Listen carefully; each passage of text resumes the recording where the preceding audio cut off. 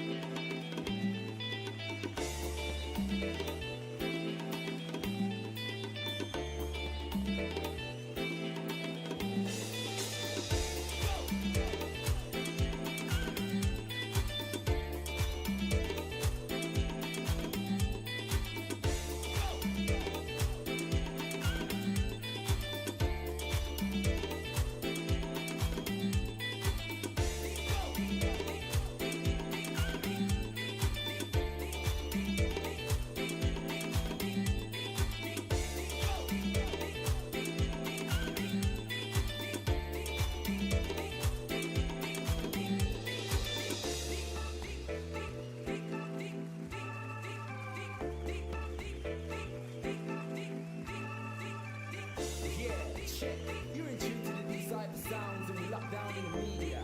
It's all about high-level music for the Y2K vibe. Shouts out to the UK talent. Just keep pressing on and moving forward. Cause UK talent is nearly at the beat, yeah? Don't give up now. Hi everybody, how's it going? It's been absolutely no time at all since the last time that we did this. It was like only yesterday. Yeah, it was pretty recently. And now we're here to pick right back up from where we left off with Act 3 of Homestuck. It's gonna be great. We already have a super chat from Indigo, £5. Gosh, it's been almost a year since we last picked this. I don't think that's true. So much has changed. I got a new pair of glasses and nothing else. Yeah, that's true. I am once again joined by Lerf, my wonderful, wonderful friend Lerf. It's been a while. Who is going to be picking up, obviously, the prompts as usual, as well as I don't know when Nana's going to appear, and A mystery. some others as well. Indeed, some others. but Well, we'll it'll get to be a that when we mystery. get to that. I did come back from getting milk Indigo. I hope you enjoy. I got milk for everyone in chat. Yeah, that's why it took so long, actually. Yeah, I had to make sure I got all your favorite kinds of milk. You know, whole milk, 2%, strawberry chocolate. Like I got the whole kit and caboodle. June Pop 45 with the $2. Popular back with the milk. So to be real, also, just to reiterate the point from last stream, or the last time that we did this, there is no particular reason that it took this long. It is literally just because I just think it's really funny to only do this when I feel like it. Yeah, it is. And so, like, you know, it gets to be like a funny little surprise. It gets to be a little bit of a jump scare. You know, you're cruising along during your average, you know, month of life. You know, maybe several months pass, in fact. And you're just thinking to yourself, I wonder when the next Homestuck stream is going to happen, but I don't have to worry about it right now. And then, boom, you do have to worry about it. It's coming.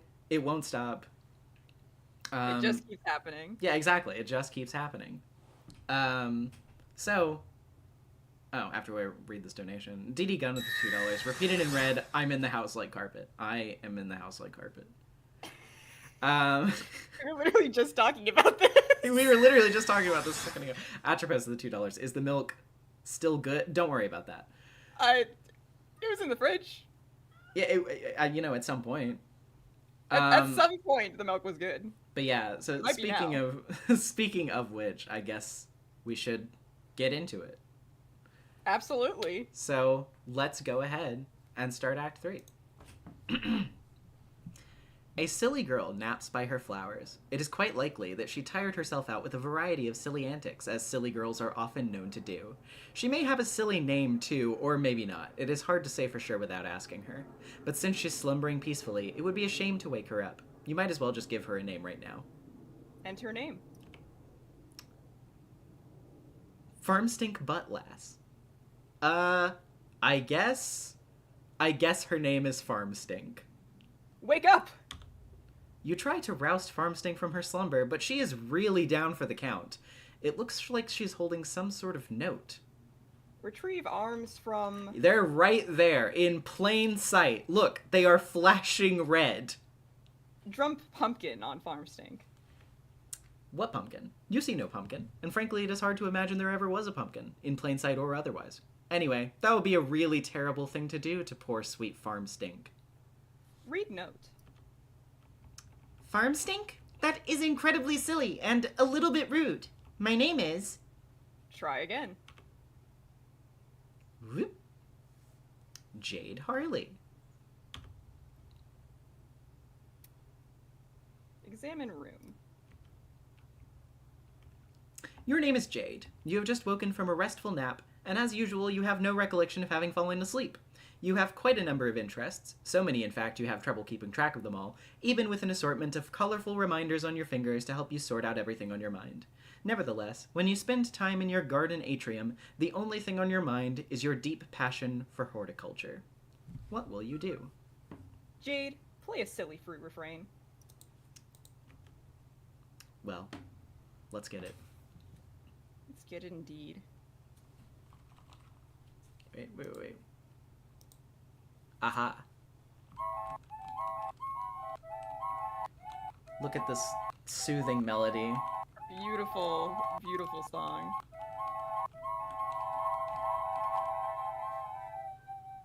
Wow. Wonderful. Wonderful indeed. Wow, you really suck at this thing. Maybe you should try playing an instrument you actually know how to play instead, like the one in your bedroom. Honestly, you have no idea where this flute even came from. Things seem to appear and disappear around here all the time, especially to your unending chagrin, any sort of large orange gourd that might be lying around. You consider throwing the flute down in disgust. Jade, capsulog flute. On second thought, it was a perfectly nice flute, and there is no reason to take your frustration out on it. You just need some practice. But before you capsulog the flute, you will need to set your fetch modus first. Jade, set modus. Lower above with the mouse. You have a wide variety of fetch modi to choose from. You were really excited when your grandpa bought you this modus set for Christmas. He is a total badass, even if a little strict. You typically opt for the memory modus when it comes to matters of day-to-day practicality. Jade, select memory. Keyboard, please. There we go. You set your modus to memory and captcha-log the flute. You allot 9 cards to the modus from your deck, since that will be more than enough for your needs at the moment. The modus grabs 9 more cards for matching purposes. The flute is split into 2 blank cards and mixed randomly into the grid. To retrieve the item, you must first pick 1 card and then pick its matching card. For the typical Silodexer, this modus presents a frustrating guessing game and a lot of wasted time on mismatching. But you like it because you seem to have a knack for always guessing right on the first try. Jade, squeal like a piglet and fertilize some plants. It is an awfully silly idea and is basically a waste of everyone's time. You will predictably disregard this thought and focus on more sensible objectives at once. Oh my god, this is so much fun. Thank you, Jade. Very cool, Jade. Really. Well, there it goes. You captcha-log the bag of fertilizer. Jade, consult colorful reminders. You tend to have a lot of things on your mind at once, and you can be a little forgetful, so you keep a variety of colored strings on your fingers as reminders. Each one means there is something different to remember at a certain time. In fact, looking at your index finger reminds you that there is something important to remember now. It is your friend John's birthday. The green string reminds you that John's birthday package will arrive today. The blue string also reminds you that John's birthday package will arrive today, though in a way that means something slightly different. You are further reminded that you have some things to do outside your house soon, but you should stop by your room first for some supplies, and most importantly, to see if John is online and wish him a happy birthday. Jade, capture-log the pumpkin growing next to you. You snap up that pumpkin, which seems suitably ripe for the taking. Hopefully the safety of your Silodex will prevent it from being spirited away like so many of its ephemeral predecessors. Jade, exit this room. Well, what a lovely place. It is. You make your way to the middle of the garden atrium, where a stairwell joins the 4 atrium wings. Upstairs is your grandfather's laboratory, as well as your bedroom. Jade, capture-log something. Your memory modus is hardly any fun without much stuff in it, so you decide to stock up on fresh produce to fill some more cards. You pick a juicy red crabapple. You go pick a nice-looking key lime. Then a delicious mandarin orange. Those are your favorite. And finally, a ripe yellow Eureka lemon. Modus fun aside, you feel it is impossible to have too many fresh fruits and vegetables on hand. Jade, go upstairs to bedroom. You almost never use the stairs. You transportalize upstairs. Just above is your room. Jade, ascend. You enter your bedroom. On this side of the room, you are immediately confronted with numerous artifacts highlighting your various interests. Oh, hold on just a second. Okay. I just wanted to make sure that I didn't accidentally turn... Well, I guess chat would have let me know if I accidentally turned on my voice filter earlier, but... Deadhead. Sounds so much like Mods break his legs. Deadhead with the $20. Can't tune it at the moment, but I'm glad to see this picked up again after nearly a year later, LMAO. I have also been watching you for a while now and realized I never gave anything in return, so better late than never. Thank you. I appreciate it. You are an avid follower of cartoon shows of considerable nostalgic appeal. You have a profound zeal for marvelous and fantastical fauna of an anthropomorphological persuasion. You have an uncanny knack for nuclear physics, and not infrequently can be found dabbling in rather advanced gadgetry. You enjoy sporadic fits of narcolepsy. Your love of gardening transcends the glass confines of your atrium, and you are at times prone to patterns of precognitive prognostication. You consider very briefly the question of, what will you do? But you quickly realize that this is only one half of your room, and is therefore host to only half of your interests to choose from. Jade, explore the other half of your room. Over here, there are yet more articles of your aforementioned interests, and then some. Additional telltale signs of your enthusiasm for nostalgic television mingle with your assortment of game-hunting firearms. You are a skilled markswoman, though your crosshairs would never settle on an innocent creature, anthropomorphically persuaded or otherwise. Your work table is littered with equipment to facilitate your tinkering. For you, experimentation is not a particularly exact science, and you lean heavily on sharp intuition for consistently and eerily optimal results. Nevertheless, you have still not been able to get that broad broad, flat gizmo there to work, which is a design you have borrowed from one of your grandpa's more mysterious inventions. You were a great admirer of his, and you are not alone. Your grandfather is a world-renowned explorer, naturalist, treasure hunter, archaeologist, scientist, adventure, big game hunter, billionaire extraordinaire. He has taught you everything you know. But in spite of all of his lessons, it is still difficult to escape his stern lectures when you're on the way out of the house to run your errands. He spends most of his time in the grand foyer, stewing in his own intensity and charisma. And today will likely be no exception. Among the errands you have planned, it is to venture out to find your pet and best friend named Beckwirl. This animal must be fed, and he will not be happy if he is not. And if he is not happy, then you will not be happy. But first, you really should dig out your computer and say hi to John. Now, what will you do? Jade, quickly retrieve firearms from wall. You equip your trusty hunting rifle. There would be hell to pay if Granddad caught you leaving the house without it. Jade, wonder where the design on your shirt changed. There isn't much to wonder, really. You left the wardrobifier on its randomization setting. You may contemplate which shirt design you favor the most, and commit to that setting in the near future. Jade, capture log near a Squiddles doll and hug it. Just before you can grab one, the powerful electromagnets concealed in their underbellies become activated, and the two of them get all tangled up with each other all playfully. You captulog the Tangle Buddies. Jade, lose interest in fauna and never speak of it again. Oh, but you could never do that. What marvelous creatures they are. What a daring dream, to combine the finest qualities of humanity with the elegance and nobility of the animal kingdom. How you wish you could know their world. To hear one night those muted paw pads traipse up your stairs. A low but friendly growl unsettles your slumber, and as the soper seeps from your eyes, they detect a sharp pair of ears cutting moonlight. A mysterious woven tongue invites. Wouldn't these ears suit you? Would not this proud long snout assist you in the hunt? No need to answer. Words slough from the busy mind like a useless dead membrane as a more visceral sapience takes over. Something simpler is in charge now, a force untouched by the concerns and burdens of the upright. That farcical yoke the bipedal toe, it now drives you through the midnight brush, your paws whisking through creepers, unearthing with each bold stomp bright odors demanding investigation, but not for long, as you and your new friends must claim the night with piercing howls moonward. You eat a weird bug and don't even care. Jade, pick up your toys.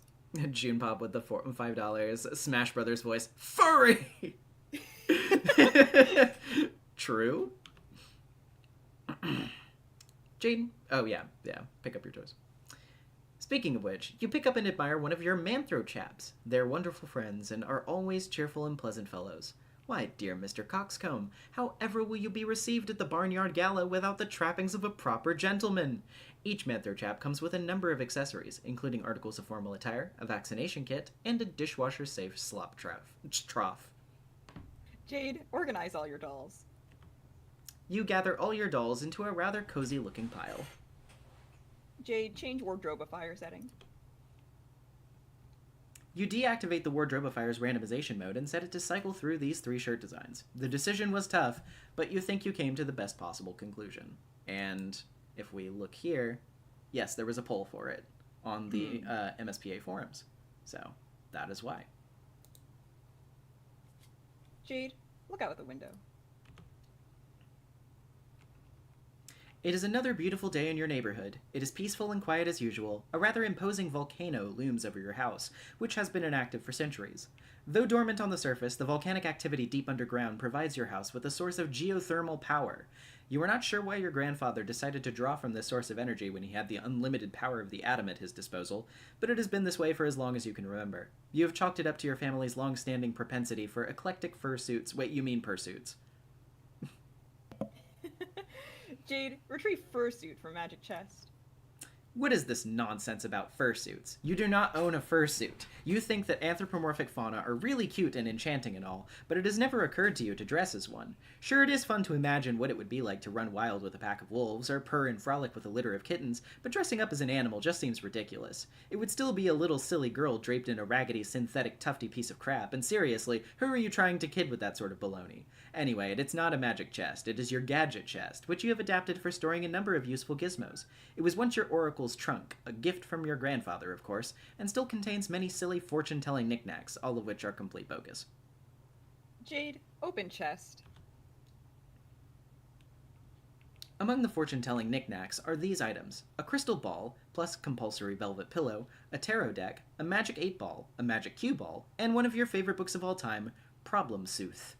Among the useful gizmos are, of course, your computer, which you keep inside a fun lunchbox for easy transport, and a couple of gizmos you keep handy so you don't always have to make the long trip to the kitchen. There is a cookalizer for preparing delicious meals, and a refrigerator, a name which clearly is a wacky variation on the much more common household item, the refrigifier. Got it. Good one. Jade, examine Magic 8 Ball and Magic Cue Ball. These things are stupid and useless. When the Magic 8 Ball isn't being frustratingly ambiguous, its forecast is always wrong. You've tested it numerous times with certain facts you know to be true. This is its reply when you ask if it is your friend John's birthday today. See? Stupid. You guess maybe it could be used as a reverse prediction device, and you always trust the opposite of what it says, but that seems dumb to you. And anyway, the thing gives you a bad vibe. You might consider smashing it, but you were a little superstitious about whatever ominous consequences that might have, even if the occult talisman in question is a cheap piece of garbage.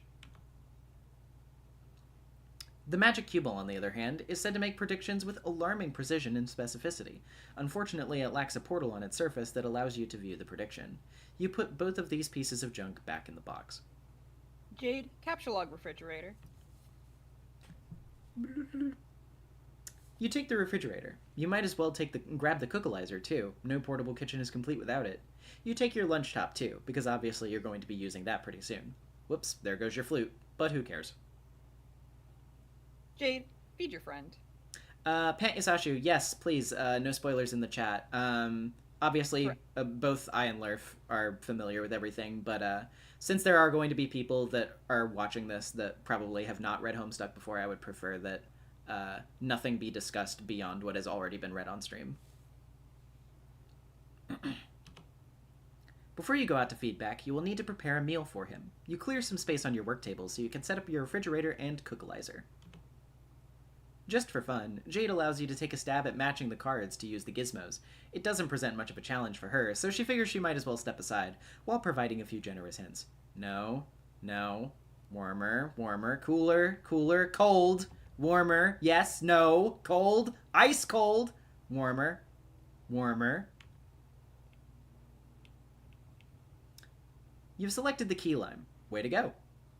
Try again. No. Hot? Wait. No. Cold. Really cold. Frozen fucking tundra. Take another crack at this. Congratulations. You advance your matching skill to the new level, Yukon Hero, Legacy of the Frostbite Amputee. Jade is beginning to regret breaking the fourth wall for this ill-advised escapade. Okay, one more time. Sonica, yes. Yes, we are. Using the unofficial archive. If it were known in advance how terrible you were going to be at this matching game, the author may have given second thought to preparing this cool interactive Flash application. Look at all these fruits on the loose. Good luck trying to settle them down. You just deploy the gadgets yourself.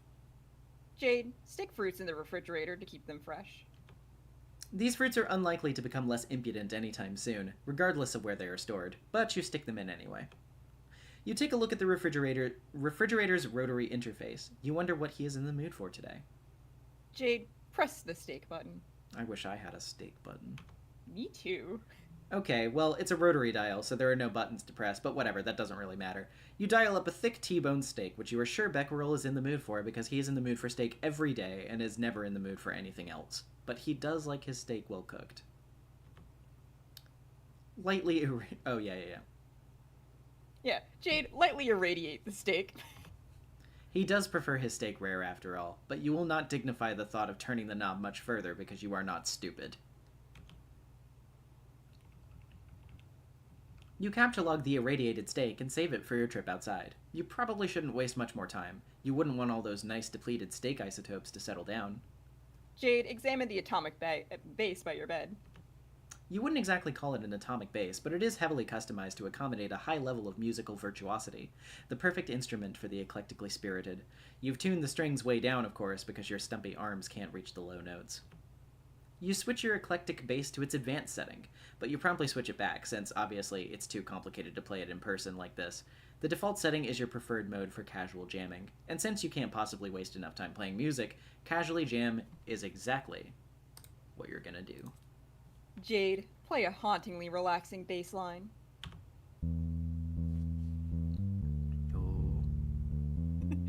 Fuck it up. Fuck it up, Jade. Bass so good it makes things grow.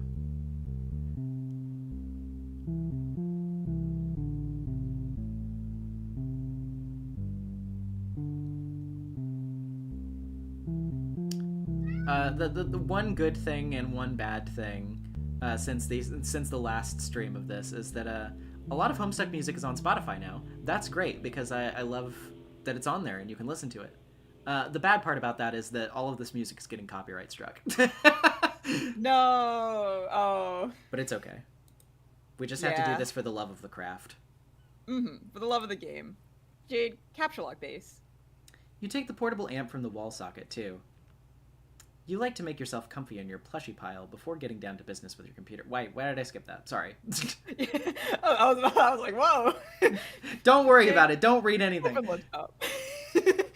You like to make yourself Jade. comfy in your plushie pile before getting down to business with your computer. Yes, go on. Good. Jade, get down to business. Oh. Oh? Hello. Oh? The cog. She's entering the fucking matrix. Oh my god, the furry dimension. Let's fucking The go. furry dimension! Jade, activate Pester Chum. Hey look, John is online. Hooray! Also, it looks like Dave pestered you about something yesterday, but you missed it. Hey, Jade, gee. Pester John. I wonder... Hey, who's some of who those, are those some of those people? other people down there on the troll slum. Some strange new names popping up. Strokes my chin thoughtfully. My big bushy wizard beard. Oh, are you related to Rose perhaps? Okay. Maybe so. I'll leave that for a mystery for chat to unravel. Okay, I see. You greet John, but he does not respond. He is undoubtedly gallivanting around his house in a state of barely restrained birthday mirth. He may also be retrieving the 2 packages in 2 envelopes, which you are certain came in the mail for him earlier. You will wait a little while and see if he returns before you head out. Jade, see if Dave left you a sweet new rap. It does not appear so, but you just never know with this crazy and cool guy. So cool. And yeah, the chat is, hey, oh, you're asleep again, aren't you? Or do you even know if you are? I still don't know how that works. Oh, okay. Well, I didn't even need to read it ahead of time because it was already there. Well, picking up from that. It's like nothing means anything. It's so cool getting hella chumped by your coquettish damn riddles all the time. I don't know why I believe anything you say. It's like I'm the Grand Marshal of gross champagne. Chumpage, not champagne. What? Sorry, the text is small. You can increase the text size in the settings. No, I don't think so. I don't want to. You know, that's valid of you. Waving around my baby-ass chump Dr. Baton, assistant director of chumpography, celebrated author Ernest Chumpingway. Wait, weak. Chumplestiltskin. Chumple dipshit. Yeah, you're asleep. Yes? No? Age, sex, location? No, S equals species. Baboon? Kangaroo rat? If kangaroo rat yif twice, please. Okay, well, you're not saying anything, so I guess whether you're not awake or unasleep or whatever, you're just not around and I'm wasting good material. Even worse, I'm wasting a killer persona here. Like, I don't know, like a wide-open V-shaped leotard and a fuck-ton of body paint, some sort of sinewy, black, arching Cirque du Soleil-looking motherfucker, always low to the ground, getting a good prowl on, like drop my keys in the dark, nibblest son of a bitch who had the gumption to glue a nasty pair of latex cat lips to his face. For a reason, that wasn't a joke. Hey, Jade, hey, wait, where are you? Seriously, I'm sitting here tonight with a fucking bag of kibble jacked open on my lap and primed for a goddamn bear, and you're gone. By the way, my name is Aquit Permusk, hardest buttock in the jungle, tempered steel. Hey, yeah, just wanted to give you this remix I finished. Here. Turntech Godhead sent Garden Gnostic, file explore remix. So, yeah. You don't have to respond to any of that, by the way. I'll probably forget half the shit I said anyway. Talk to you tomorrow. I fucking love Dave. Like, what is he on about ever? Like, literally, what was any of that supposed to mean, dude? Bro just opened chat with his friend and just dumped, like, his pure stream of consciousness and left. Oh Jade, open fresh jams. You open the Fresh Jams media player and add Dave's remix to the playlist. Okay, well, let's listen to it. Wow.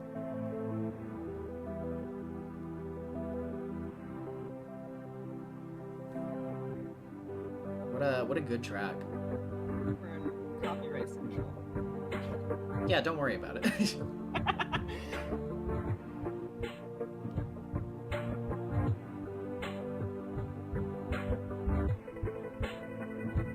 Okay. Yeah. One of my favorite tracks on this, because half of them are ass, but the Oh God remix is such a bop.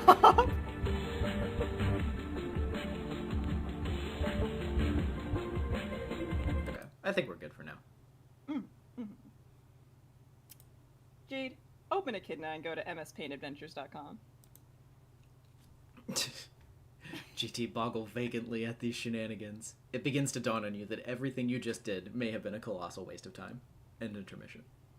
You open your web browser and visit MSPA. You navigate to a random page in the middle of the latest epic. Looks like he was just finishing up some sort of weird tangential intermission here. Whatever it was, it clearly advanced the plot in no relevant way whatsoever. End intermission. Oh boy.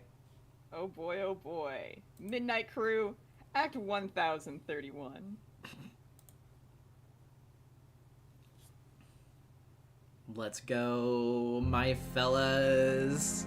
Oh baby. Oh, that's smooth jazz. What a good track. Such a good track.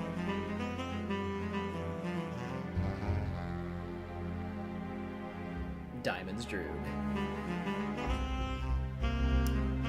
Clubs Deuce. Parts Boxcars. And Spade Slick.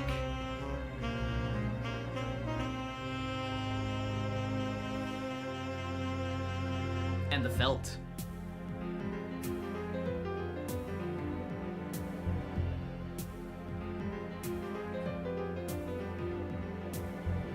Just inching. Oh, I love these mobsters. Wow. Amazing.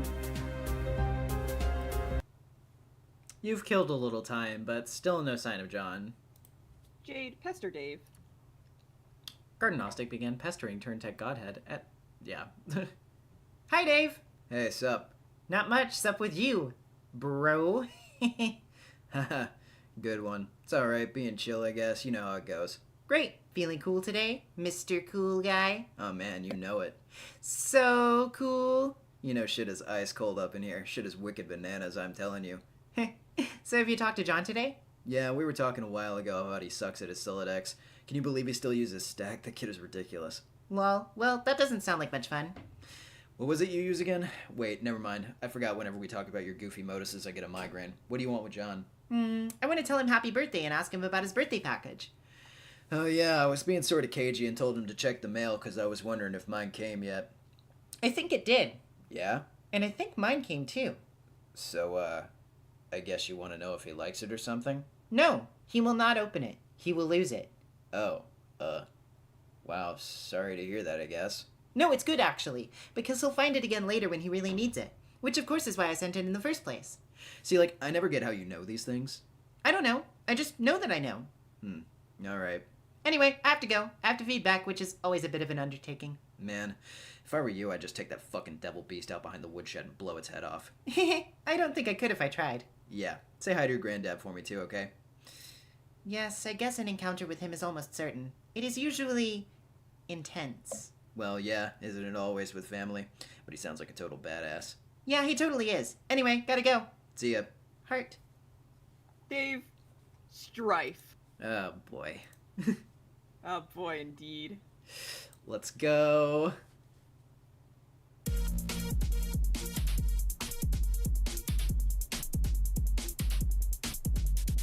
Try your hardest, man. Fuck it up, Dave. No. No. No!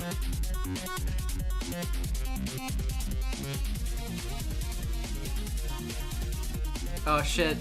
That's a rough move to counter. Awakened little cow.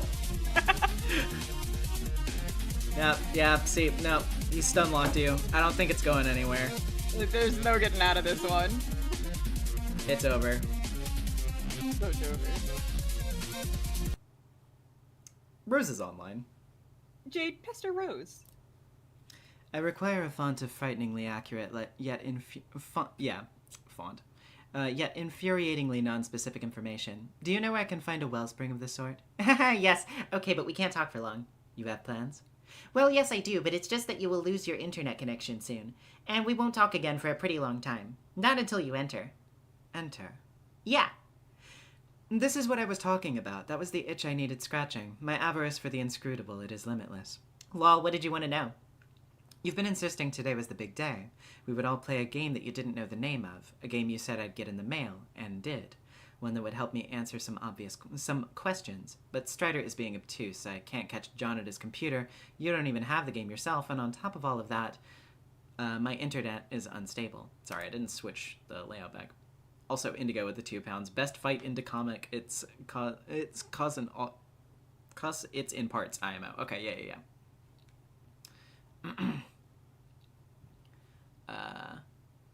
So, are you sure today is the day? There sure are a lot of challenges, but yes, I'm sure. Dave is cool, and you know he'll come around when the time is right. He just has a lot of work to do first. And so do you. You'll need to keep searching for a stable signal and power source, and it will be hard, but don't give up. And don't worry about me either. Focus on playing with John first. It all starts with you two. Is there nothing else you can say to prepare me for this? I'm sure you think a little bit of blithely upsetting dark forces with Grandpa Moreau over there on Hellmurder Island, but honestly, I've only read a few books on it. Dark? That's ridiculous. I don't really know what to tell you other than it's not going to be what you think it is. And most importantly, you'll have your questions answered. But they will be ones you haven't thought to ask yet. Just be patient and be brave. You'll see. It will be fun. Uh-oh. Looks like you've got to go. Take care, Rose. Jade, be the other girl. You are now the other girl, several hours in the future. It appears a secret passage in the mausoleum has been opened. It's getting awfully toasty in here. You gather up your belongings, including your dead cat. Rose, descend. Jade, stop being the other girl and pester John again. You've spent enough time for now concerning yourself with the future of your friends. John will not be available until later. By then, he will have his hands full, as will you. You pick up your lunch top and get ready to take care of some business downstairs. Jade, descend. Try as you might, you can't stop your mind from drifting to the fate of your friends. You dwell on a particular configuration of reminders on your finger.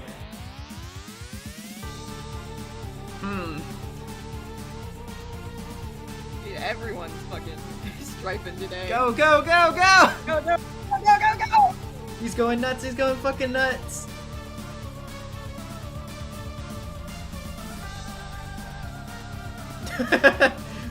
The tire swing pile driver. Oh, my poor dorky boy. Oh god, oh god. 500 million yards away. Nana! Oh my god! And back to it. Oh boy. Also, in the future. But years, not hours. Under bare white branches, a sentry wakens.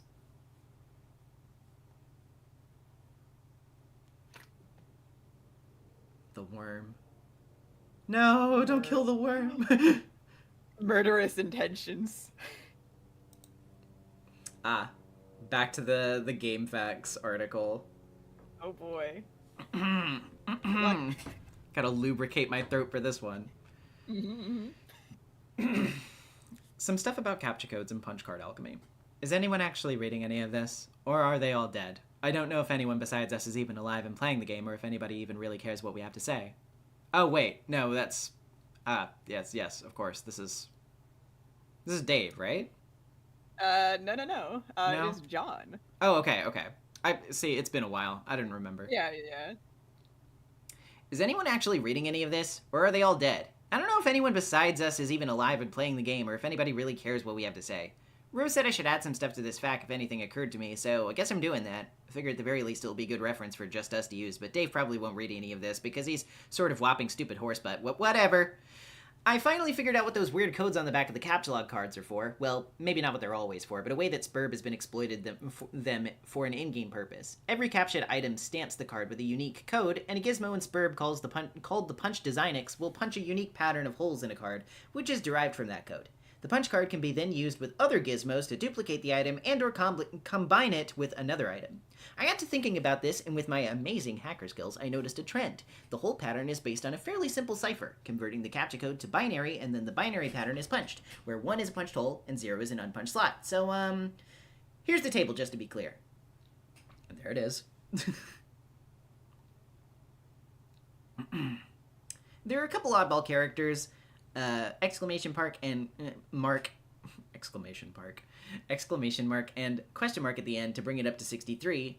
0 through 63 equals 64 total, i.e. 6 bits, cause the binary representation of the captcha code cares are 16 bits each, which have a range of, it is 0 to 63. So for instance, the captcha code for the hammer is NZ7UN6BI. Look up the index for N first, which is 49. The binary of N first. Foreign. That is not how that was pronounced. The binary of 49 is 110001. Keep doing that for all the cares, and you get this. Okay, what's the pattern that will be punched on the card? But the bits are arranged top to bottom, left to right, in 4 columns, like this. Or punched on the card, like this.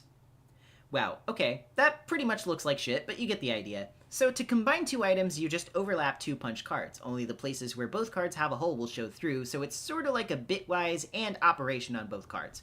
The new pattern gives you the code for the new item. For instance, combining the code for hammer and a pogo ride gives a new code with less holes, obviously, which translates to this. That whole pattern went on to make the pogo hammer, which is so rad you have no idea. I've also wondered if you can combine items in other ways, like a bitwise, or that means combining the cards to get more holes, not less, i.e. the new pattern has a hole for every hole on either card. This pattern would be accomplished by double punching a card, like 2 cards, 1 card. I've got to try that sometime. There are some mysterious things about all this. First of all, with all the hole slots, there are 48 bits in total, which mean there are almost 300 trillion possible codes, and 300 trillion sounds huge. But when you consider it's supposed to account for all conceivable items, including all the wacky combinations of stuff, it suddenly doesn't seem that big. This leads me to believe that not every combination of every item has a viable duplicate, but this is kinda obvious anyway, since there are many combinations of punch cards that will either produce a blank card with and, or a totally punch card with or. So there are lots of dud combinations out there, and many that will just lead to the same pattern. Like for instance, a gun and an atom bomb could make some sort of ultimate death ray, but for that matter, a shoehorn and a potted plant could lead to the exact same pattern. So weird. Also, it seems like combined items will always have patterns with either much fewer holes or much more holes than more ordinary items, which will occupy the vast meaty middle of all possible patterns. It's strange and counterintuitive that more complex objects have simpler patterns, but hey, there you have it. But all this sort of makes me guess that this system can be cracked in some way. Like, if you have a complicated item and you want to extract simpler item components from it, there may be some algorithm for deriving the pattern you want, or at least narrowing down the possibilities. There might also be ways of charting through the simpler patterns on both ends of the bit spectrum and pinning down the ones that will make cooler stuff. Who knows? I want to ask Jade about this, but she's really good at that sort of thing. Somehow, even though she doesn't have my elite hacksaw cred, too bad she makes herself so scarce all the time. Jade, if you ever read this, let me know what you think. And Dee Dee Gunn with the $2. Licensing exam tomorrow. Have to study. Bye. Good luck. Yeah, good luck with that. And punch card calculator. Yep. And you could do your own little punch cards here. Let me show the full screen on this, but yeah. Anyway. Enough of that shit. No more math. No more. I'm not smart. You enter the laboratory. Rose, look for mad scientists. There are no scientists to be found, mad or otherwise. Or anyone for that matter. The lab appears to be deserted. There is a kiosk, though. Oh. The Minecraft grass. Rose landed in the Minecraft dimension. It looks like a kiosk monitors the lab's enormous hub grid. Jade, transportalize as far down as you can go. Nightmare Luna 69, thank you for renewing your channel membership for 14 months. Wow, thank you. The fucking animals. Jesus. I'm a big fan of the griffin on the left. It looks very funny. It's very good. Also, This like is- the deer man in the Yeah, front. yeah. Like the sort of crouching. This is as far down as you can go. The grand foyer is still a few floors down, but the transportalizer on that level is blocked by one of Grandpa's impressive big game trophies, and you just don't think he would be caught into someone moving it. Speaking of which, here are some of his trophies now. He has a million of these ghastly things. You really dislike them. Jade, proceed. You hop down a level. Granddad also likes to accumulate Valiant Knights from his travels. These are pretty cool, you guess. Jade, keep going. Oh yeah, how could you forget about his stash of decrepit mummies? God, you hate these things. Jade, don't stop.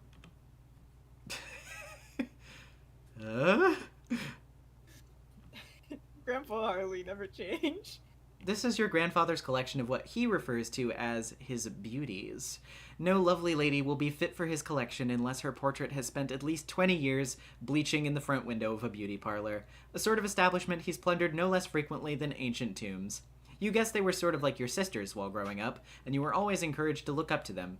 They are all awfully pretty ladies, you suppose, but it was always hard to get as excited about them as Grandpa. Jade, study hard and keep your rifle at the ready. When adventure summons, I know you will rise to the task and take your rightful place among the daughters of Eclectica.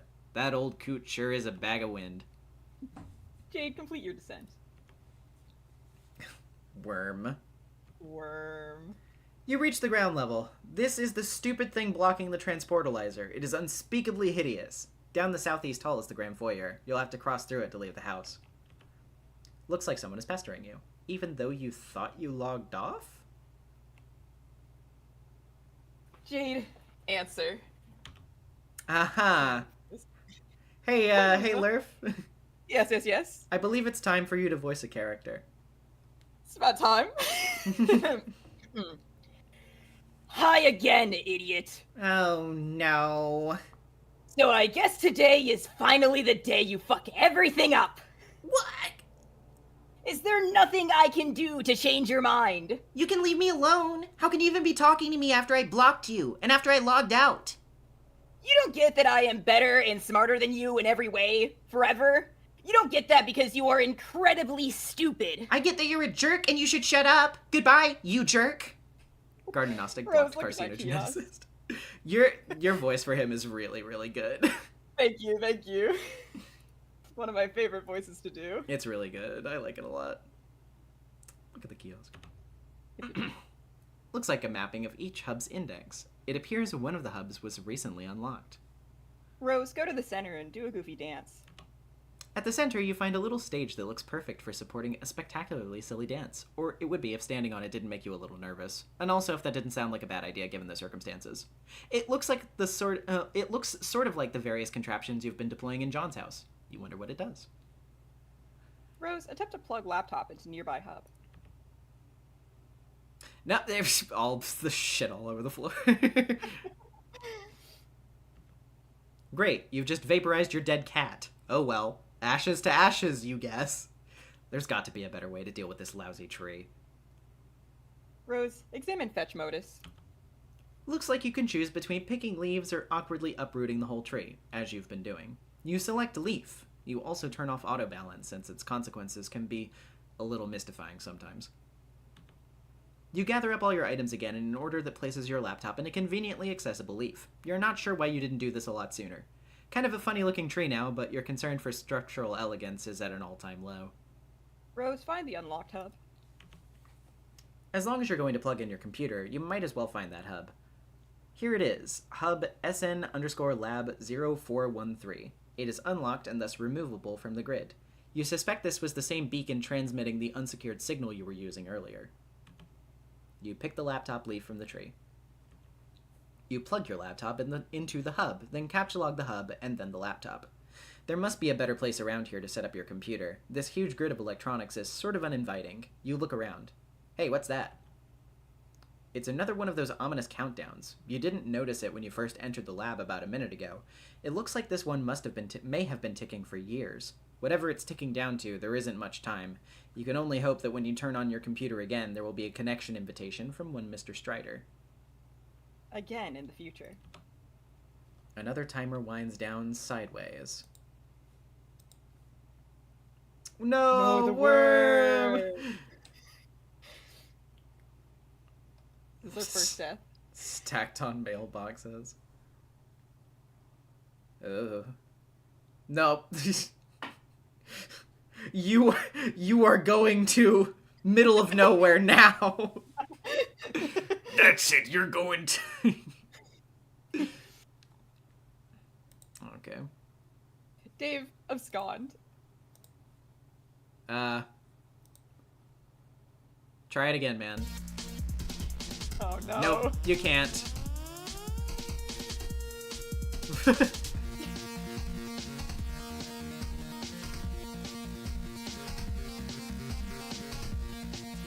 Nope. My god. Fucking punching the child. Me when I have beef with a 14-year-old. 13 even. 13, right, yes, of course. That meme where it's like just through hands to the 9-year-old.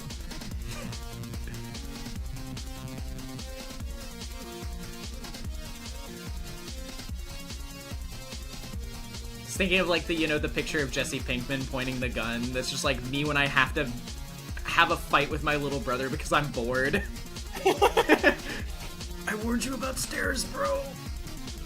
I told you, dog.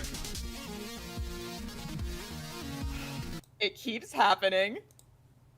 What does? You don't have time to humor every random thought that pops into your head. The clock is ticking.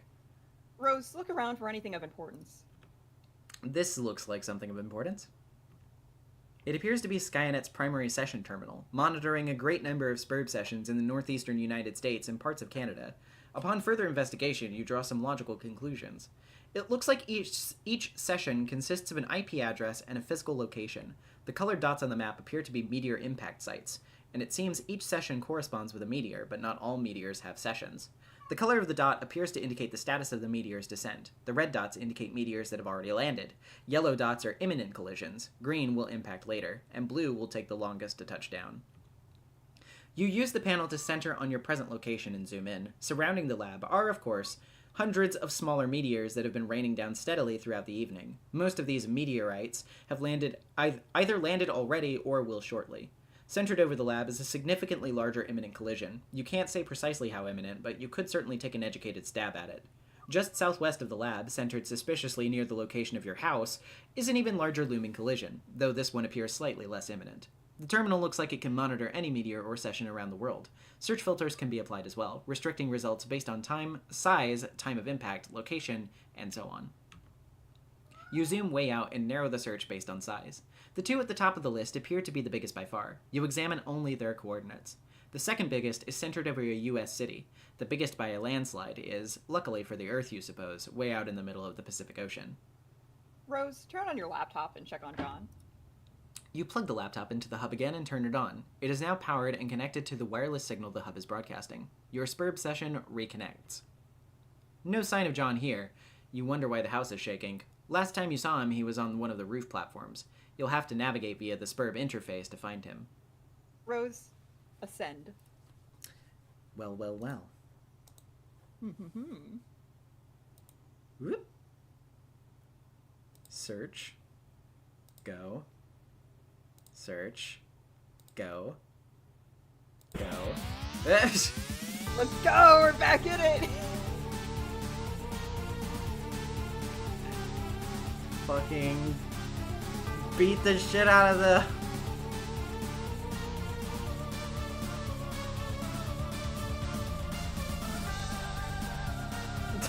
Fucking Nana eye rays. She's truly my role model. I think we all wish we could be more like Nana. Indeed.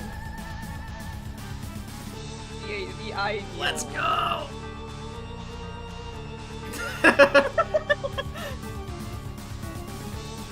Me when I drop a bathtub on my enemies. Very effective. You It's gotta really admire like a the buzz acrobatics back. here. We do. Cookie beam.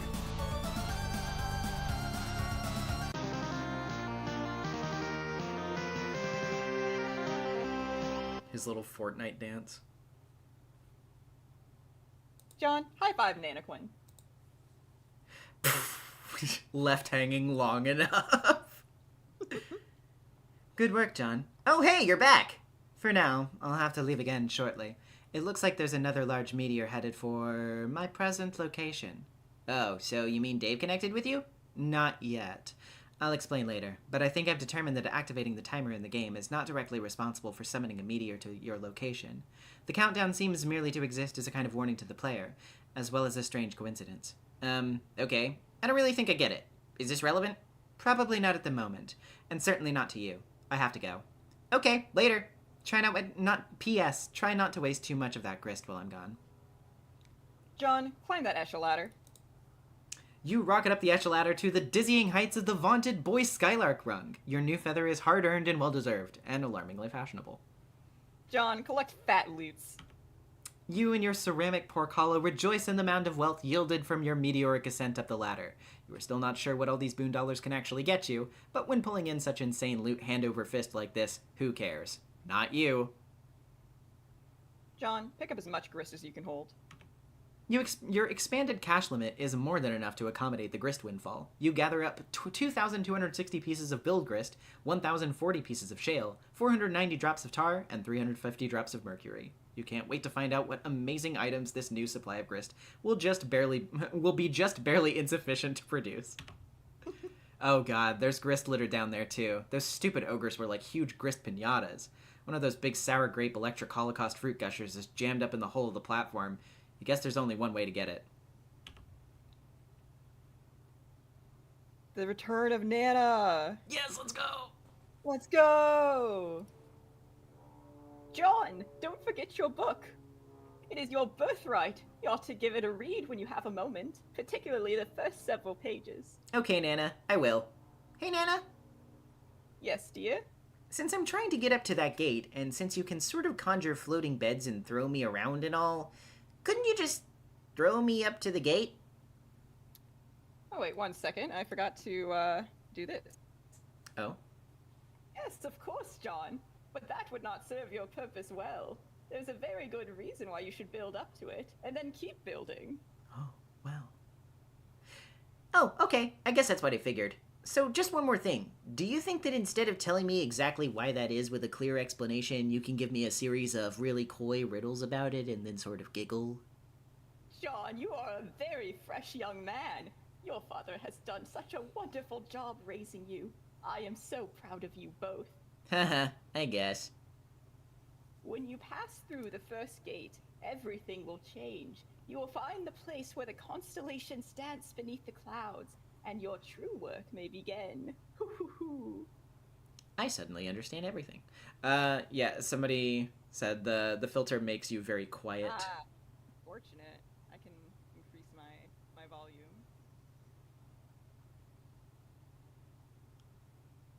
Let's see. Let's see if I turn it on. Does this help? Oh yeah, that's much louder. Awesome. Okie dokie. Alright. Elsewhere, we find a place. I think now your regular volume is also kind of quiet. Oh, how it be. Let's see here. Does this help? Yes. Okay. Awesome.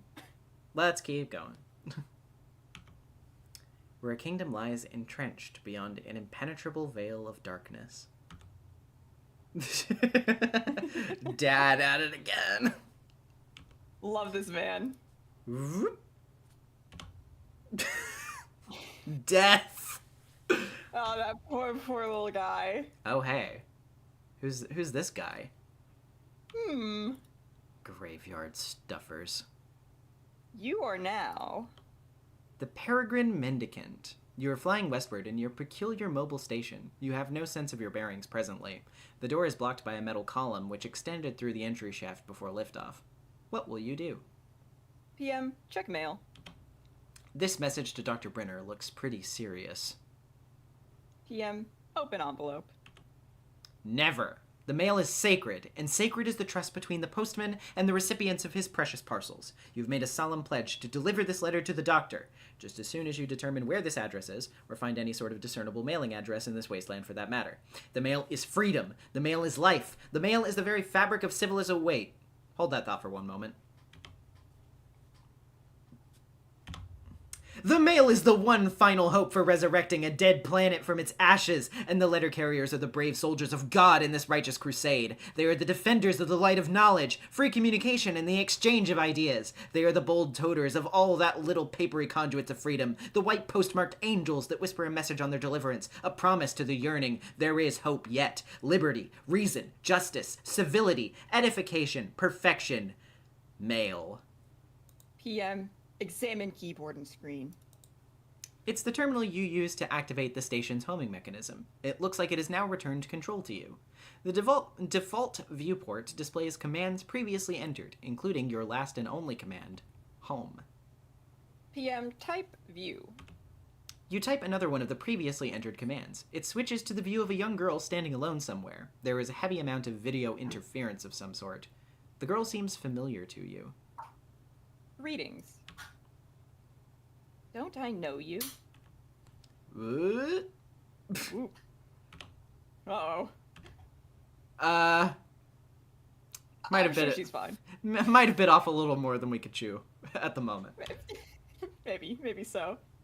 Rose refused to acknowledge the absurd tea set. You successfully disregard the tea set because it is stupid and shouldn't be in a place like this. You probe further into the lab. Looks like a little girl's room. This all strikes you as a bit odd. No time for messing around in here, though. Rose, wear the scarf. Be the writer. Okay, maybe you'll do a little messing around. You're only human after— Ah, what's that? You were accosted by a friendly mutant kitten. John, resist great urge to take the wedge shale. You know you should grab this thing, but... You were suddenly feeling apprehensive about entering your father's room. With all the scampering around, it had almost slipped your mind how much you hate his hideous clowns. No use putting it off any longer. There's only one thing left to do. Give me a D, give me an E, give me an S, give me a C. John, jump down. Whoop. Jade, scamper into Grand Foyer with wild abandon. Gee, I wonder what this ominous looking fixture is. It is a strange altar of sorts. You scamper your heart out and bump into something. You don't know why he always insists on keeping it so dark in here. Oh look, it was one of his dumb globes. These things make it awfully difficult to navigate the foyer. We get it, Granddad. You like to travel around the world, going on adventures and stuff. Lousy goddamn stupid globes. Jade, arm yourself. Grandpa will surely have stern words for you if he catches you without your trusty rifle at the ready. That's just what you need, another one of his blustering mustachioed diatribes. You're rolling your eyes in advance, getting them warmed up. But ideally, you can evade him altogether. All you have to do is get past the fireplace and out the front door, and you'll be scot-free. Jade, examine those chaps on the sofa. These are the Manor's 4 distinguished house guests. They like to gather here by the fireplace for tea time, as well as pretty much all other times. It is all very mannerly and civilized. You know exactly what's going to happen when you try to sneak by. The fireplace is going to light up, and your grandpa's silhouette is going to appear in front of the fire to give you a good spook. He is so predictable. And there he goes. The old man has the flame. And that is a Sweet Pro Hella, Jeff. It is. If we tab over here and click on it, you will see the source. Might as well read it. Hold on, do you have a funny filter for this? I do have a funny filter for this. Okay, let's do it.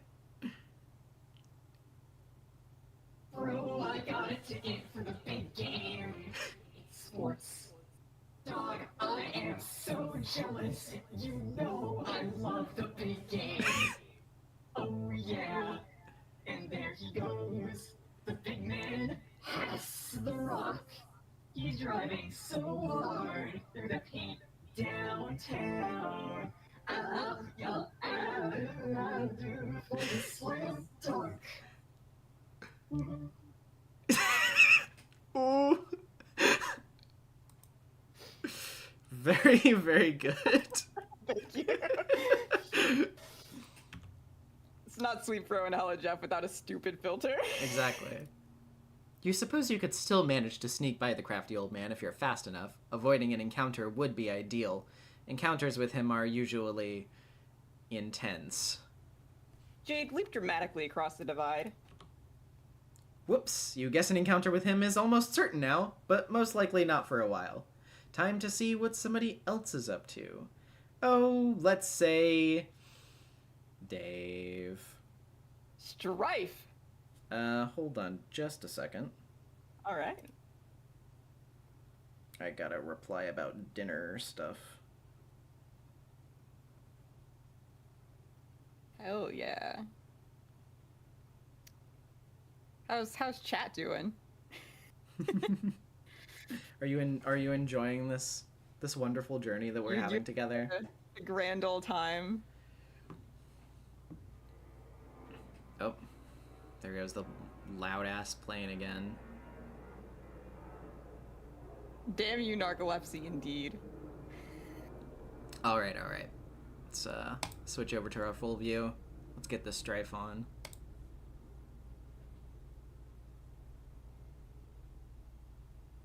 Aw, snap. Preloader psych out.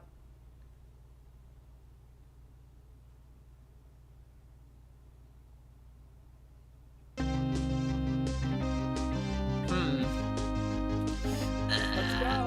Ah! Kick his ass! Do it! This is a crazy combo. This is an advanced move. Chat, this is pro Strife gameplay. The tech behind this is just, it takes a high level of skill. It certainly does. I couldn't even do this. Blown away. Yes, I am going out with this gun. No, I will not go get a bigger one. No, I will not take yours. I can't even lift it. Oh, that is so preposterous. Do you even hear what you're saying? I will be fine. This is a perfectly deadly gun and it shoots lots of incredibly deadly bullets. Oh, will you just stop it? I am going now. Goodbye. Heart. Jade, abscond. He was so much easier to deal with when he was alive. Yeah, miraculously survived. Hopefully. Yeah. PMP out explosion hole. Oop. No, the mailboxes. There they go. The sad day for mail. But look. Not after all. The worm. After everything you've been through. I love an enemies to friends arc. Exactly. We love to see it. Mail brings everybody together. It's true. It's the very foundation of society. Rose, refuse to acknowledge the absurd kitten. You fail miserably. Oh, look, there's some more mad science crap over here. Rose, insert coin. This weird arcade gizmo adapted to this setup obviously doesn't take coins anymore, assuming it ever did. Besides, you left all your coins on the fridge, remember? Rose, let's play a game. This doesn't appear to be a game. It appears to be an purifier. Rose, screw around with the purifier. You mess with the controls. Hey, Jaspers is alive. Or at least he was in the past. According to the timestamp, this was almost 9 years ago. You try to move the crosshairs with the joystick, but it seems to be permanently locked on a specific target. You might be able to unlock it, but you clearly don't have much time to horse around with this thing. You zoom out. It looks like you and Jaspers were having one of your sessions. You weren't making a lot of progress, though, because Jaspers was no doubt being characteristically recalcitrant. You possibly jotted this phrase down in your pad. It's hard to remember, though. Wait. Could this be that day? Rose, cause time paradox.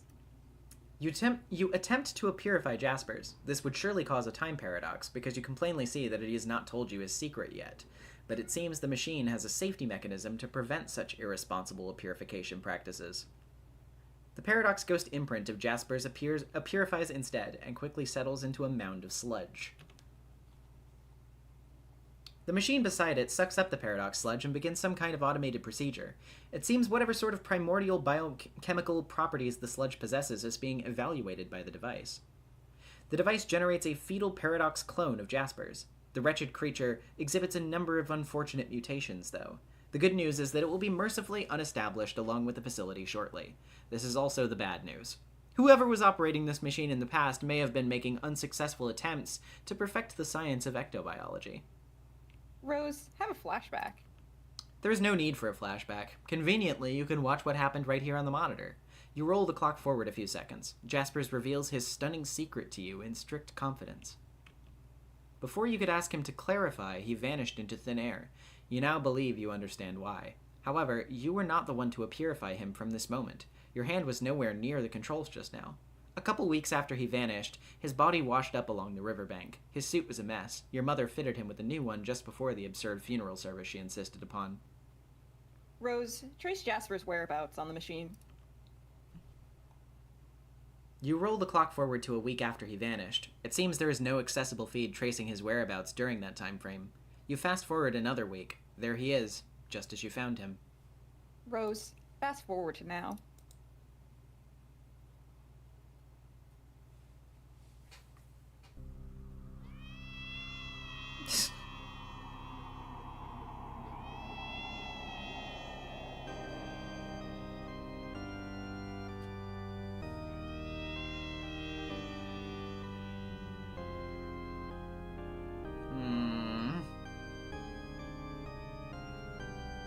Umineka! Yes.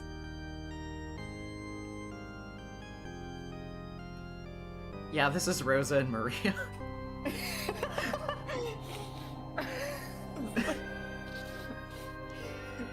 Real episode 4 energy.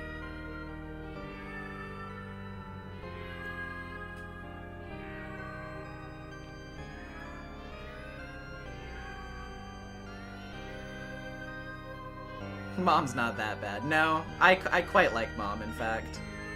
My cat's joining in on the chorus. I mean, it was a sea cat. True.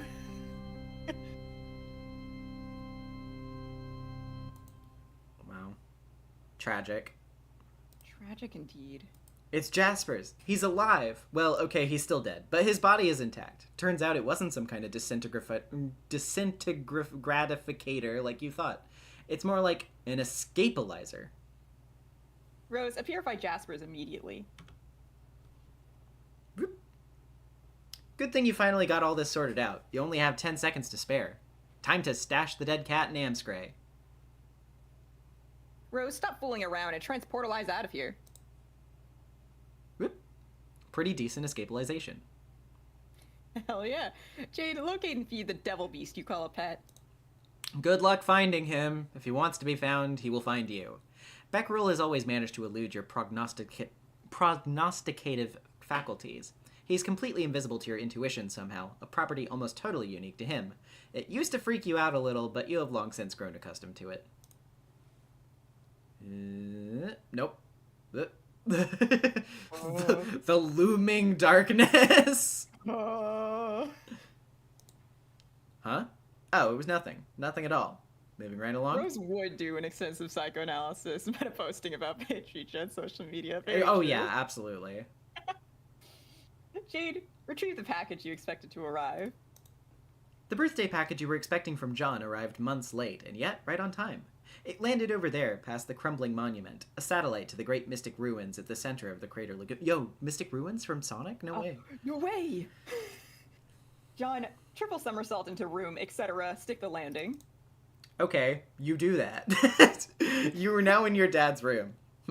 Where are all the clowns? You spot your dad's briefcase beside you. It probably contains all sorts of clues, or at least various forms and paperwork critical to his trade as a hilarious street performer. John, snoop. Oh yeah, here comes the secrets. Get ready for some major reveals. Wait a minute. These are just boring business documents and spreadsheets. What the hell is going on here? John, examine your dad's room.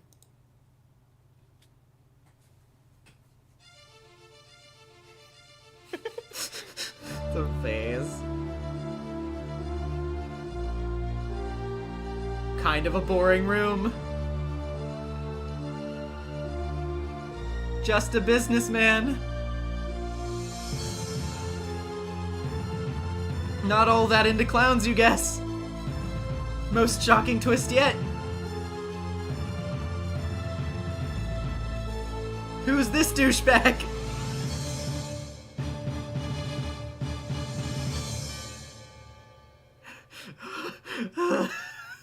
I love the one bit of color in this room being the background. John, calm down. It'll be alright. So all of those years, while you believed he was out busking up the corners with hilarious antics, he was working as an ordinary businessman all along. He was just a man trying to make a good, honest living for his son. Maybe he was too embarrassed to tell you the truth, or maybe it was that you never bothered to ask. I guess you always just assumed. The human prisoner has broken out of his jail cell yet again. Attempts to block the cell door with heavy objects have proven futile. I love the fact, by the way, that, like, by the very, like, coincidental nature of the fact that we just didn't do this for a year, that was, like, built up to... Yeah. Imagine people hanging on that for over a year, waiting to figure out what was going on with John's dad being a clown enthusiast, and today we broke the news. He was not. He's just a guy. Well, I mean, he's a pretty strong guy from the looks of it, but... Oh yeah, he can throw me any day. You're going to need a bigger safe. Who's this guy? Enter name. Spades Slick. Spades Slick, got a nice ring to it, but you know your own name, and that damn well ain't your name. Take another stab at it. State name and rank. Okay. State name and rank. You are Archagent Jack Noir. You oversee various affairs of a dark kingdom. Presently, you're determining how to deal with this prisoner who's been a thorn in your side since he was apprehended. You view the affairs of the kingdom through a series of fenestrated walls. You have 3 walls, nearly enough to form a cubicle of vigilance, which is a full and proper enclosure for an agent of your stature. However, much to your utter contempt, your 4th wall was stolen some time ago. Jack, don't comical hat. This frivolous headdress turns your stomach. You'd sooner stick your head in a furnace than coax it into this monstrosity's loathsome, colorful maw. It's bad enough that your exalted ruler ordered everyone to drape themselves in these hideous rags the moment the troublesome human with the pipe and his child showed up, but you draw the line at the hat. Jack, call him Minion. You order one of your burliest agents to the scene. He brings something heavier this time. Uh-oh. Hi, Queenie. Hi. Your transmission is interrupted. It seems your glorious monarch has concerns over your wardrobe. 1 second. I need to send Austin money so that he can pick up my dinner. No problem. How much did that place cost again? I don't know, man. I'm just gonna send him like $15. Fair. All Yeah, I want I is a feel bad for sandwich. Jack in that outfit. Okay. There we go. Fine. You begrudgingly don the comical hat. Stupid, lousy, wise, and just leader. What a royal pain in the ass. Jack, throw down hat in disgust. You fully intend to once your superior stops breathing down your neck for a second. Wait, what now?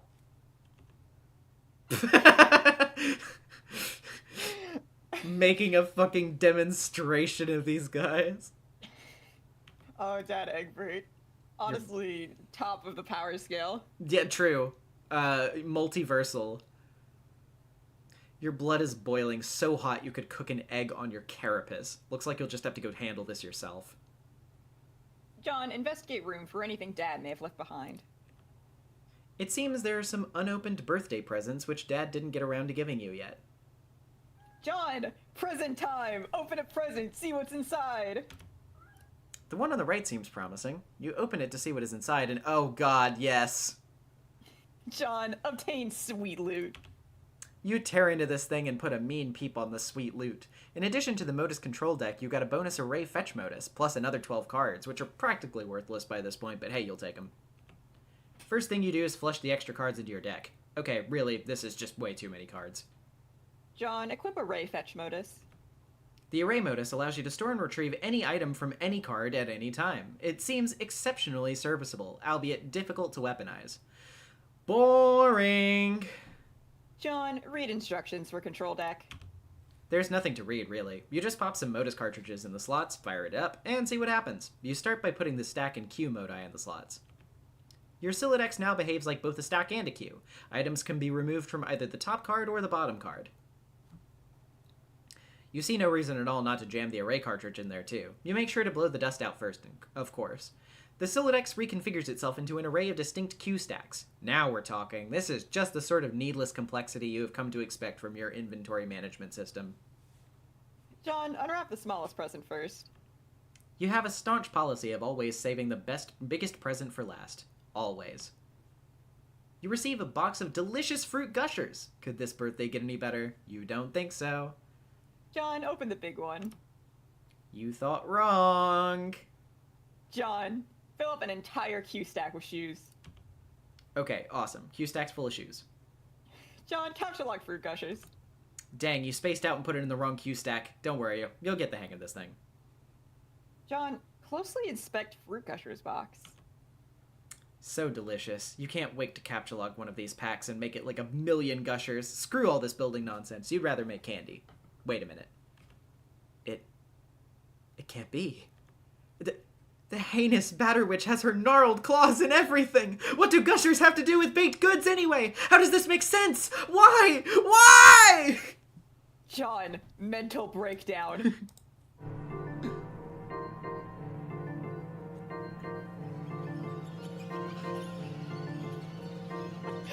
No! No! Truly.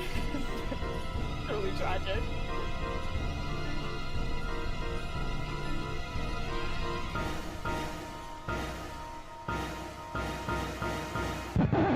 This is stupid. Jade, retrieve package. Oh, hey, Toby Fox. Think I know that guy. Yeah, I think he did some stuff after this. Yeah. Nothing big though.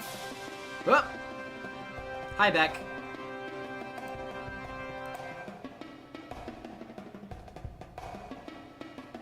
No. What the dog doing? Arsenal lads. Whoop!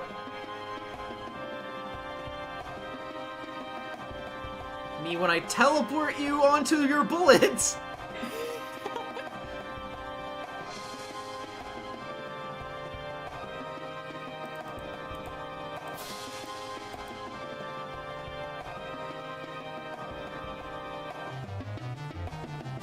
Bye. Void time. Oh my god. Oh yeah, he did do Skeleton Parent and Weaver Bears, yeah. Oh yeah. That's where I know him from.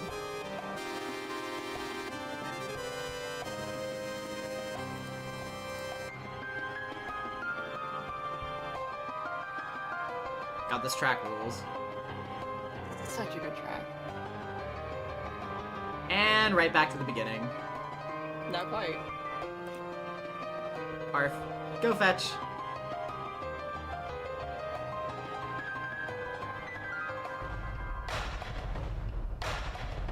Up. Let's go! Yeah! Good dog. Good dog! Best friend. Wonderful. Wonderful indeed. And she's asleep. That damn narcolepsy. Many such Always strikes cases. you when you least expect it. Oh, well, you get the point. Yep. Oh, CJ, why is your thing not popping up yet? There we go. With the $10, saw the stream and said I need to watch until at least Jade shows up. Jade has now shown up. Best dog. Well, technically she was at the very beginning too, but thank you for watching though. And thank you for your donation. Rose, check cell for any mixed atoms with cat. Nope, no mixed atoms. Looks like you and the kitty kept your genes to yourselves. Your new kitty whose name is... you'll think of one later. Hey, where the heck are you anyway? Rose, look around room. Oh, you're back home. The well-stocked bar and the vantage from the window tells you that this is your mom's room, or at least what you thought was her room. You decide not to be especially melodramatic about this revelation. Rose, watch the meteor impact. Huh, that's funny. Shouldn't that place be unestablished by now? The downpour of smaller meteors has stopped. No! Better get out of here. This room is a powder keg with all this booze lying around. John, get down to business. Suddenly you were feeling very businessman-like for some reason.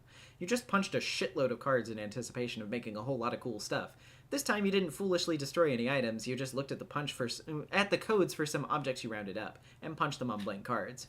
You wonder how much alchemizing you can get away with before Rose gets back. As if she's got any right to tell you what to do with your hard-earned grist. You're the one running around putting your ass on the line. All she's got to do is mess around with her computer. Anyway, you better hurry. Jade, dream. Honk shoo. Honk shoo, me. But what's this? Well... Well. You are now dreaming. Your dreambot is awake and active. Jade, obliquely foreshadow future through interpretive dance. What? Your silly dance foreshadows nothing and is essentially meaningless, but it is sure a lot of fun. Jade, quick, get into bed. You climb into bed and try to get comfortable, but some sort of invisible force is pressing down on you, a strange feeling of cold, heavy metal. This happens every time you try and get into bed. No wonder you can never get any sleep. Jade, realize you can fly. There's not much to realize. Of course you can fly. Jade, open the package. You stop all this flying around nonsense and examine John's birthday package. Unfortunately, you cannot open it yet. This package has an important journey to make first. You're planning on delivering it momentarily. Good thing you already know what's inside, otherwise you would surely be consumed by curiosity and suspense. You sincerely pity anyone who might be forced to endure such a fate. Months in the past. Enough for the above weather to be seasonably reconcilable. Ghosty Trickster began pestering Garden Gnostic. Hey, happy birthday, Jade! Yay, thank you, John. Whew, okay. I got your present in the mail just on time. Plus, I sent Rose and Dave's, too. Why do your guys' birthdays gotta be all bunched together like that? You were running me ragged. I know, but it's nice of you to think of us all like that. I can't wait for you to see what I got you. I don't want to spoil it or anything, but hopefully it'll help you solve those problems you've been having lately. Mysterious wink. I'm sure it's great. I can't wait either. It might take a while to get here from there, but it will be worth the wait. Oh man, I'm such an idiot. I forgot about how long it takes you to get stuff. Ah! John, that's okay, really. I'm sure it will get to me exactly when it needs to, and it will be a nice surprise when it does. Okay, well, I hope so. Heart. Hold on. Okay, I'm back, sorry. Had to tell someone to go away. Ah, God, the trolls again? Yep. They've been such a pain in the ass lately. Seems like there are so many. There are either like 50 of these jackasses, or it's all just one guy with a lot of alt accounts. I've never had any sort of feeling about them or what they want, which is kind of weird. But it seems to me that they're probably all different people and not one guy. I've counted 12. Ugh, what do they want with us? Some people just like to needle others for some reason, John. It's like a game, I guess. They're like pranksters. Oh, hell no. Shittiest pranksters ever. But I think they're mostly harmless. Every so often they manage to get through my block filter and hassle me. It's been going on for years. Actually, some of them are kind of funny, I think. Oh, wow, what? Years? Okay, well, I'm sick of them. I've been thinking of changing my Pester Chum handle to throw them off the trail, so I guess I'm gonna do that. John, make totems. You've already carved a few totems, but you had to return to the living room for more Cruxite dowels. Your carving work is not nearly complete. Every time you re-enter your room, you shudder at your recent handiwork of some mischievous imps. You just can't turn your back on them for a second. Rotten imps. Those posters were like children to you. I must point out, we have made it past page 1000. Wow, we did it! Crazy. It's time to end the stream. No. Rose, flea room. At long last, you have returned to your bedroom with a stable power supply and internet connection. Vodka Mutini purrs at your side. You suppose you will call it Muty for short. Based cat name. Rose, Pester John. That's quite a totem collection. What are you planning? Oh, whoa, hi! Oh, gonna make some stuff. You okay? Hasn't your house been on fire for like 5 hours now? No, that would be the nearby forest, which up until quite recently would have been best described as on fire. But you may be excited to learn that just as recently my house finally notched that achievement. Wow, congrats, I guess. Thank you. Have you seen Dave? Nah, his bro is probably busy kicking his ass. That's probably all there is to say on the matter. Okay, I'm going to start putting this grist to use now. Let's be sparing with the frivolous knick-knack breeding and focus on getting you up to the gate, okay? Yeah, okay, I hear you, but I think we'll have plenty. I've been killing imps all over the house, and now it's lousy with gushers. Gushers? I mean grist. Serves them right for ruining my posters, the bastards. Which posters? Don't you see? My sweet movie posters. Look at them. They're fucking ruined. John. Hmm? Are you suggesting that imps are responsible for defacing your movie posters? Yeah? Your posters have looked like that ever since I first saw your room. The moment we started playing this game, I thought you had defaced them ironically to mock your father's interests. John? Hmm? Very funny, Rose! Ha ha ha ha ha ha ha! Nice joke! Great joke there, Rose! Top of the line prank! Hee hee! Ha ha ha! This is good. Laughter is probably the best way to avoid being especially melodramatic about the revelation. Yes! Yes! Let's keep this joke going because it's such a good one! Oh my! Ha ha ha ha ha ha ha ha ha ha ha ha ha. WV. Descend. That's a long descent. Very, very long. You cannot descend from the top of your mobile station. The loose cable you gathered up and tied together is not yet long enough to allow you to reach the ground safely. You have used all the cable you can find. You'll have to come up with another plan. Nah, I think you can make it. WV, sacrifice your mayoral sash for more cables. Absolutely not! What are you, crazy? A mayor does not relinquish his mayoral sash under any circumstances. Ever. Period. WV, purify the temple.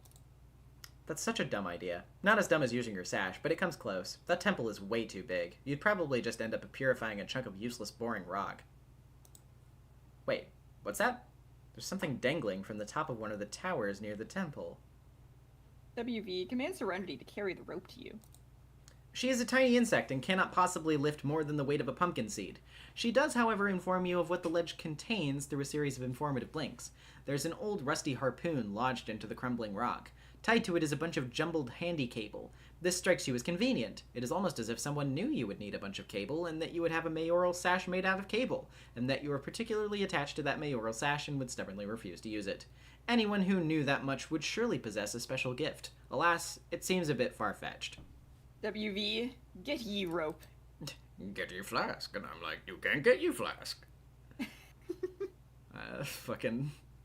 Oh, 2000s internet humor. Okay, we just established it was a cable and not a rope, but that's okay. You take a hasty swig from one of your delicious pawns and put down. You then quickly adjust the coordinates to purify the jumble of handy cable. To Mr. Mayor. Oh, of course. The time wasn't set to the present moment. Somehow it got reset to a few hundred years ago. It is some sort of present from the past. In the present. Attached is an envelope. It looks extremely important. You open the envelope.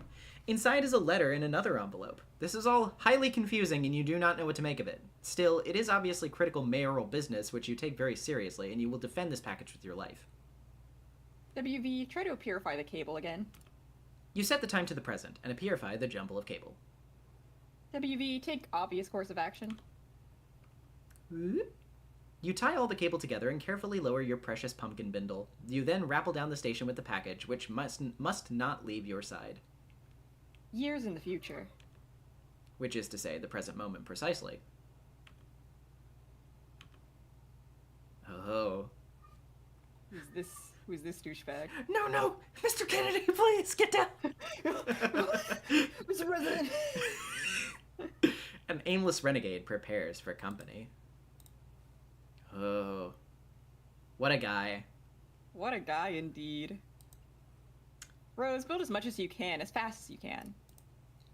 Okay, well I make some stuff here. Can you keep an eye out for imps? Just keep the safe or tub handy or something. It'll serve them right for trashing my posters. I keep telling you the posters were always like that. And I keep telling you, very funny! Here, look. Whoop. Whoop. Yeah, I saw those, but they didn't look like that before. You must have changed them. Even if I had the motive for such a bizarre and pointless deception, where would I find the time? I don't even have Photoshop. Then why didn't you tell me they were there? I had no reason to think you were not aware of them. I thought they were strange, certainly, but was not struck by any particular impulse to discuss them. Okay, it still doesn't make sense, though. Implying that I drew them a while ago and then forgot and couldn't see them and now suddenly see them. That's stupid. What would that even mean? It looks like you were in your father's room recently. Yeah? And how did it make you feel to discover what was in there? Oh no, I just realized you were going to psychotherapify me. Well, don't bother. Maybe I'm just being a friend.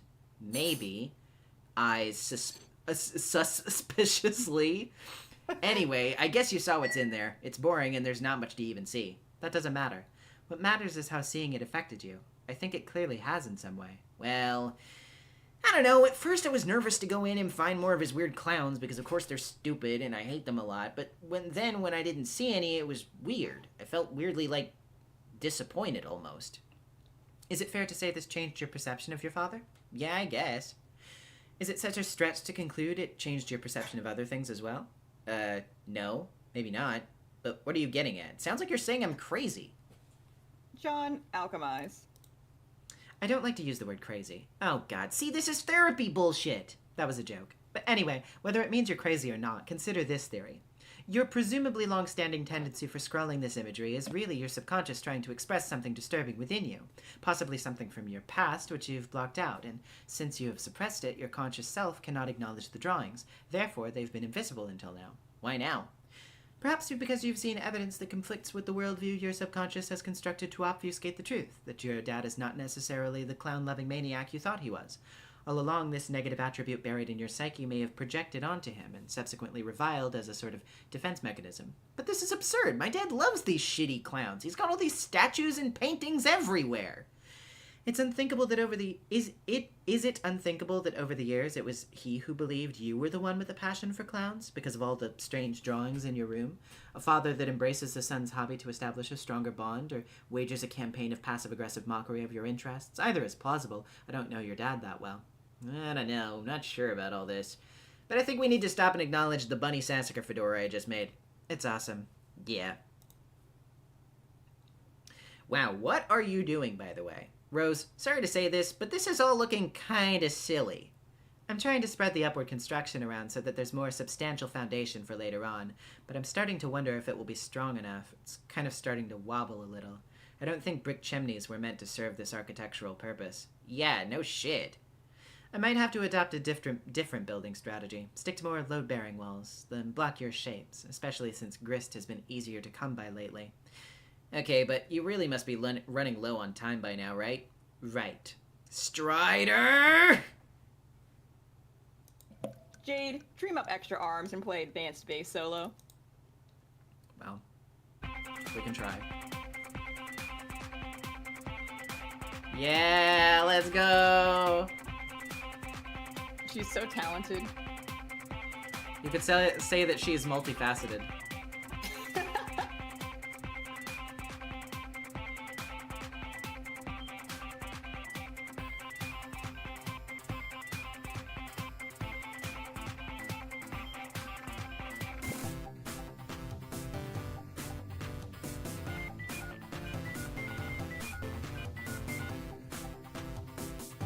What a jam. For real, I got my head bopping. By the way, I guess, on the note of music... Well, I'll wait until this is over.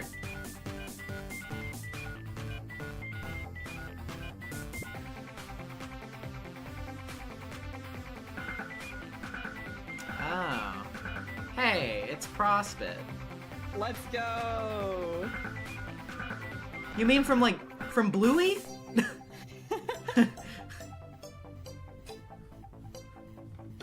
Ah.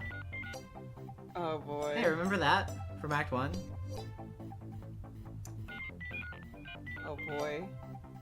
Anyway, no, what I was gonna say a second ago is just that, speaking of music, I did think, because I have seen some other Homestuck streams, perhaps one that was even done by a friend somewhat recently, where people put little, like, sort of idle, like, stream music in the background during, you know, obviously the non-flash parts. I thought about it. I did deliberate with myself on whether or not to do that and, like, add some little idle music in the background of this stream.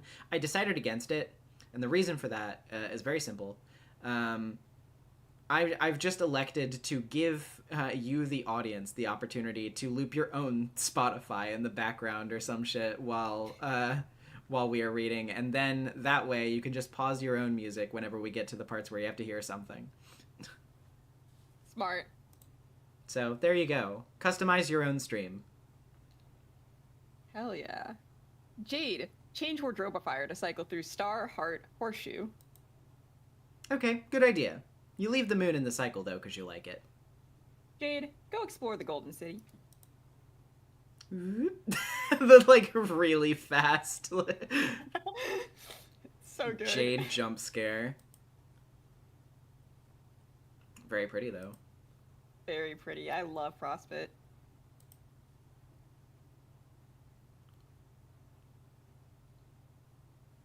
Jade, go make a new friend. Oh, hey, little person. Little creature over there.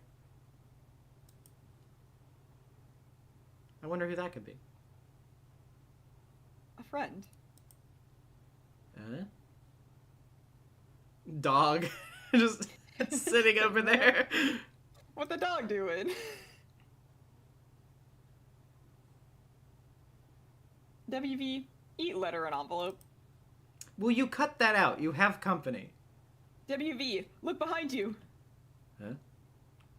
Whoop. See? Over there. WV, read letter. Dear Mr. Mayor, go here. Give present. Hooray! Oh, please do this. The freedom of your people depends on it. Your friend. Smiley face. Oh, no. No. PM just chooses violence. And speaking of choosing violence. Ah! Mr. President, get down! Mr. Mayor, get down! Hurry. World's strangest meet cute. WV, give present! Hooray! To Miss Mail Lady. Jade, gracefully fly to the other golden tower. You decide to check on your neighbor. Jade, inspect neighbor's tower.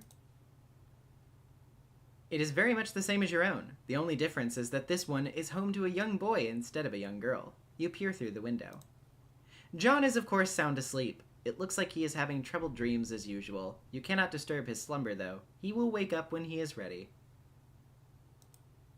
Speaking of John, you wonder if he got the birthday present you sent him, or for that matter if you even remembered to send it. Darn, you get so confused sometimes. If only you had some system in place to help you remember things. Your moon is getting very close to Skya. You'd better go inside soon. It's never a very good idea to be outside during the eclipse. Maybe you can take the opportunity to log onto your computer and ask John about his present. You just know he will think it is awesome, and it will be a great way to thank him for the wonderful present he got you. John, alchemize a 1980s time-lapse montage. That would be pretty cool and would promote the appearance to the audience that a whole lot was kind of getting done in not much time, but it also sounds like kind of a pain in the ass, so you decide to play it straight up this time.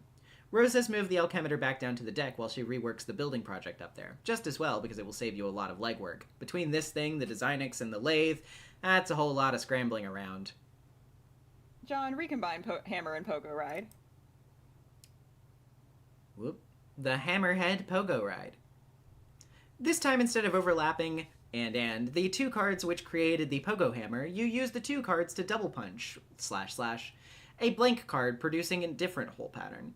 The result is the Hammerhead Pogo Ride. It doesn't look like it's as much fun as the original ride, but to be fair, it's probably a lot safer. Double punching cards creates patterns with more holes rather than less holes by overlapping cards. This strikes you as a viable method for combining more than 2 items without whittling down to too few holes or too many. Just mix up the overlaps and double punches, and the sky is the limit. John, combine ghost shirt and suit.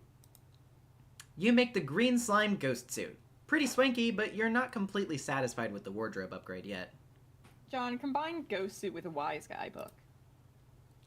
You make the wise guy slime suit. This is so much better. It seems that there is lots of secret trickstery gimmicks concealed in— oh shit, there go the cards! John, combine glasses and PDA. You make the serious business goggles. This is a pretty nice hands-free communication solution, and it makes you look way cooler, like one of the kids from Spy Kids or something. God, that was a good movie. Real spies. Only smaller. John, combine sledgehammer, telescope, and Sassacre text. You make the telescopic Sassa Crusher, at pretty considerable expense. This thing could probably pound an ogre into crude burger. Of course, you have no hope of lifting it whatsoever. John, combine gushers and blue ectoplasm. You mix your gushers with some of the blue slime Nana left on the wall to make a box of hellacious blue phlegm aneurysm gushers with ghostly healing properties. These should be convenient, if somewhat unappetizing. John, combine fake arm, blue ectoplasm, and PDA. You make the remote ghost gauntlet. It looks like when you put on the special computer glove, it lets you control the big slimy ghost hand. The ghost gauntlet appears to have a considerably higher lift capacity than your own puny arms. John, combine ghost gauntlet and bathroom mirror. You make a left-handed remote ghost gauntlet to complete the pair, because you don't see why the hell not. John, combine umbrella and straight razor. You make the barber's best friend. It suddenly seems worthwhile to you to go nab the umbrella-kind strife specibus that's been lying in the study for a while. John, combine gushers and shaving cream. You make a deadly Betty Crocker Barbasol bomb. Be careful with that thing. Jesus! John, combine ghost dad poster with... Okay, you have a cool idea for something to do with your Ghost Dad poster, but it looks like you drew shit all over that one too without realizing it. Lousy goddamn stupid subconscious. Anyway, you think you have an idea how to clean it up. John, Capture Log's Last Punch, Heath Ledger Joker figurine. If you can somehow subtract the code of the Joker figurine from the code of the poster, it might work. Luckily, the Joker code only has 2 holes, making the task very simple. The Defaced Cosby poster... well, Defaced Cosby is a bit of an oxymoron at this point. But listen, viewers, you have to realize that this comic was written before we knew certain things. Yeah, John does not know, and he never will know, because... He never will know. And you know, maybe it's kinder to him that way. Ignorance is bliss, as they say. Luckily, the Joker code only has 2 holes, making the task very simple. The Defaced Cosby poster shares those holes. You determine the Defaced Cosby could only result from the double punching with the Joker. If your theory is correct, this means the original Cosby poster has one of those holes punched, or the other, or neither, making 3 total possibilities. You try out all 3 possible codes, yielding 1 potted plant, 1 painting of a horse attacking a football player, and 1 clean Cosby poster. Success! John, combine Cosby poster with computer. You make the Cosby Top computer. This thing is probably a useless piece of shit, but making it has caused you to feel an alarming sense of satisfaction. John, combine Dad's hat with Problem Sleuth game. You make another ordinary fedora with 4 pieces of candy corn inside. John, combine hammer and Problem Sleuth game. Whatever this item is, you cannot make it yet. It requires a ludicrous amount of grist, some types of which you've not even encountered. John, combine iron and pogo hammer. You make the Wrinkle Fucker. Probably my favorite weapon name. Yeah, me too. So much sweet loot, you'd almost think it was simultaneously your birthday and Christmas or something. Of course, you know that is ridiculous and could never conceivably happen. I wonder when this is posted. Dave, Strife. Hey, Toby Fox again. No way.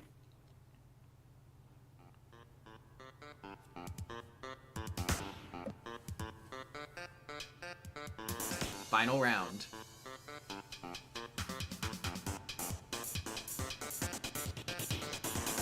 Let's go!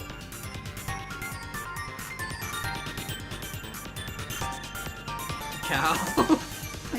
I love Cal.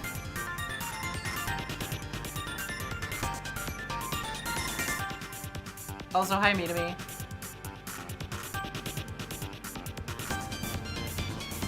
Whoa. Cheap piece of shit!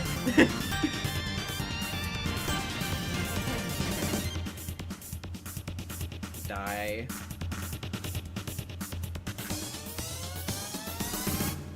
And he's on his way. Imagine getting your ass beat so bad that the design on your shirt is cut. Not your shirt, but the, The design on your shirt. Like, the design, like, itself changes. Your own shirt is like, goddamn, you got your ass fucking whooped. It's crazy. Bro just kicked my ass. That's really all there is to say on the matter. Jade, Pastor John. Oh, the cat. Hi, Gracie. It's the ghost of Jasper's past. No. Well, hold on, let me see if I can make this a little quieter. There we go. John, did you get my package? Oh, hey. No, not yet. Darn, are you sure? It was in a green box. Oh, yes, but it's in my dad's car and he's still out at the store. He should be back soon. Great. So what are you up to today? I'm up to my neck in this Spurb stuff. TT's making a royal mess of my house. Lol, with Spurb. And yeah, I mean, we already pretty much read this conversation, so go back to it, if you must. Yeah, It's in rewatch stream the other 1. stream. But we have to watch this fancy video now. Indeed.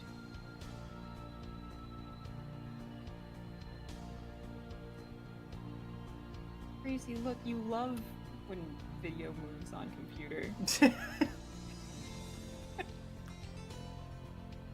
Gracie, do you like all of Homestuck? It's okay, No, if I you have a don't want it on the controversial screen. opinion, you can say it.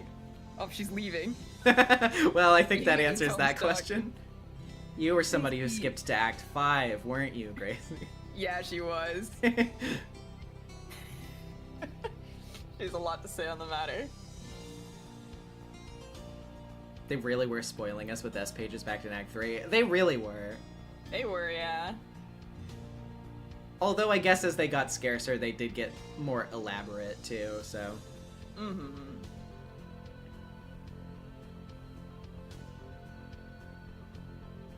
So many visions.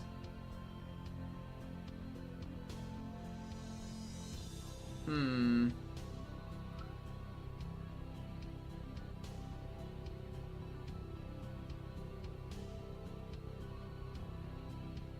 Yeah, we sure were. God. That's, I feel so old.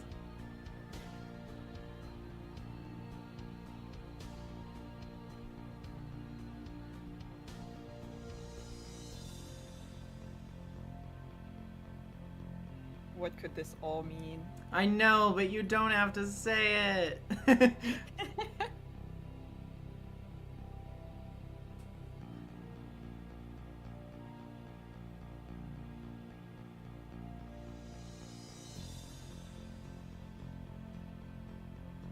Oh, hey, look at who that is.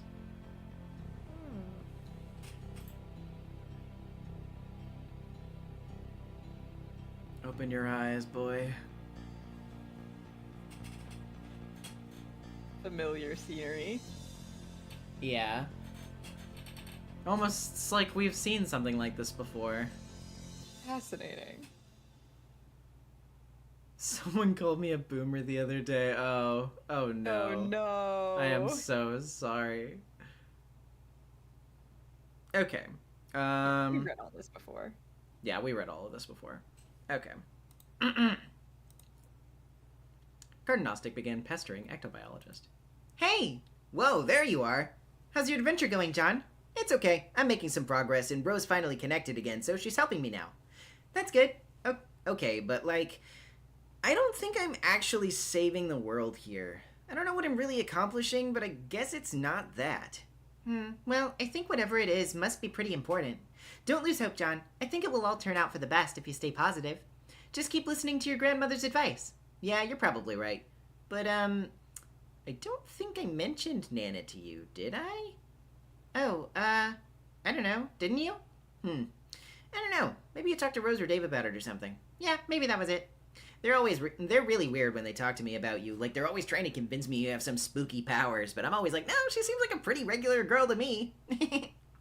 But then when I think back, maybe there are times when it seems like you know some things. Like, maybe you know more about a thing than you were telling me. I don't know. Oh, well, John, I want to explain lots of things to you. Some things that I know, some things that I know. I'm just waiting. Waiting for what? Oh, John, I forgot I was messaging you. Oh, no, because... Oh, John, I forgot I was messaging you about that meteor that fell near my house. Oh, yeah, whatever happened with that? Oh, boy, well, it turns out I was confused about it. Really confused. See, I guess I fell asleep for a while and lost track of time. That happens. Yeah, I know, tell me about it. Maybe you should, like, wear an alarm clock or something. So, what was the deal with the meteor? Well, it's hard to explain, but I know what it is now, and now I know everything is going to be okay. So, what is it? Is it just another thing you're waiting to tell me? Oh, gosh, John, I really want to tell you all this stuff, but I can't yet. I really think you need to wake up first. Huh? Okay, well, not literally. Well, okay, maybe kinda literally. Stop being so confusing! Well, anyway, it's time for you to go, John. I think you have some company. Heart. Jade, update colorful reminders. You take a moment to gather your thoughts after your dreams. While you're asleep, it can get very confusing figuring out what's really happening and what isn't, especially during the eclipse, when you're exposed to many visions of the past, present, and future through a variety of cloud mirages. It is only after you wake up that you are able to start making sense of it all, and your reminders help you do this. But on reflection, there wasn't much in the dream about the future. You were quite surprised to see your dog in your dream, though. It was the first time the Crafty Guardians ever appeared in a dream. You have learned that today is his birthday, just like it is for your other best friend. You have always wondered about this, and never had the chance to throw him a party and bake him a cake. Now you can. But if you do, it seems you will need a lot of candles.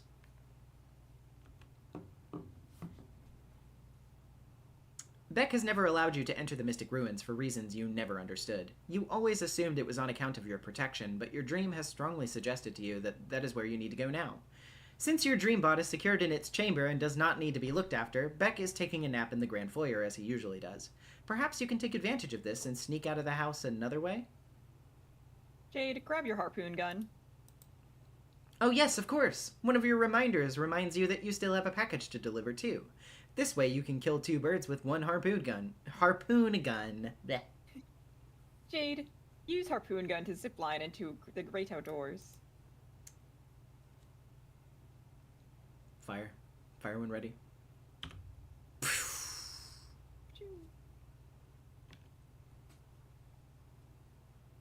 Rose, finish building. She's been working. It's quite a house. Architectural perfection.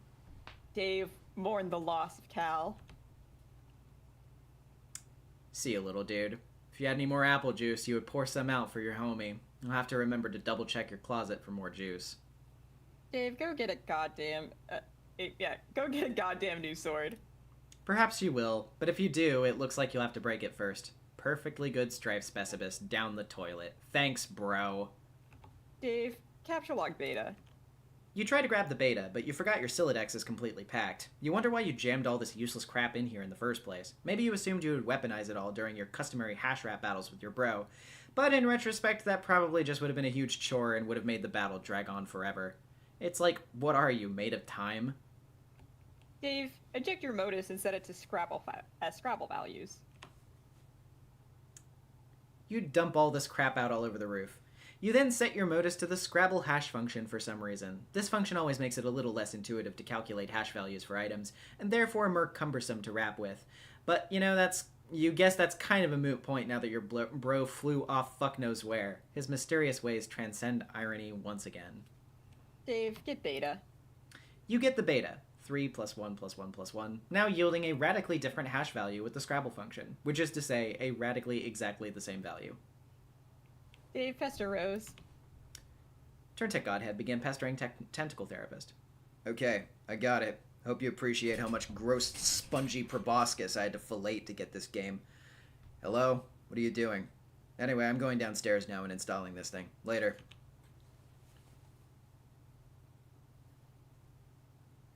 You have finally finished your building project. You've done about all you can do for John. You don't think you can provide much assistance against all those ogres this time, but at least now John appears to be armed to the teeth. All there is left to do is wait for Dave.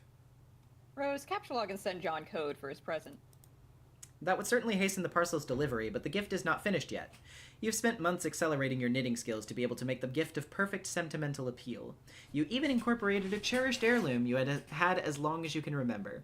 When he sees your staggering gesture of sentimentality, he will finally understand. He will understand that in the game of facetious sentimental gestures, no one gets the best of Rose Lalonde. Months in the past. Dear Rose. Oh, 1 second. Okay, there we go. Dear Rose, happy birthday. Thanks for being such a great friend all these years. I know you like to make it out like you're playing it cool and don't care much about the people in your life, but I know deep down you really do. Hell, not even that deep down. It's like, your subconscious is having a wet t-shirt contest, and you being all aloof as this totally soggy shirt doing no good at all at hiding nothing. Oh wait, it looks like two can play at this game of cracking all those highfalutin psychology books. Ah, snap! But yeah, I got you this because I think you're really creative and you could make something nice with it, if you put your mind to it. And it might help you to take your mind off all this serious business you're always absorbed in. You know, all this weirdo, pseudo-gothy stuff or whatever. Frankly, it's kind of depressing. Anyway, you're the best, Rose. Have a rad 13th. I'll catch up with you guys soon. Guys, God, you're all so old. Ghosty Trickster, John. Rose, answer. Oh, boy. Oh boy. Lurf, you want to take this one? Yeah, I'll take this one. Oh gosh, what to voice? Why is it that when the subject of temporal mechanics is broached, your sparing human intellects instantly assume the most ingratiating posture of surrender imaginable? Time is not that difficult to understand. It is a utility that a universe may resort to in order to advance a desired degree of complexity, or may not retort to if that is the case. It's all pretty pedestrian, but no, when time travel comes up, you present the face that a man shows when the breeze gradually alerts him to his absence of nether dressings. I don't see how we are to properly agitate you all if you continue to insist upon failing to understand basic concepts which common infants effortlessly manage to describe via scrawlings in their own puddles of sloppy discharge. Have we spoken before? Yes, in the future. You and your friends never cease to invent ways to strengthen the credibility of your assertions. Oh my, it is your human sarcasm again. I enjoy listening to it and wish doing so could serve as my primary form of recreation. There, see? I just did it too, saying the opposite thing to emphasize my contempt. But suddenly I feel more primitive and hate myself a little more. It was like this funny miracle that just happened in my heart. I would admire the sophistication of you and your fellow future dwellers a little more if you seemed to be aware the word human only functions as that sort of adjective in bad science fiction, but I won't be rude and change the subject. There's still a bit of unflagellated straw poking out of your rhetorical effigy over here. Oh dear. No, we aren't from the future, but we are already in agreement that you don't get it and never will. I thought you said we spoke in the future. We did. Your future. For me, it was only a couple of minutes ago. I understand. You exist in some temporal stratum through which you have communication access to various points of my timeline. It's not that complicated. Yes, that's right. Will you try to talk some sense into your idiot friends, so that we may proceed to bother them all on more rational terms? I try to every day with mixed results, but you see, it's not that I don't understand you, it's just that I don't believe you, because it's nonsense. Albeit persistent and coordinated nonsense. Why would a bunch of temporally dislocated trolls want to harass a group of friends throughout completely random points in time? I will admit this campaign of provocation wasn't all that well thought out. Don't tell anyone I said that. All right, maybe you should get some trolling tips from us humans. Our sparing intellects are probably better suited to it. Yeah, maybe. Why don't we be friends? You want to be my friend? I think so. I think we're supposed to. You suggested as much earlier. You mean I did in the future? Yes, a couple of minutes ago. Probably because I remembered you mentioning it in the conversation we're having now. That's likely.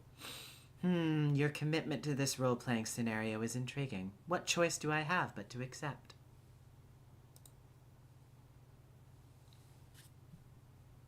Oh, near, GA there is, Lurf. That is me. We're trading the barbs back and forth. I love GA dearly. Oh, Dave with your old Kamina glasses. Truly a look.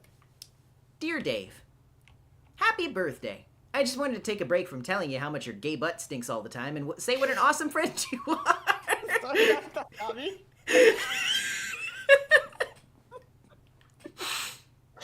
Many such cases. Seriously, on any other day I'd be downplaying how you aren't really as cool as you think you are, but just between you and me, I think you might actually be that cool. I think you just gotta get out of your bro's shadow and spread your wings, dude. So I got you these. They're totally authentic. They actually touched Ben Stiller's weird, sorta gaunt face at some point. I'm sure you'll dig them because I know you lolled so hard at that movie. Okay, so for real, this is sort of a shitty present, but it is an ironic present because I know you wouldn't have it any other way. Maybe you can wear them ironically sometime. They might even be more ironic than you and your bro's dumb pointy anime shades. Anyway, have a good one, buddy, and stay busy being totally sweet. Ghosty Trickster, John. Dave, answer. I'll handle this one. Are you sure? I won't subject you to the cringe. No, I mean I can do a great cringe. You seem awfully confident about this. You seem almost vestedly interested. I might be vastly interested. Okay, in that case then, who am I to deny you? All right. Hey, first, okay. I think you're awful. Let's put that fact on the table where we can both see it. Now you've been primed for the digestive ruination that's about to take place, and the comprehensive soiling of the laundry enveloping your person. Oh my god, you type like a tool. Yeah, now you're getting it. What you are in for. Are you ready to be trolled within an inch of your miserable human cortex? This is so weak. I am almost getting tired of wasting good material on you guys. It's like, you've got nothing. It's always one of you sprouting up and ranting about how hard I'm about to get trolled with no ensuing substance. You don't even know anything about us. One of you fuckers thought I was a girl. Okay, yeah, but the thing is, I don't care about your atomical details and things like that. I know what you've done, or will do, actually. It's the most awful thing. The worst you can ever do. Sorry I wouldn't cyber with you, dude. In the future, or whatever. What? Oh, wait. Oh, okay. You're the one who likes to submit innuendo. Human innuendo. Yes, human innuendo. Sorry for the lack of clarity. So, at what point in the future am I supposed to look forward to you whipping up this titanic hankering for my knob? Be honest with me, because I'm busy, and I want to know exactly when I gotta clear some space in my calendar for when some fuckwit blunders out of a magical phone booth and makes a ballad-inspiring play for my throbbing beef truncheon. Should I be perturbed by these illusions? No, ma'am. Look, I just need to know when to be there. When the stars come into alignment and your flux capacitor lets you finally sate your meteoric greed for my crotch toxin. Wouldn't want to miss it and cause a paradox or something. It'd suck if the universe blew up on account of you missing your window of opportunity to help yourself to... Okay, yeah, let's skip over that part. Okay. This is sort of starting to upset me. Jesus, you were such a shitty troll. I guess I'll leave you alone and find another point in time to bother you when I guess you are more emotionally susceptible and don't have all these bees in your bonnet about your human sexuality. Oh, no. No, dude. You sassed me up. We're in the shit now. Together. For the long haul. What? We're motherfucking entrenched in this bitch. You and me, welcome to Nam. Now grab my hand and shimmy your soggy ass off that muddy bank before Charlie gets the fucking drop. Who's Charlie? He's the guy who's gonna read our vows. I'm feeling pretty friggin' matrimonial all of a sudden. Take a look down by your foot, see the little bottle, stomp on that shit like it's on fire. Again, skipping over that bit. Or flipping the fuck out and waving us around on chairs till someone gets hurt. I'm your 300-pound matronly freight train. And my gaping furnace is hungry for coal, so get goddamn shoveling. Oh my god. Bro, look in my eyes. That twinkle. That be devotion. You herniated pro wrestler's sweaty purple taint, sparkling like a visit from your fairy fucking godmother. Shit be pure and true. That's what you see. A kaleidoscopic supernova of all your hopes and dreams all swishing together, radially effervescing arms of more little yeah, than you can imagine, turning out insane corkscrew haymakers of a billion dancing Vienna sausages strong. This is how we do this. This shit's more real than Kraft mayo. Audio stored or blocked turn tech god. Imagine being so bad at being a troll that you get trolled into blocking the person you're trolling. You are now. Hold on just a second. Okay. The Aimless Renegade. You've identified a couple of unwelcome rogues outside your present stronghold. They're in violation of your jurisdiction. Despite your ordinarily striking marksmanship, you've spent your entire ammo clip without recording a single kill shot. What will you do? AR, realize that your weapon is magazine fed, not clip fed.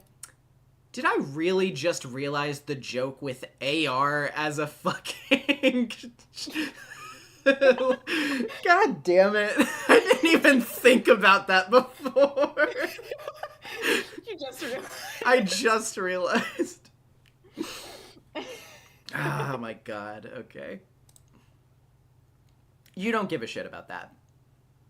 AR, examine the wall behind you. The wall exhibits rows of ancient hieroglyphs depicting an array of amphibious and reptilian life forms. This is illegal pictography. It makes you angry. AR, go search for more ammo. I know, chat. I just never, like, I guess I just never really, like, said it out loud, so, like, the connotation just never occurred to me. There is plenty of ammunition stored in the various ammo crates, which you've spent a great deal of time unearthing from nearby dunes and hauling back to your stronghold. You have a large variety of weaponry and ammunition at your disposal. Whether you can locate some more AK-47 rounds quickly enough is a different matter. AR, quickly retrieve sidearms. You retrieve a pair of deadly sidearms, but you'll need a longer-ranged weapon if you're to continue your enforcement. AR, find a rocket launcher. Here's one. AR, befriend the unwelcome rogues. You wonder if you should reconsider your grievance with the offenders. Perhaps you should let it slide? They seem friendly enough, and it's been so long since you've had company. It would also be quite a pity to blow up the tall, attractive female.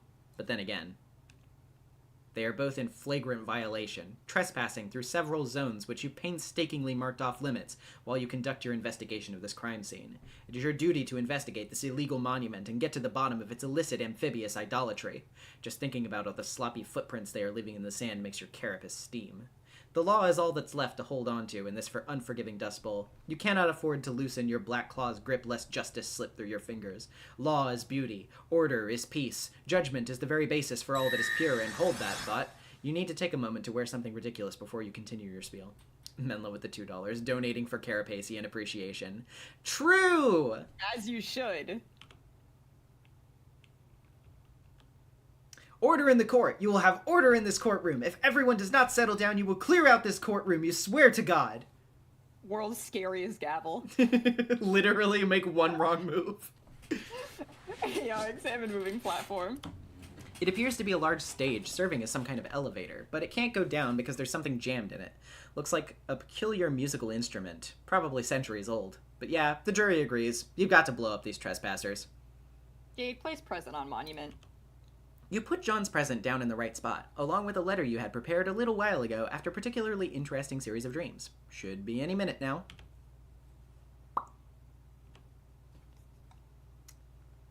You put down the time bait. It's out of your hands now. You guess you could swim. Maybe you can think of a better way across, though. PM, read the letter. This is kind of confusing. Go here. You guess it's straightforward enough, even if the drawing is somewhat inaccurate. Oh no! AR, berate self for unauthorized demolition. Stupid, stupid, stupid! You had them right in your crosshairs. You have no idea how a crack shot like you could have missed. It's practically inconceivable. The stupidest or bravest man alive, you decide. AR, be the law. You reload and take aim. That fair carapace. How it sparkles in the desert light. No, you cannot afford to be distracted by such thoughts. You are busy being the law. You are the law! Whoops! WV, wave about in a distracting manner. Oh, it's this guy again and his little blinking bee. So outrageous. Throws you a tab. The can ruse was a distraction. Oh, it's time. You know what time it is. I do know what time it is. Oh boy, oh boy. Let's see. I'm wondering, do I try a different one? I don't know. What are you feeling in your heart? What am I feeling in my heart? I'll stick with the classic. Okay. I'll experiment at a later date. Introducing the new friend, Jerome. Ro, have you seen my socks around anywhere? No, dude. Again with the socks. What is it even with you and the socks, man? It's like you must be talking up on a joint to make you stoned or something. I can't even think of who leaves all their socks laying around like that.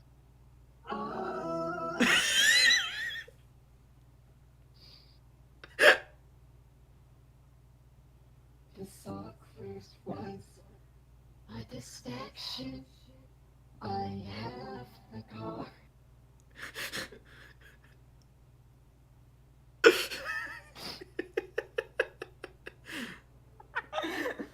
Awesome. Shulk scream. Why did Sweet Bro do this? Me when I have the car. I have a car. Beautiful. Tears in my eyes. Okay. Back to it. PM, scamper quickly to the newly created hole. You have the cargo. Let's go. Blow you the fuck out. PM, read the next step of the letter. Deliver here. Yay! Last thing I ask you to... well, can't read all of that. At the bottom of the letter is a series of coordinates along with further instructions. You know what you must do. Liberty, reason, justice, civility, edification, perfection. Mail! Years in the past. No! Oh! Grandpa, no! Grandpa, why? Today is your birthday. Your grandfather has decided to celebrate by introducing you to the thrill of the hunt. But suddenly, you and Beck are wandering off. Where is this silly dog taking you? You find a present. The Topatoco logo! You open it to find a shirt that is way too big for you, and... pumpkin seeds? There's also a letter. Dear Jade. Dear Jade, happy birthday. It's hard to thank you enough for your friendship over the years. Heck, if it weren't for you, I wouldn't have met Rose and Dave. So that's like 3 times the friendship. That's almost like too much friendship. I only wish I could get you something for your birthday that could remotely make up for what you've given me. But of course, that's impossible. So here are a couple silly things anyway. I went to a weird Asian store the other day and saw this rad shirt, so I got it, and I'm wearing it now. But there was a blue one too, which was way more awesome, and I wanted you to have it. I know you like green a lot, but maybe you'd like to try wearing blue sometime. I bet you'd look like $1,000,000. Also, I know you've been frustrated lately about how your pumpkin seeds keep disappearing. Well, I can't begin to explain why that's happening. All I can do right now is give you these so you can plant some more. Don't give up, Jade. Wherever those dumb old pumpkins went off to, I'm sure you know the fun is in growing them and taking care of them until they're ready. Whew. Gotta head out to the post office soon so that this doesn't get to you too late. Talk to you soon. Ghosty Trickster, John. Who is this John claiming to be your friend? And these other friends he mentions? Whoever he is, you think he might be onto something. Blue is a very pretty color. Also, growing some pumpkins sounds like it could be fun. Maybe you'll ask Grandpa if you can use the atrium to do some gardening. This will be exciting. Whop. Whop! You bear the vicious brunt of the story transition directly in the face. You are getting really tired of this feisty man and his busy fists. Busty Jack. fists. Busty. Jack, kill John's dad yourself. Here, stick this in your pipe and bleed to death slowly. Lights you on fire? Dude, he's so... I love this man. I'm in love with this man. Him and his busty fists. just put it out. You release the prisoner. He's free to go. Dude, play guitar to summon giant lily pads. Ribbit. Look at her go. Love this panel. Mm-hmm. Really good. Dave, install beta. Alright, I'm installing this game finally. We're doing this, man? Yeah, you can almost say. We're making this. Go on. What is it that we're making this? Transpire. Excellent. Let's make shit take place. Enter.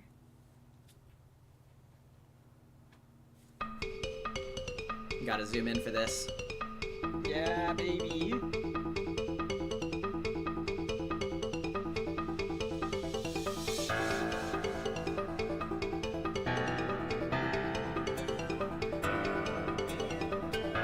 First real big flash.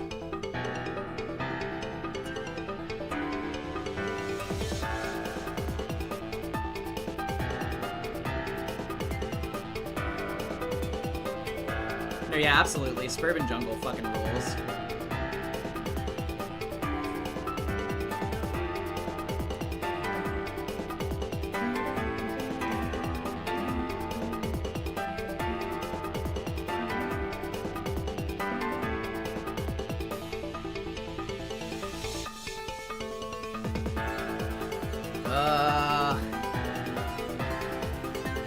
Yeah, this is really a flash for like you gotta start paying attention and anything happening.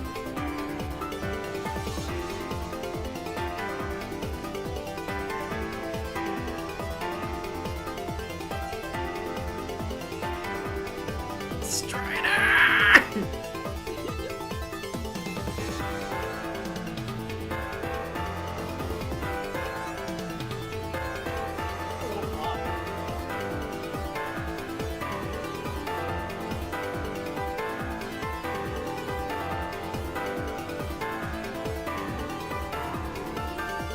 Prototype your sprite. Go, go, go. Wizard down. Oh man, such a cool effect there. I love that effect. Even things time with the music perfectly. And there's the Nana page that we read. The birds. Ah. Dude, the balls that Rose has.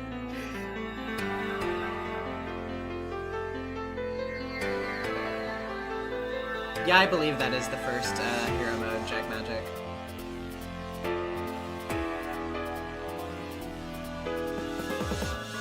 Yeah! Woo! Jasper Sprite!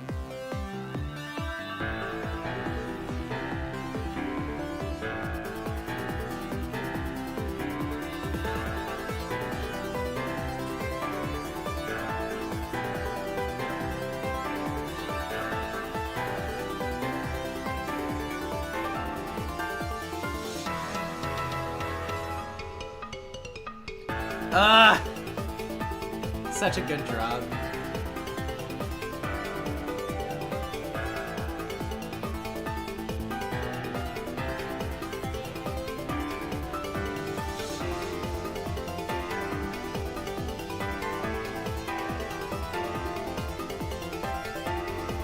Recently in-house.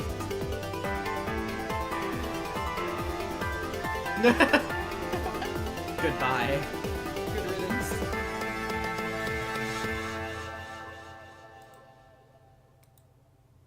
Incredible. Really Beautiful. fucking good Flash. One of many. Ooh. Also very good shot. It's about to become a better shot. Yeah. Yeah. Yeah. Yeah. End of Act 3. Let's fucking go. Oh, hey, guess what? It's time for the best part of the comic. It's time for the best part of the comic. The part that nobody has ever skipped, and if they do, they're dumb and stupid and stupid and dumb. Agreed. Hard agree. You know, peak of the comic, in fact, everything after the intermission actually drops off significantly. It does. Warning you guys now. Intermission. Let's fucking go. It is necessary and important. It is, in fact.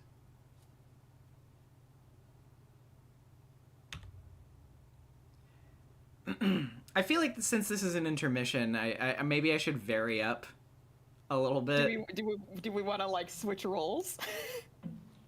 Yeah, sure. You do the narration. All right. Your name is Spade Slick. You are the leader of a notoriously vicious gang of mobsters called the Midnight Crew. A rival gang known as the Felt recently knocked over one of your favorite casinos. Your long quest of revenge is finally taking you through the front door of the mansion belonging to their loathsome boss, Lord English. Your subordinates, Clubs Deuce, Diamonds Drews, and Hearts Boxcars have been dispatched to various locations throughout the mansion to begin carrying out your mission. Your objective is to locate and crack English's secret vault and plunder its mysteries. That's the business end of it. The pleasure will be painting this ugly house red with the blood of those miserable green motherfuckers. SS. Inspect timekeeping devices. Stupid gang and their lousy obsession with clocks. The sooner all these idiots stop being alive, the better.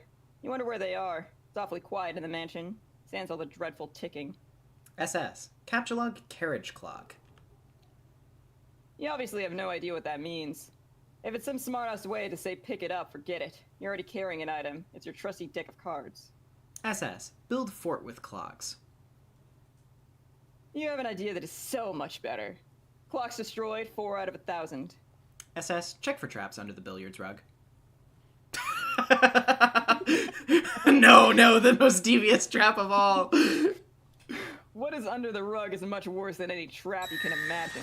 It is a member of a species that you do not recognize, with a ghastly furred upper lip. Future skeleton with the $10. Hi, Mercy. I finally got to look under the bandages and see my top surgery results today. Loving the stream, so glad you picked this back up. Congratulations. That's awesome, man. Yeah, that's freaking awesome. I'm glad you're enjoying the stream. You cover the unsightly individual back up and try to forget it ever existed. SS. Play 52 pickup. You need a deck of cards to play that infernal game. Fortunately, all you have is your war chest, which you deploy on the floor. SS. Open war chest. Shuffle contents of war chest. You rummage around. It's no unusual assortment of belongings, and nothing any mobster worth his salt would be caught plotting when scheming without. Certainly nothing eyebrow-raising. Bunch of blades and playing cards, a variety of other miscellaneous stuff. And your vendetta itinerary, and your heist map. Scavenge war chest for fancy headwear.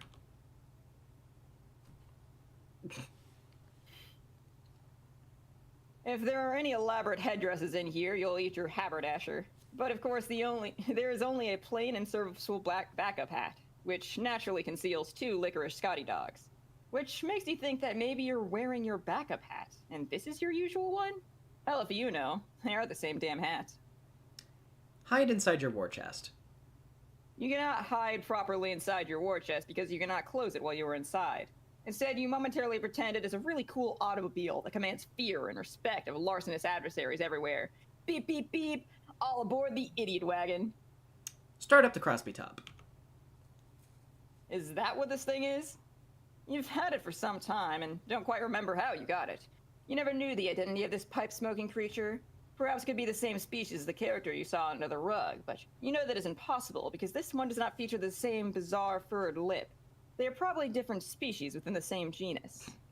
SS. Go to mspaintadventures.com. You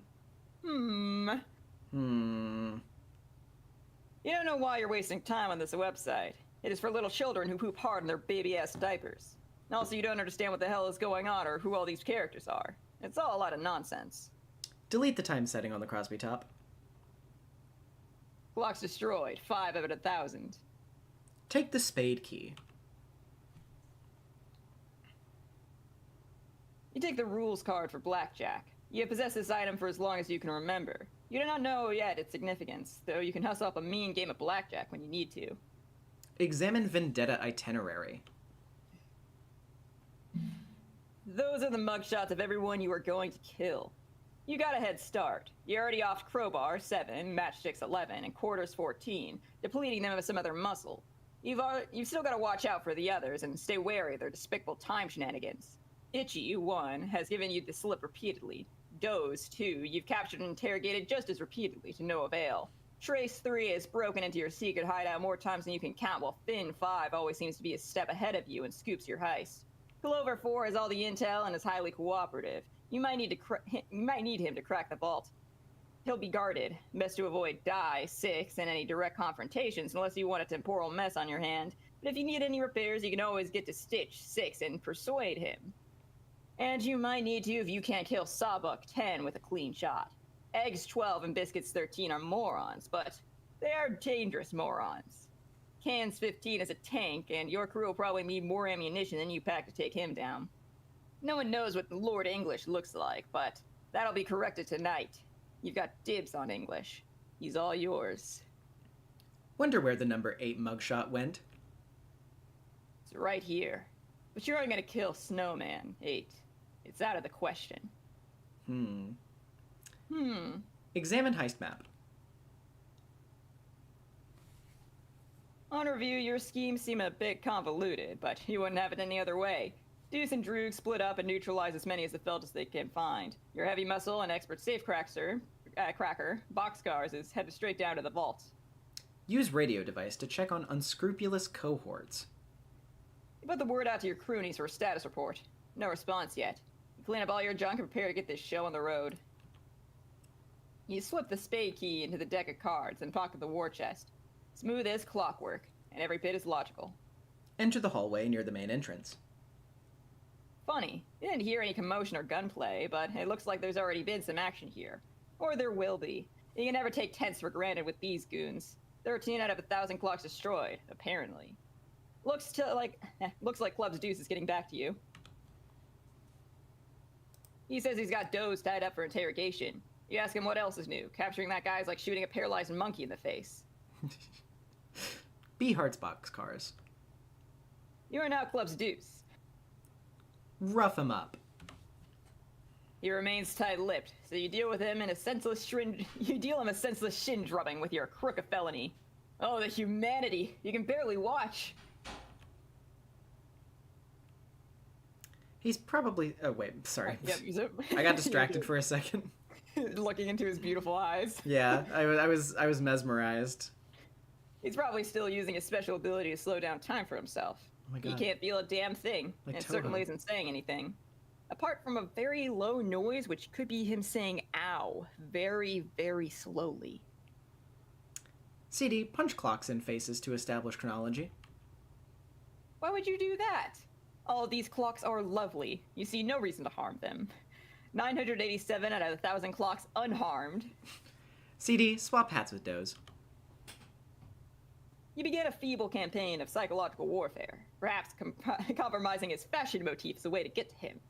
Nope, looks like he's still in his weird state of stasis and doesn't care. Either that or it's driving him nuts. Just very slowly. Dump the contents of your war chest over him. War chest? What are you talking about? All you've got is a simple, unassuming deck of cards. Play some solitaire.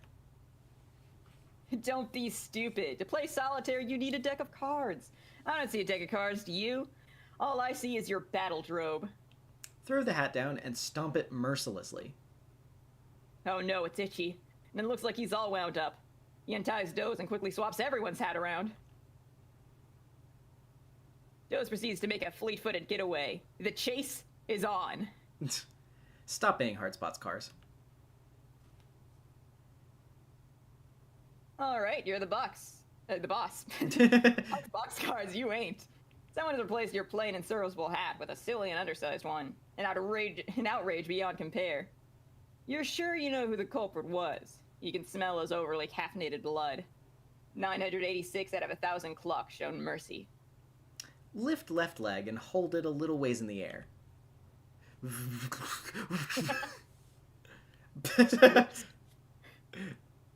Down. Oh, very good spade slick panel. Very good. 4 out of 15 green torsos dead. Wear CD's hat on top of your current one.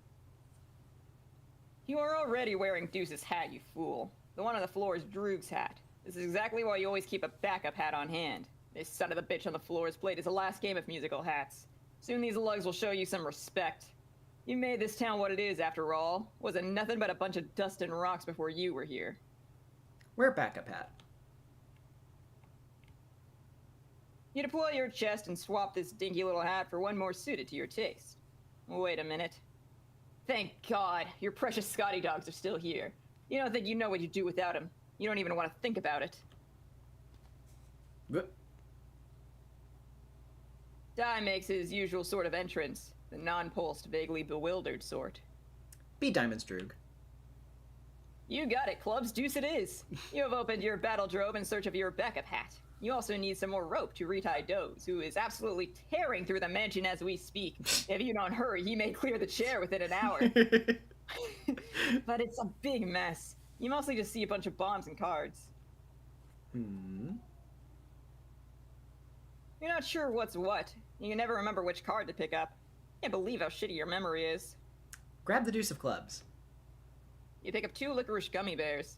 These need to be stored for safekeeping as soon as possible. Finding your backup hat has never been more urgent. Pick up all of the cards and throw them at Doze. You pick up a bunch of cards and fling them Dozeward.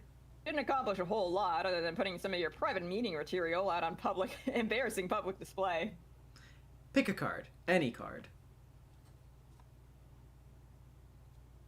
You're a busy guy, so you just pick up any old thing and put it on your head. Since you're in a big hurry, and we'll assume that is your backup hat. You stand nearby the 2 remaining cards on the floor, an off-suited king and a jack. Pick up card depicting stately blonde-haired fellows. You're gonna stand around jack-king off all day, so you grab the jack of diamonds. No, here's your backup hat. Problem solved, you guess. Forget you were CD. Believe you were Heartspots boxcars. You suddenly remember you are Diamond's Droog. Whoever took your hat is about to discover he is the unluckiest man on Earth. You better hope you find him dead. What you're gonna do to him will be much less painful that way. Wear backup hat. You don't have a backup hat. All you have is this deck of cards. Oh wait, yes you do. It's stashed away in your Brawliseum. Retrieve hat from Brawlzalium. You are the only member of this band of thugs who is civilized enough to keep more than 1 backup hat, as well as an extensive array of finely tailored suits. The Brawlzalium seems like the best storage option for for your exceptional wardrobe. If there is any sort of better compartment to keep your wardrobe in, you'd love to hear it. Also, there's a shitload of guns and cards in there too. You put on a backup hat. Withdraw licorice fish from backup hat.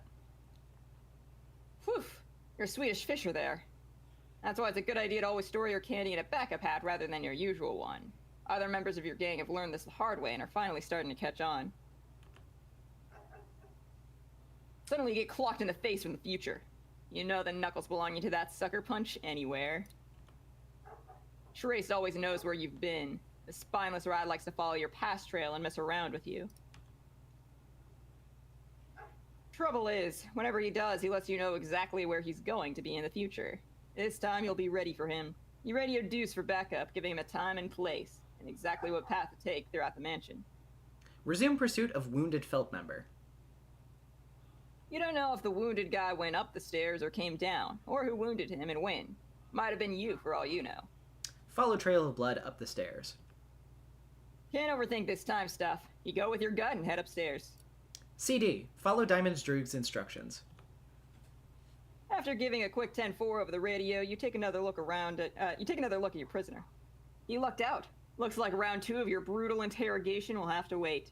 You couldn't find any rope, so you tied him up with a stretch Armstall doll, which you happen to have lying around. You don't remember how you got it. It looks sort of dumb, but it will have to do. CD. Just lock those in the battle drobe. Time to hit the road. You beat your hostage into the back of your battle drobe with the bull penis cane. Wait, this is a bull penis cane? You flip the fuck out over finding out the fact this is apparently a bull penis cane. Meanwhile, running roughly parallel with present events.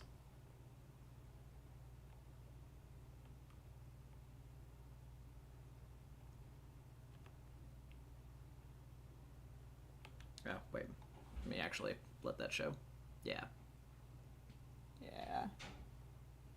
Itchy always cheats, but he's always cheated for the last time. You're gonna jump to a timeline where he's dead. I wish I could do that. Looks like he got what he deserved, but, as usual, you find yourself in a bit of a predicament.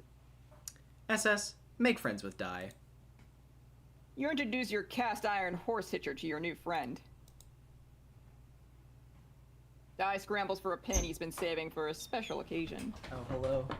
Austin here with my Cheesesteak sandwich. delivery. Thank you very much. Oh, Hi, hey, I Austin. see you're at the part of Vast Air where Di gets stuck in the Hotel California. Yeah, it's something like that. Yeah. All right, enjoy your Italiano mobsters. Thank you. I will. Came at a convenient time, actually. I guess while you're narrating, I get to eat. Yeah.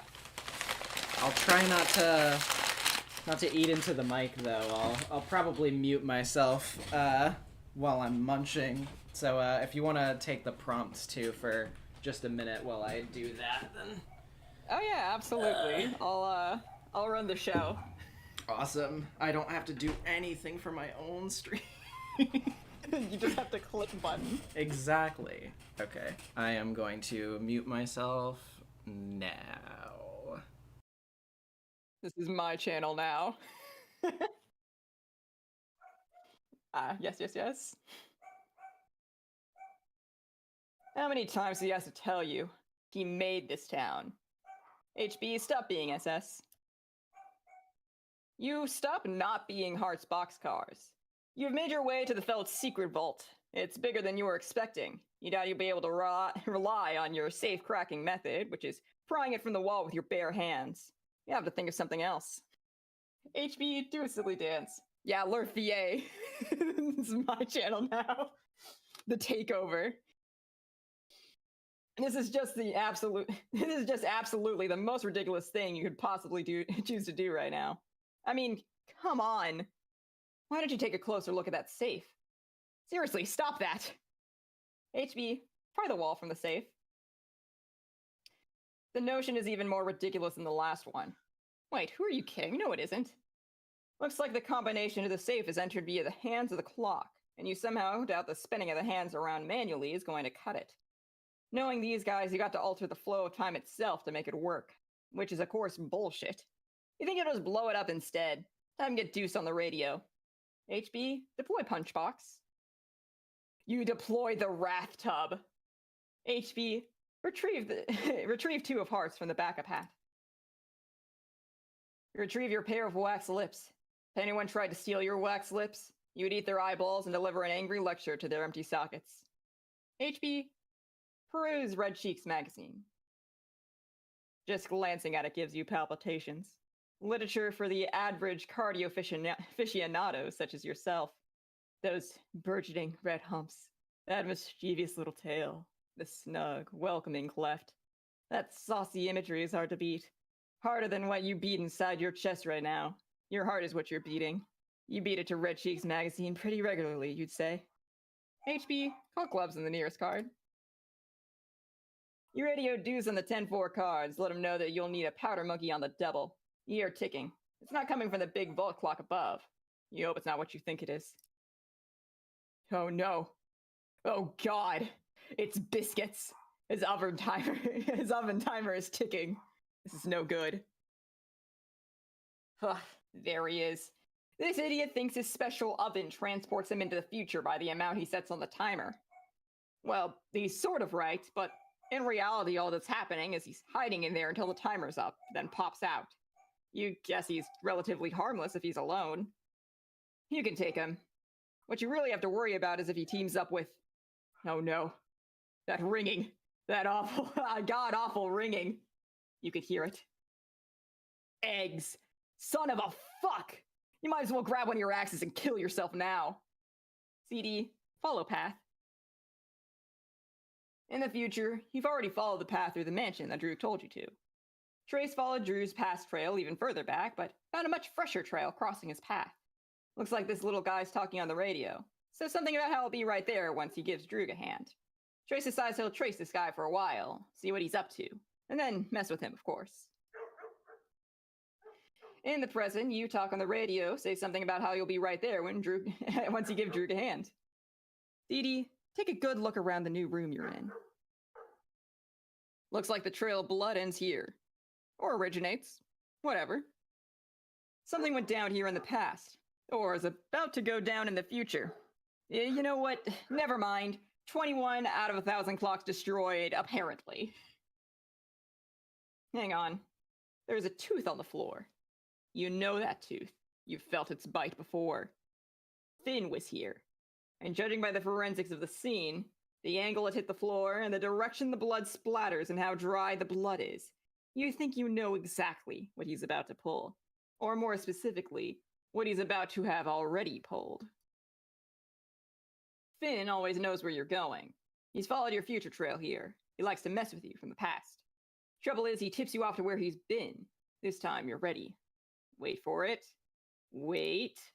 Hi, I'm back. Did I miss anything? Just some time shenanigans. You know how it goes. Egg, biscuit, the whole kit and caboodle.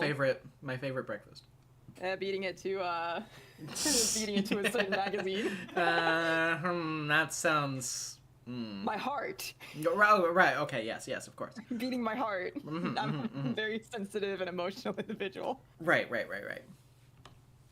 Anyway, we're waiting for it. Yeah. Now.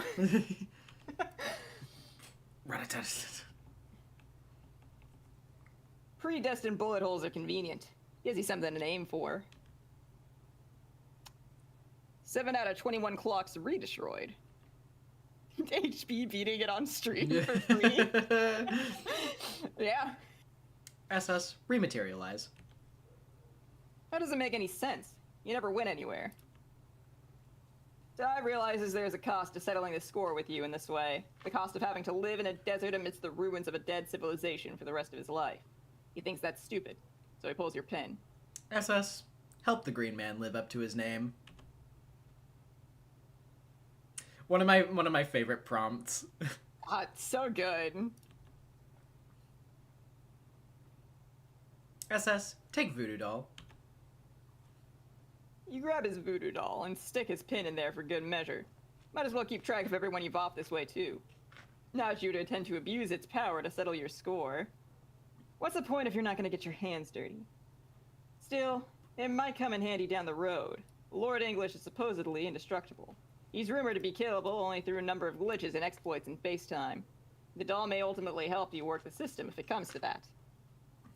SS, clocks. Destroy them. 29 out of 1,000 clocks destroyed. 5 out of 15 green torsos dead. DD, follow blood trail downstairs and finish him off. Problem with that is, he'll just see your future trail following him. And that'll be nothing but a loud invitation for him to mess with you some more. Besides, you better leave him alive. You think you know where he'll lead you to. Just gotta be a little more subtle about tracing his blood trail. Keep your future trail out of his line of sight. SS, return to being Hearts boxcars.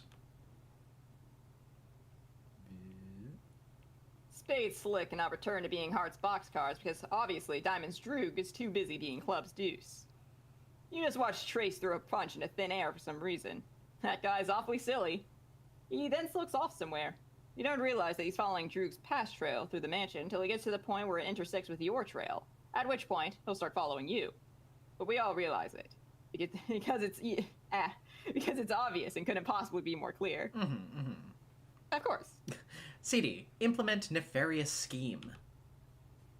You follow Droog's simple instructions. So simple even a forgetful nincompoop like you can remember. There's a blood trail on the floor that goes in a different direction than Trace went. You decide to follow it, because that sounds like a really good idea to you. If there was something you were supposed to do after helping out Droog, you'll be damned if you remember what it was. Trace catches up to where you were, but you're already gone. All he sees is the long, rubbery arm of your past trail, stretching through the room. He finds his comrade tied up with the stretchy rubber arms of a small man, but there's nothing gross or unpalatable about that in the least. Doze unslows himself and begins mumbling something feverishly about his hat. Got him. 7 out of 15 green torsos dead. 107 out of 1,000 clocks destroyed. Finn makes his way through the mansion to get some help. He wonders where this little guy is going. Deuce's future trails head in the same direction he's headed, by sheer coincidence. Finn decides to follow him for a bit, keep an eye on him. For as long as Deuce's path matches his, that is. There's pretty much no chance he's headed to the same place, though. That would be statistically improbable. He's got no idea what those other goons are up to here. Funny, their future trails end here. He's not going to stick around long enough to find out why. He's a bit woozy from the blood loss to sort out this mess anyway. CD, follow the Red Blood Road. It's uncanny. This little guy is matching Finn's route every step of the way. He must know something. Finn decides he's got to take him out. But he can't get a clear shot. Too dizzy, and with all that C4 under Deuce's hat, firing would be a bad idea. My god, he's thought of everything! Clearly dealing with a criminal mastermind here. You stop to admire this gorgeous clock. It is so pretty. Too bad it's not ticking like so many of the other clocks in this place. Not that you can blame them. There are so many clocks in this mansion, it would be pretty impractical to make sure they all work properly. Oh look, a trail of blood! You think you'll start following it? HB. HB, you waste exactly 4... Oh, wait. Excuse me. I'm sorry. It's instinct. HB, waste exactly 4 hours on this tomfoolery. You hate time travel, you hate time travel, you hate time travel, you hate time travel, you hate time travel, you hate time travel, you hate time travel, you hate time travel, you hate time travel, you hate time travel, you hate time travel. What does he hate? I don't know, eggs and biscuits. Above, a spectator has appeared at the strike of 4 and has been giggling at your foolishness for a number of minutes. Clover would have been tickled to help you open this vault, at the cost of answering a few of his clever time riddles, needless to say. If only you'd thought to seek his help first, rather than charging in like the silly brute you are to this deadly trap of stable and not-so-stable time loops. Mostly unstable, really. These guys are way too dumb to maintain even elementary looping stability for even more than a couple iterations. If you weren't so preoccupied, Clover could tell you that you could use Crowbar's help to pry anything out of a time loop, stable or otherwise. If you weren't so preoccupied, and if you weren't so dead. Just realized Jack Magic posted in the chat. Yeah, we're officially in 2010, by the way. Crazy. Homestuck started in 2009, of course, but we are now on January 25th, 2010 on this page, and so that's pretty cool. Fuck yeah. A new era. Stitch mutters to himself in his shop. He guesses his eggs and biscuits are roughhousing again, because the fabric of space-time is tearing something fierce on Lord English's carry-over coat. Cairo. This sort of thing is exactly why he keeps a backup coat, and always leaves Stitch with one of them. Any gang does well to have an in-house doctor on hand, but if you deal in time travel, you better have a damn good tailor, too. Sorry, I just had to. I had to correct that one. It's very important.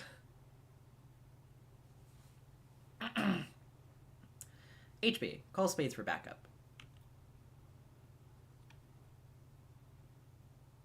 Boy, you tell Slick to get his scrawny ass to the vault. It's goddamn bedlam down here. You tell him he asked Deuce for backup, but surprise, surprise, he's nowhere to be found. Big surprise, you tell him. You tell him that was sarcasm. He says he knows. Slick says he'll be right there. Let's see if he can round up Drew for support. Atropos. Sort of read it on an iPad, so I missed the Flash stuff. I read all of it except Hivebent, which was a terrible decision. Oh my god. That's kind of crazy. It's like kind of the opposite of what everybody else did. Well, How do you do that? I say everybody else. I mean the bad readers, but you know what I mean. The Tumblr crowd in 2012. I didn't realize the Flash was important. People, when they read Umineko without reading the Tea Parties. I've seen so many people do that. Honestly, same energy as people being like, I didn't know like the pester logs were important. I just kept them closed. I just kept looking at the pages.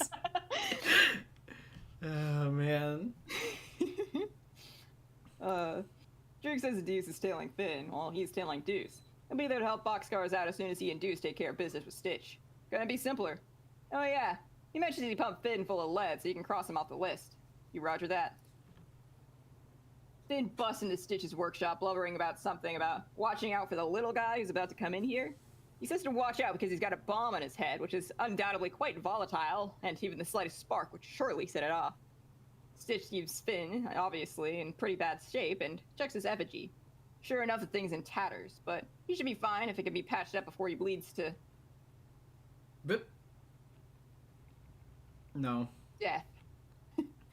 8 out of 15 green torsos dead. CD, burst in thrusting bull penis cane.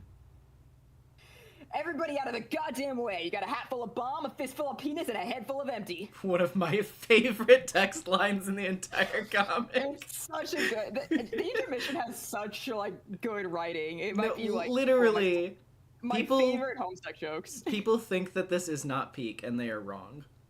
Literally, how can it not be P with a line like that? Stitch says drop the livestock knob and settle the hell down. He says you do realize C4 is a stable explosive and won't detonate with gunfire, right? You say, oh. Oh. Oh. DD, sneak into Stitch's boutique. Drop it and get in. Don't bleed on the suits. Stitches, huh? Yeah, hey. Wow, it's almost like the title of the stream or something. Oh, interesting, interesting. You admit you thought of carrying an imprisoned tailor. You admit the thought of carrying an imprisoned tailor wherever you go is gratifying for personal reasons. But in this case, keeping him alive should be useful in dealing with English later. HB, prod idiots with red cheeks. This predictably accomplished nothing. Taking your smut out of hiding turned out to be a very bad idea. Now copies from the future are appearing left and right, and these clowns have their paws all over it. Slick, where the hell are you? SS, remove Crowbar's pen.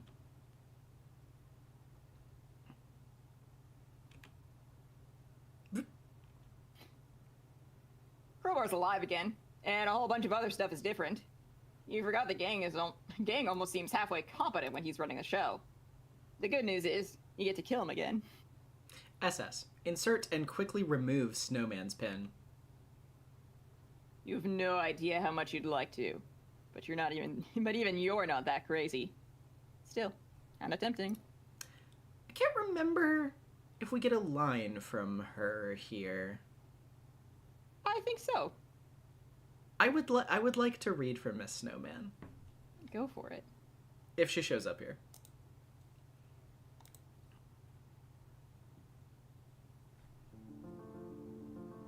Let me lower the volume on that.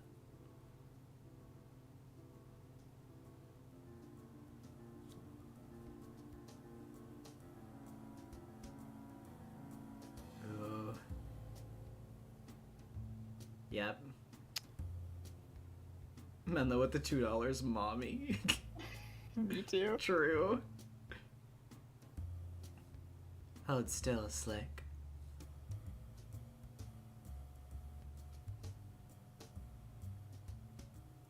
Something in your eye.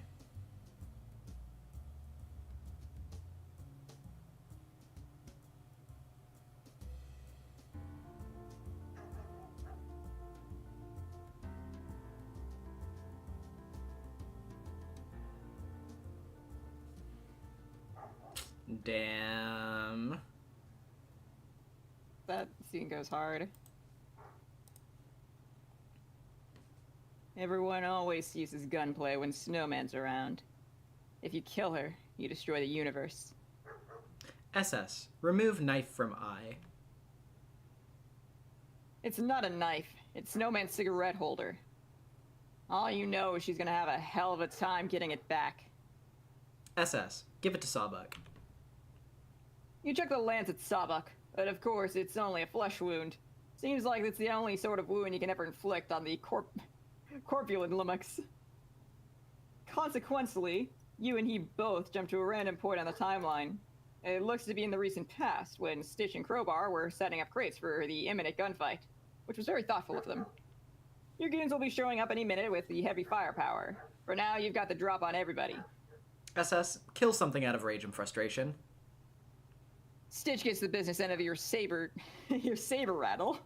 He's dead. In this timeline, at least. SS. Bring knives to a gunfight. Where do you think you're going, fatty? You'll deal with him in a minute. You whip out your double-edged sword and Occam's razor. Occam's razor. Crowbar's head. Make it happen. Crowbar deflects the King of Spades into Sawbuck's unmissable carriage. You jump far into the past. Years in the past. Which is to say the present, for the time being. A scurrilous straggler eyes impromptu desert skirmish. He dismisses them as a bunch of ill-mannered rogues warranting no further investigation. Although, he gives a small nod of approval to the plain and serviceable hat worn by one of the combatants, which strikes him as an absolutely smashing display of good fashion sense. SS. Hit Crowbar in the head. You can't kill him yet. You need him alive to return to the original timeline.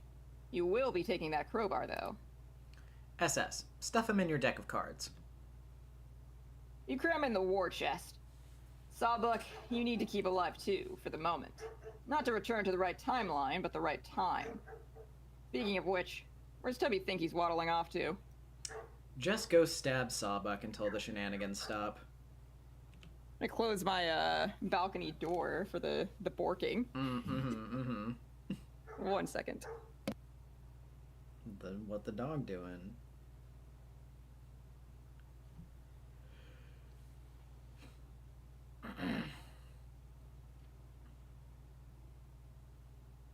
Just checking my phone for a second. Alright. There we go. That should hopefully help somewhat. You treat him to a bit of the old bait and switchblade. You appear in the future. You guess this is after the gunfight is over. The gunfight that never took place since you killed and kidnapped everyone who was supposed to be involved. Looks like only boxcars is here. Carry Sawbuck like Titan Atlas would carry the world. You order Hearts to drop his top on the double board this fat lord puts you in a wheelchair. If you take Sawbuck back to your own time and kill him there, that should save you the trouble of hunting him down. Might as well take Stitch too. Maybe. You're not really sure how that works. You don't really care though. You dump them in the wrath tub, then stick the tub in your own deck of cards. Well, you give boxcars back his sordid literature, which he'd carelessly left in plain sight. No one ever catch you leaving your smut around, and even if you did, that copy of Terrier Fencing magazine could belong to anybody. No one could prove nothing. SS. Stick Crowbar's pin back in again. You go back to your original timeline, but now stuffed in your chest you got a live crowbar from another timeline, brought to the timeline where he's supposed to be dead. So you guess now he's alive in this timeline, which is in part defined by his death? Okay, whatever. You should probably just kill him again anyway. Also, Sawbuck from another timeline is in there too. So you guess there are now 2 Sawbucks. This is getting kinda dumb. You open the chest, releasing them both. Crowbar doesn't look too pleased. You deflect his gunfire into the awesome gravitational pull of Sawbuck's astonishing girth. God damn, Slick. God Leave the damn, poor Slick. man alone. Leave him alone. Everybody into the past. You dodge his next round too. Seems Sawbuck from this timeline, i.e. the real Sawbuck, was in this room at this point in time. He and Crowbar exchange bullets. Off they go. They no doubt go on to spend the rest of their ammunition peppering each other throughout the timeline, destroying all these clocks in the process between now and the present. You guess that explains the mess when you got here. Thank God you figured that out. You'd have surely lost sleep over it. 20 out of 107 clocks re-destroyed. For the first time, eventually... You know what? Never mind. SS, take a moment to think up some time-based one-liners. Okay, you think you got one. Time travel can sure be a double-edged sword. Wait, that was awful. Really, really bad. You're sure you can do better than that? Let's see. Sorry to... No, time's running... Wait, no, fuck. You asked yourself in the past for a little help. Time's... Something about time... Time being up? No, wait, how about some kind of clock pun? No, damn it, will you just listen? You were almost onto something. Time is... Screw it, too many cooks in the kitchen. Oh, and just what does this quivering amount of blubber think he's up to? Stab first, utter puns later. Just as you were about to hear your past self asking what happened to your eye, you jabbed Sawbuck with your butterfly effect knife. You remember a little while ago asking yourself about your eye and not giving yourself an answer just before disappearing. Maybe if you stopped and thought about it for a second, you could have warned yourself about and avoided this whole mess, albeit in the process of creating a paradox. But your strict policy of stabbing first and asking questions later prevented it. You're sure your past self understands/understood, and you're sure you're sure of this because you very clearly remember understanding/understooding. You're now past Slate Slick. Again. You're about to pull Crowbar's pin. You guys saw that stuff you were doing with your future stuff in Sawbuck originally happened in this room while we were all off watching someone else, like Diamond's Droog or something. That makes sense. PSS. Remove Crowbar's pin.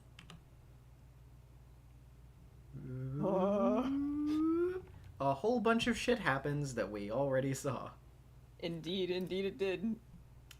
PSS. Be future Spade Slick.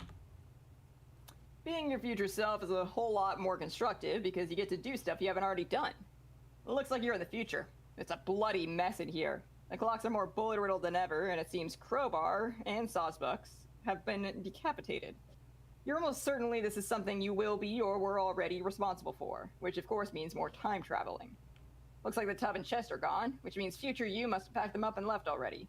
Gotta take note of these sort of things so you know where you are in the timeline.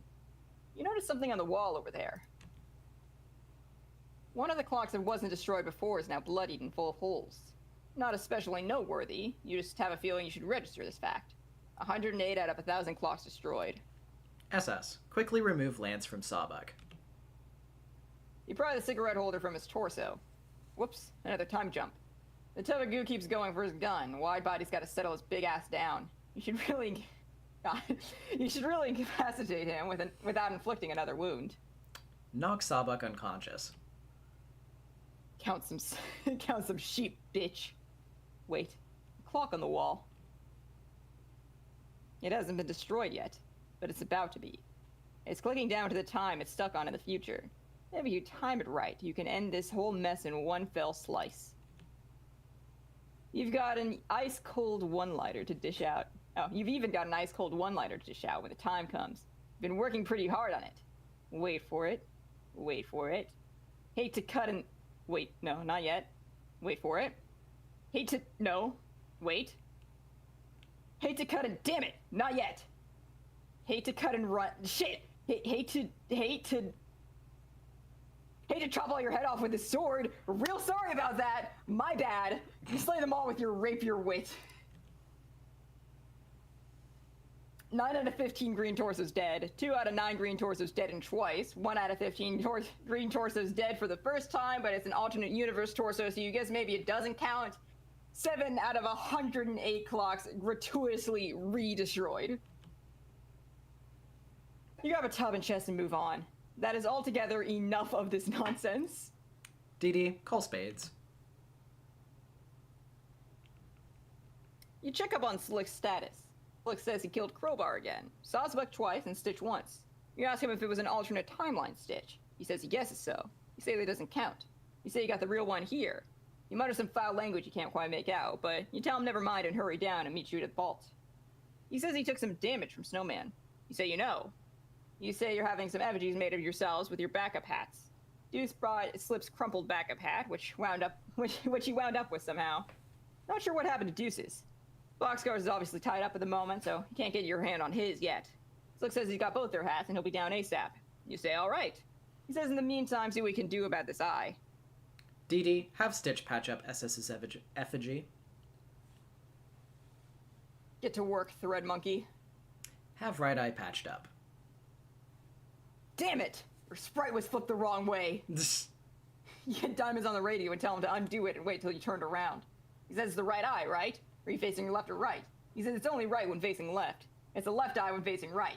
He says, oh, so it's the left-right eye. You say, yeah, but hang on a minute. You'll turn around so it's right-left. He says, okay, he'll wait.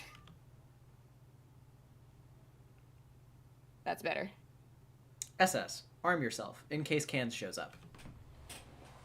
If Can shows up, none of these weapons you've got are gonna do any good. You admire the lance for a moment. It's a pretty sweet weapon, with outstanding craftsmanship. At least you got something out of the eye gouging. She'll have to pry this thing from your rigid severed arm if she wants it back. SS, ride around on Horse Hitcher pretending to joust. Yeehaw! Ah, shit. I'm sorry, what were you doing over there? Don't worry about it.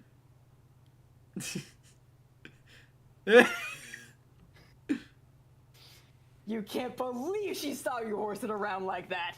You will never live this down. Dee Dee, shoot up Biscuit and Eggs effigies. Stitch keeps their effigies in a big warehouse several miles away because of the ridiculous duplication tendencies. You're sure as hell not going to drive all the way over there, so you just shoot at them in person. What a mess. This is such an unbelievably terrible idea. SS, charge. This is incredibly delirious biznasty. Well, problem And this sleuth. from Problem Sleuth. Hell yeah.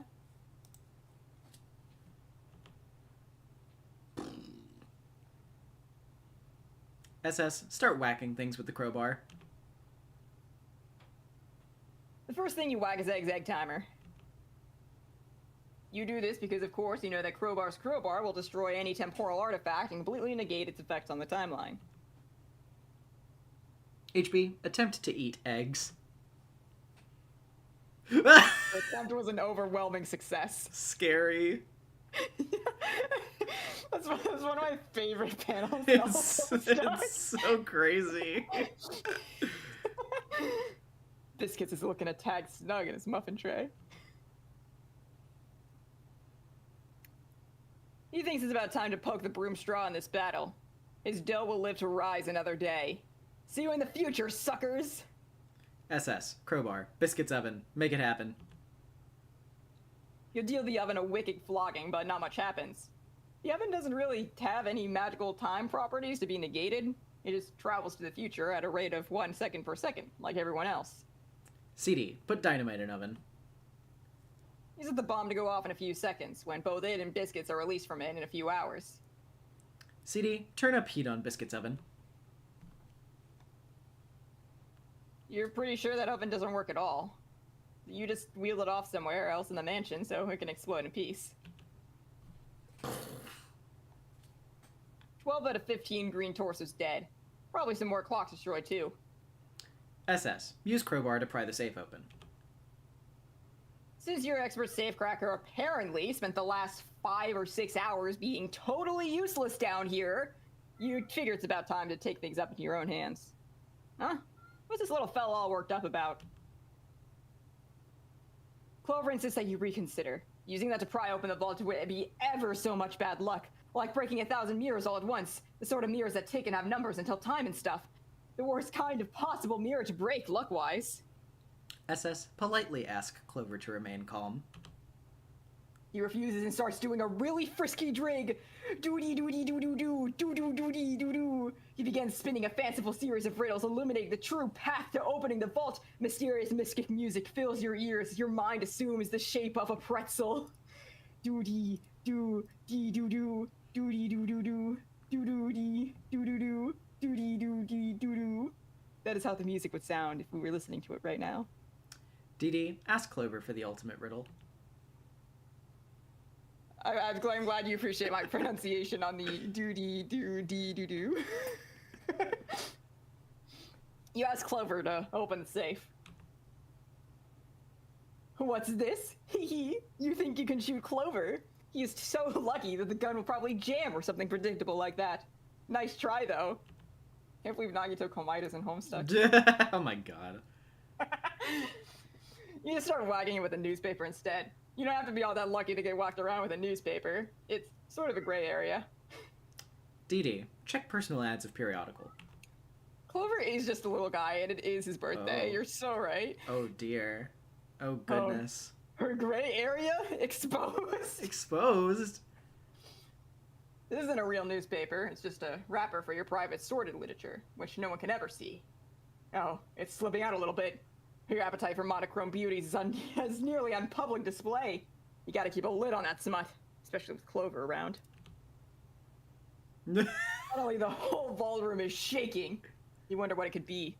It sounds suspiciously like Cans is about to plow through the wall Kool-Aid Man style. You pray to God that it's not Cans about to plow through the wall Kool-Aid Man style. All of a sudden, Cans plows through the wall Kool-Aid Man style. DD, resist urge to shout, "Oh yeah!" Oh no! This is probably one of my favorite gags in the comic. It's so fucking good. He punches you into next week. You find yourself going about your business a week later. Looks like you're doing a little grocery shopping. You're a bit confused, having no memory of the previous week. You have no idea what's on your grocery list. Are you out of milk? What kind of produce do you need to stock up on? It's all a little overwhelming. And to make things worse, the section has too many prices and values. It's time again. It is that time. Oh boy. In Sweet Bro and Hella Jeff go shopping. Jerome. Not all cans are the same. What's the difference? Skins. The selection has too many prices and values. God damn. It's like, who needs this fucking bullshit? It's so infuriating. Shit's where's the manager? And there he goes. He has the manager's attention. And now the police are involved. Jesus Christ.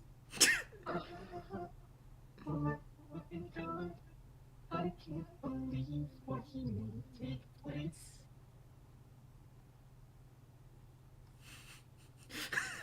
Jesus Chris. It's really good. Jesus Christ. HB, use Egg's body as bait for Cans.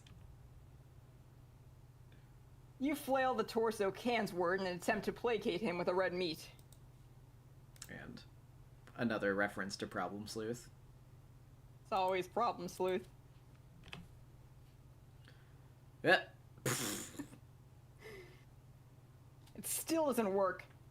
Can's clocks boxcars entirely out of the current calendar year. You landed a totally different, outdated calendar. Looks like this one's themed with spirited horses. You'll be up to your ass in horses for a whole year. Just great. This is just what you need to be doing.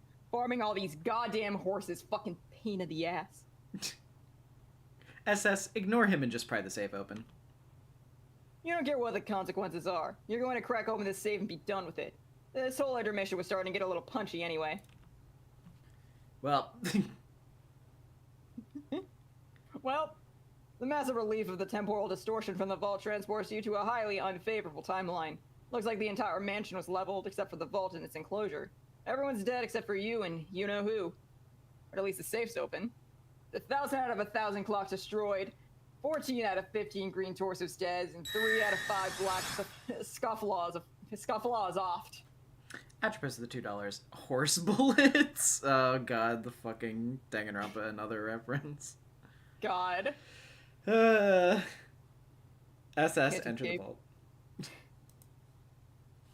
There's nothing in here except for an opening in the floor. There's a door with a keyhole, and you have a feeling you know how to open it. You only wonder why English's treasure would be locked behind a door with a spade on it. SS, dramatically use the spade key. You guess this is what the spade key was for all this time. You dramatically wield the spade key in a matter-of-fact manner. SS, peek inside keyhole. What keyhole? It was clearly a barcode scanner all along. Like the kind you sweep groceries over at the supermarket. It reminds you, you should really do some shopping next week. You're not gonna peek inside because the lasers could blind you in one eye. Don't wait! SS, use rules card for blackjack. This was never a problem because there is clearly a barcode printed on your rules card for blackjack. As well as your arm, but there's nothing wrong with a little redundancy, you guess. SS, get on with it. Huh? Oh-ho. Hey, Queen.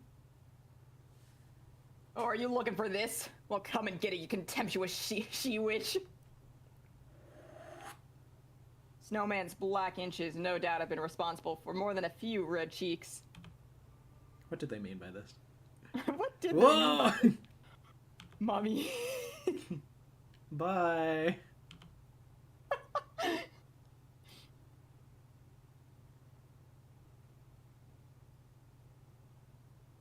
That's you. Yeah. Oh, yeah. Sorry, I was just mesmerized by the panel. It's a very good panel. SS, flip your sprite. You gotta turn it. Flip, wait! Flip it, turn Yeah, ways! you gotta flip it turn ways. That's Oh god, we another- gotta do another one? Another one? Yep. Sports. In my dream, I am the star. It's me. And then the big man comes for a little one-on-one. Dunk. But it turns out to be crazy what kind of dunks this guy has. Dunk. I'm telling you. Air like that is unreal. It doesn't even happen most of the time. The court is on fire. Dude, come get the ruler. Check this out. Okay, dude, no. You're holding it wrong, dude. No, dude. Hurry up, look, he's escaping from above. Dude, no, let me, no, dunk. Fuck. No, dude. Fuck, no, dunk. Dude, you gotta fucking turn ways. We're doing it right now. Fuck. Dunk. Jesus, fuck, dude. Let's, fuck. Oh.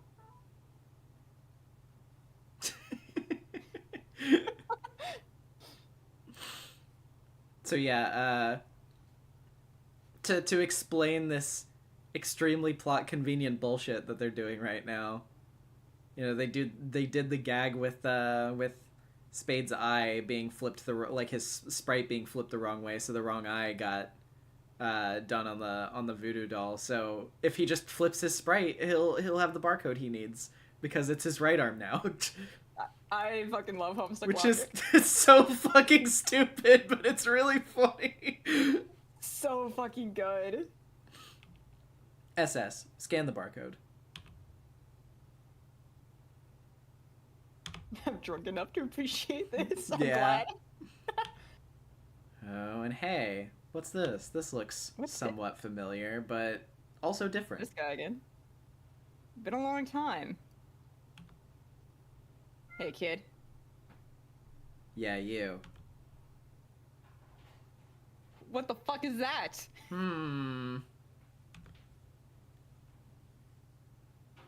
CG, buckle vacantly at these shenanigans.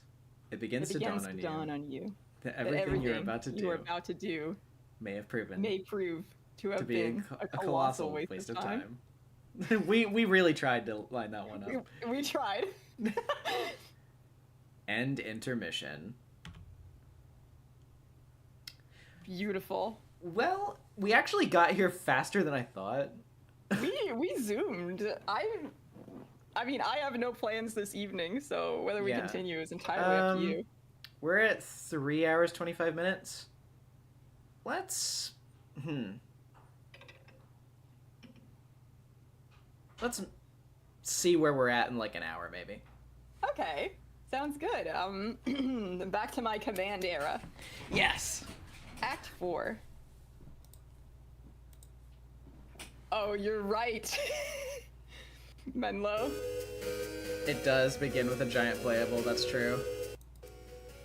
Oh, this means Land of Wind and Shade.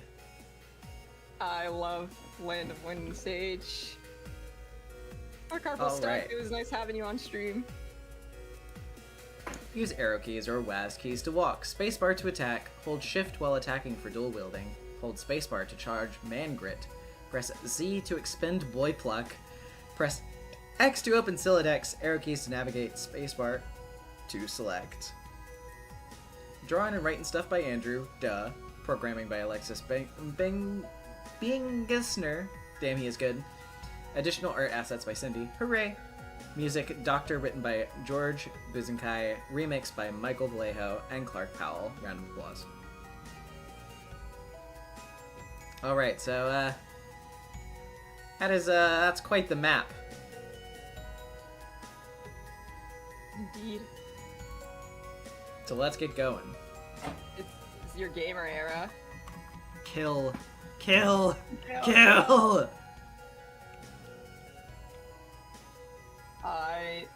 I love this little game area so much. No, it's really fun. Mhm. Oh, hello. Little What's fella. your name, little fellow? Glub, glub, glub, glub. Okay. Well, that's great. Excellent, excellent conversation.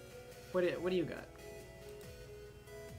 Glub, glub. Sure is windy here. Often wind skims the voids of the pipes as if grazing the hollow of a cut reed or, say, a plundered parcel pyxis. It is a lovely sound that brings back fond memories of my childhood, which was a couple of days ago. Well, I will so be glad charging you're you already with having a great time. for each one.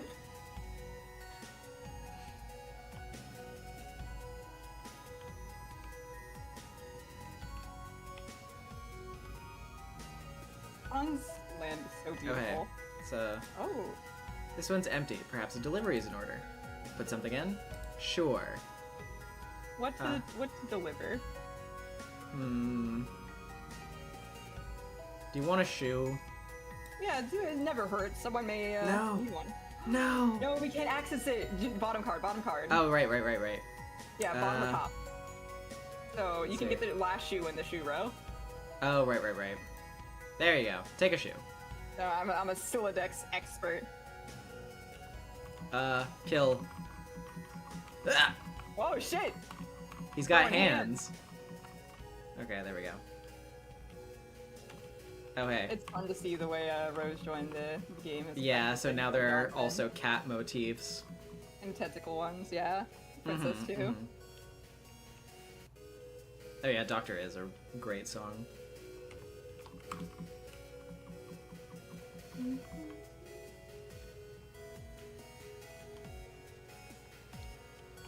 Hello. Introduce yourself to local amphibious fauna. Oh fuck. I made an error. There we go. Look at this! Another cherished idol profaned! Such sacrilege has become commonplace with the recent glut of underlings. It would bring a tear to my eye if it were not so clearly fit to be tied in with these hyperactive mannerisms and severe attention deficit. Oh my god, look, a bug! Me. So deeply relatable. Oh, shit! I didn't mean to do that. Very polite of the cat to wait for me to close my Silodex before killing them, though. No, of course. Any good enemy. Do the same. This thing right here? Have you never seen a parcel pyxis? Incomprehensible! Okay, I'll play your game for a minute. It is a receptacle connected to our network of pipes. We use them to send stuff to different places. They are fully entwined with our customs and social practices.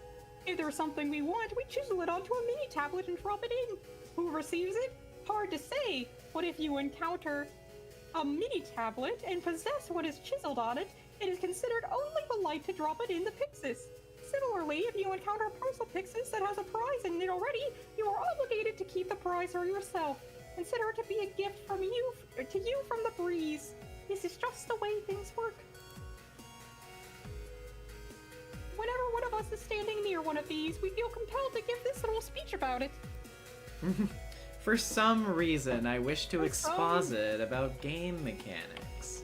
It's fascinating how that happens. Oh hey, I think I already did that.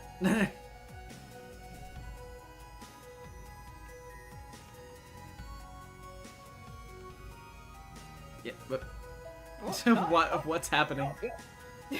I don't. Someone doesn't know how to use the fetch bonus. No, I am unfamiliar with its arcane ways. That's okay. Most people are.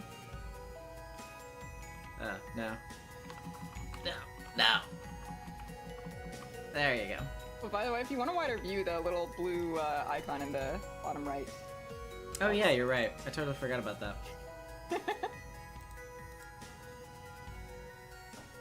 Wanna buy this? Fell from sky, I guarantee it. Buy Harlequin figure? Sure. Okay, so I'll be 5 million boon dollars. Oh, what, you don't have that much? Of course not, no one does. It's impossible. Okay, well, very useful.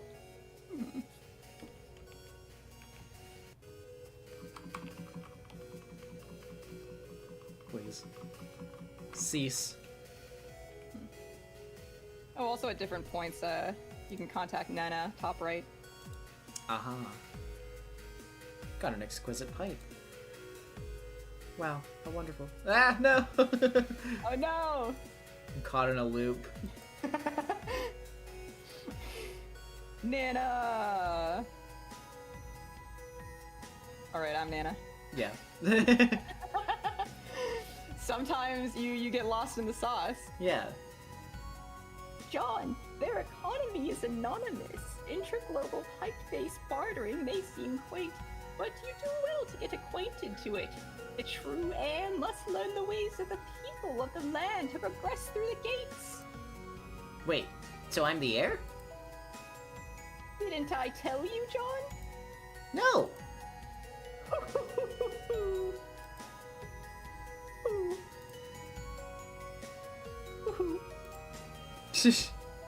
Okay, I have to get out of here. No, wait, I'll take the pipe. No. But, okay, now I'll leave. The gushers! No, abandon them. It's for They the greater fell good. out. It's for the greater good. This is so sad. Blob!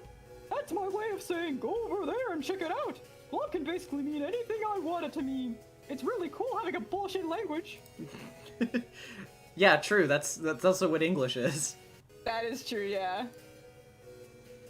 Yeah, sure. Take this fancy rock. Maybe you should try using your telescope here. Okay.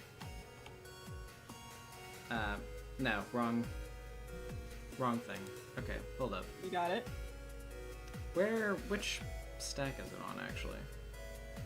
Ah, here it There is. it is. It's second down, so you have So- to be throwing some shit. Yeah, okay. Let's see. Get that out of here. Get that out of here.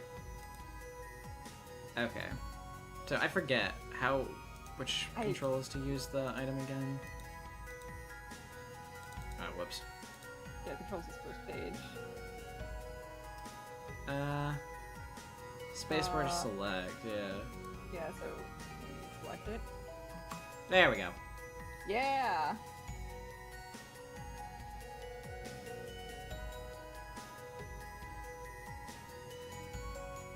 Hmm.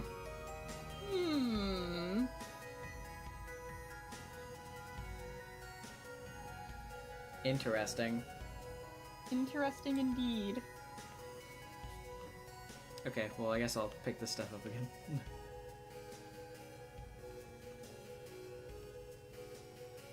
Was the Nana thing, like, vibrating near the telescope? Was it?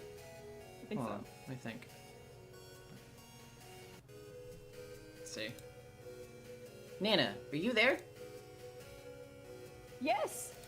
I just saw my house from below. What gives? Why did the gate take me down here? All the gates do, John. To ascend, each time you must first descend. Huh, alright. So I guess I scramble around down here until what? Until you find the next gate. It is hidden somewhere in the land. Okay, so I get to that gate and go in. Then what? Where does it take me? Further up maybe? I haven't even built that high yet. So you see why you had to build up in the first place, John? You must have a little faith in your dear old Nana. Yeah, well, I do, Nana, but I'm still not really getting it. Does the next gate down here take me back up to the house or something? Please don't say hoo hoo hoo. Well, she did stagger it with a period. It wasn't She exactly the same. I love a whimsical old woman. Take a look at this map again. Yeah, so. I mean, I'm pretty sure we I'm got pretty to sure where we made we... it like the Yeah. designated endpoint. Yeah. So, we can move on. Prompts. In a future settled askance. I know what words are. Future settled askance of the present. Collateral desecration mars the sacred / illicit. Holy shit. And the worm is dead again. Always the worm going out. It's so sad.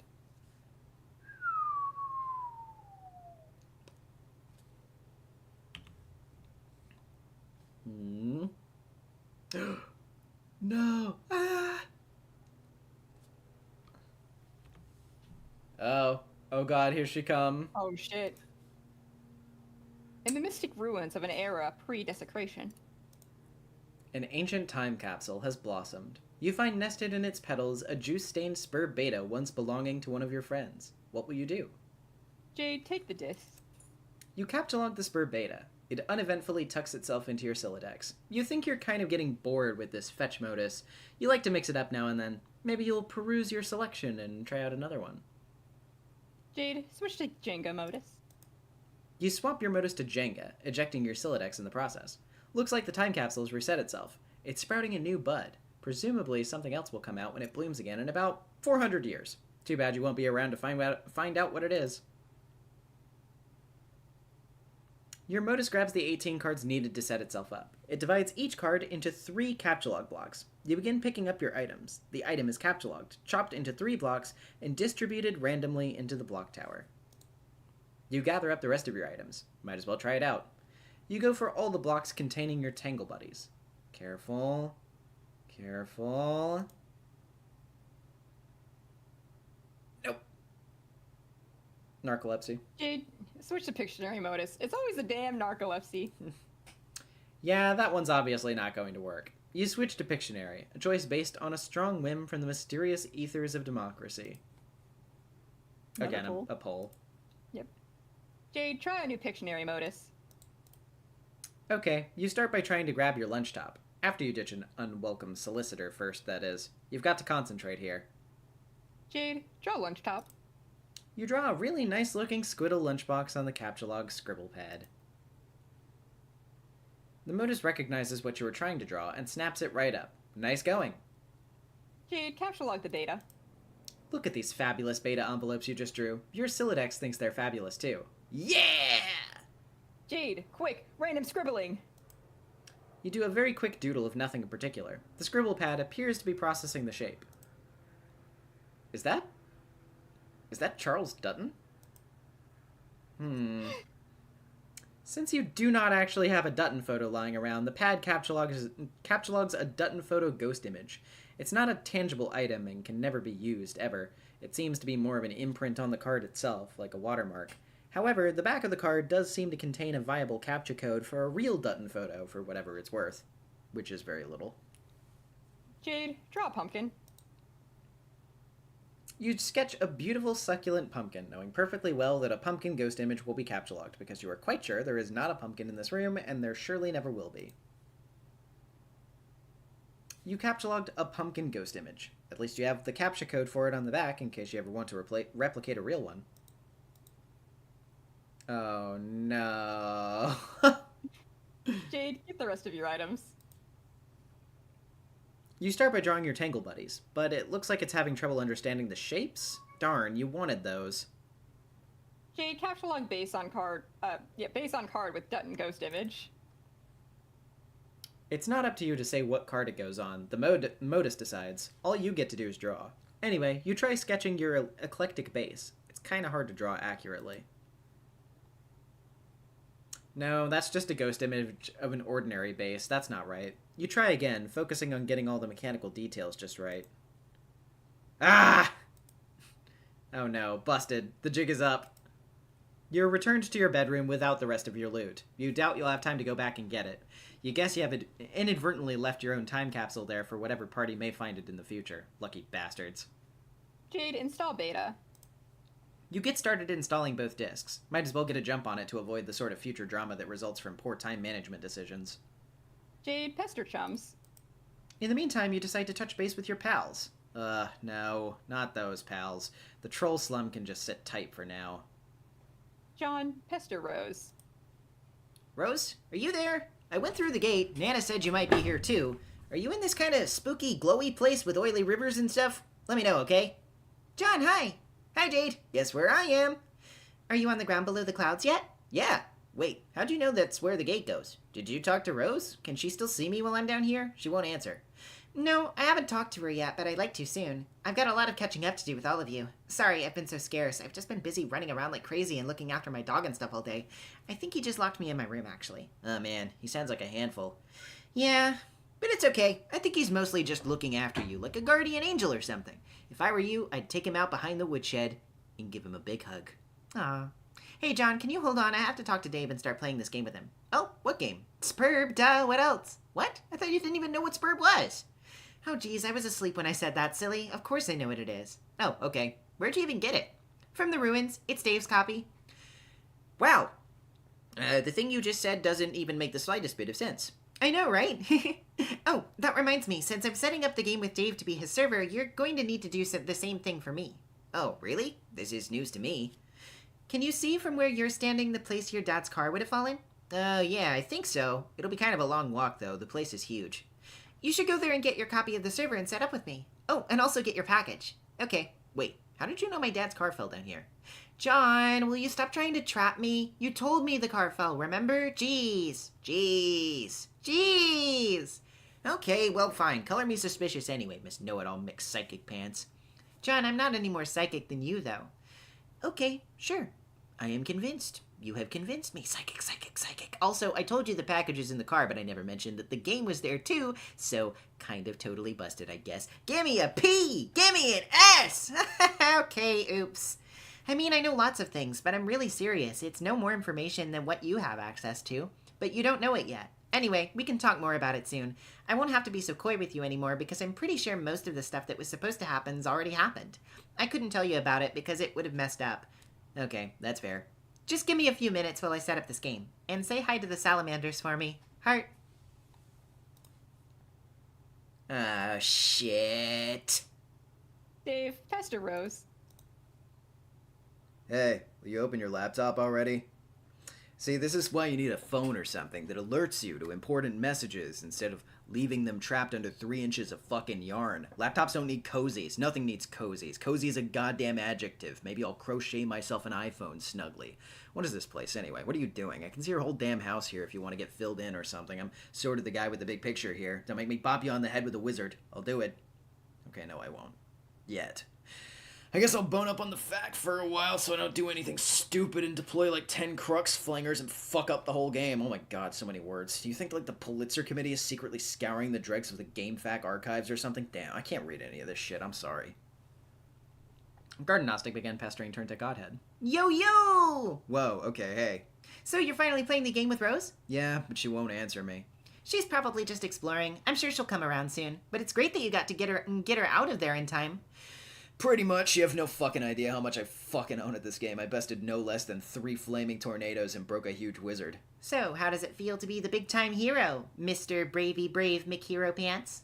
Feels like I'm in sports, all alone, and I'm the star. It's me.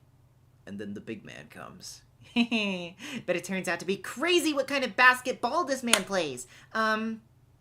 The hoop is on fire. Okay, I forget how it goes. No, you got it. We're good. Reference secured. Yes! So now it is my turn to be the star. I will be your hero. It's me. Wait, what? I installed the game. I'm connecting to you as the server player. Oh man, this is ridiculous. I just set this shit up with Rose and now I gotta do like some double duty thing. I mean, I own it the game and all, but I can't just relax for half a second. Don't worry. You can keep playing with Rose while I just set up a few things. I figured I'd get a good head start to avoid all the drama you guys are always getting into. Such a bunch of drama queens. What? Look, I was getting my ass handed to me by my bro on the roof for like an hour and a half. I got served like a dude on Butler Island. Drama, drama, drama. Wait, does this mean there's a big meteor coming soon? Yes. When you activate the thing, will it start the countdown and summon the meteor? It'll come when it comes regardless of what we do. The timer really just lets you know when it's coming. Are you totally sure about all this? Yes, look, here it is. Okay, yes, that image is definitely conclusive proof of something and is 100% understandable by anyone who looks at it. How big is this thing? It is, like, really, really big. Like the size of Rhode Island or Texas or what? I need some context here to know how much crap I should be shitting into my pants. Okay, I actually don't know. Well, as if like one the size of a bus wouldn't kill me anyway. Yeah. Wait, hold on. Rose is finally opening her stupid laptop, so do your thing, I guess. Have fun. Thanks, I will. I must compliment Hussey on being able to make timeless teen references because they just have their own personal memes. Yeah, it's actually very clever. It's very clever. It just brings a smile to my face whenever they start referencing like their own like inside jokes and like they feel good and natural. Mm-hmm. Monkey Boy, not everyone. I am voicing most people at the moment, but there are some exceptions, like coming up in a moment. Yep. John, answer troll.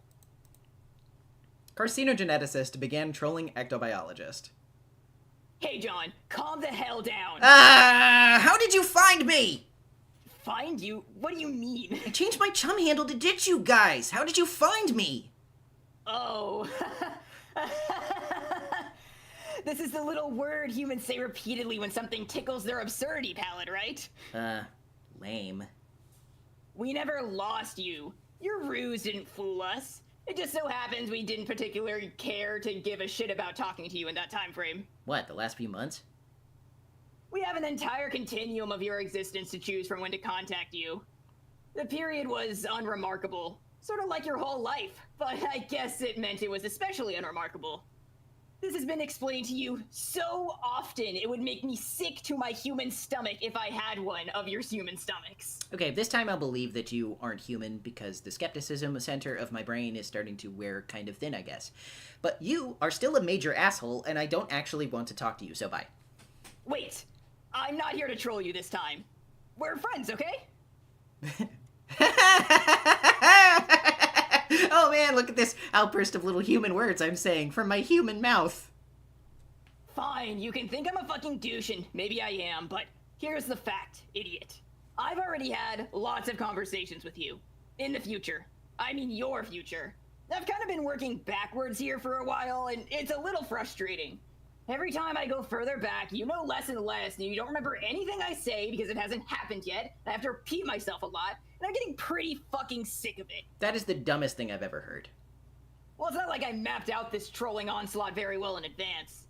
I mean, when you troll someone, you're just sort of supposed to do it. You don't start drawing flowcharts and diagrams and stuff. Wait, you have something to do with this game, don't you? Oh, I should have known. Oh, God, not again. No. Fuck no. I am just not going to explain this to you again. You'll get plenty of dirt on all this from me in future conversations. Tedious conversations. Ones I've already had with you, when your demeanor will gradually become inexplicably and revoltingly friendly towards us. So I guess it was just kind of infectious, and now we're all buddies, I think. It's really weird, this human emotion you call friendship. Friendship isn't an emotion, fucknuts. See, that is what I'm talking about. You're much more tolerable than a guy than I thought at first, okay, John? Why are you kissing my ass? What do you want? Why don't you just tell me what's going on? Are you in the medium? Okay, fine. Yes, we are. Like, here in this land with the clouds and oil and stuff? More of this narcissism. You always think everything revolves around you. We have nothing to do with your dumb little windy planet or your petty little quests. Or, for that matter, your entire game session. You're the only ones playing the game. Every group of players gets their own distinct blank slate session, as will be explained to you many times. So why don't you just explain it again, so I know, so I don't ask so much in the future? No, fuck this shit. Just no. I'm ending this conversation because I have said it all too many times because you can't understand. Because you are dumb. Wow, yeah, you're totally not trolling me, bro. I see. We are now BFFs forever. The fact that you are dumb is an immutable fact I'm stating for the record. It does not mean animosity is what's taking place here. Oh, okay. So what do you want? I need you to tell your friend Jade to talk to us. She won't answer our messages in this time frame. It's important. Yeah, I don't blame her for not answering. She pretty much can't stand you guys because of all the trolling you did before. Remember? Okay, our bad on that. Just tell her we're sorry, and to get her gross and totally unattractive human butt off her ugly human high horse and answer my messages. Maybe. We'll see. I'm still not really sold on this friendship thing yet, but I've got to go now and get on with my petty little quests. So talk to you in the future, I guess. Jerkface. John, search your father's car. It's going to be a hike. There's something up ahead through the forest. WV, settle this dispute in a rational, diplomatic manner. You settle the dispute in the only way you can presently imagine how to settle a dispute, with cans of lukewarm sugary liquid and centuries-old rations. If only you had some access to some means of heating things up. But it matters not. You warm yourselves in the glow of this human emotion called friendship. Jade, deploy alchemeter. It's almost as if this broken air conditioning unit was scaled to be a perfect fit for the alchemeter all along. Weird. Jade, deploy Cruxtruder in Dave's room. Do you think, like, the Pulitzer Committee is secretly scouring the dregs of the GameFAQ archives or something? Damn, I can't read this shit, I'm sorry. Hold, please. Hold what? I see you at your computer typing. What are you doing? Dang, hold on. No, seriously, stop talking to me for a second. It looks like Jade's dropping the Doomsday Tube thingy in my room. BRB, gotta make sure she doesn't break all my shit. Hey, wait. These darn birds are in the way. What are they doing in your apartment anyway? Also, they are adorable.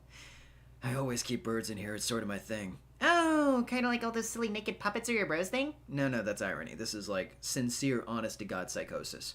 I'm training to be a lame gothy supervillain.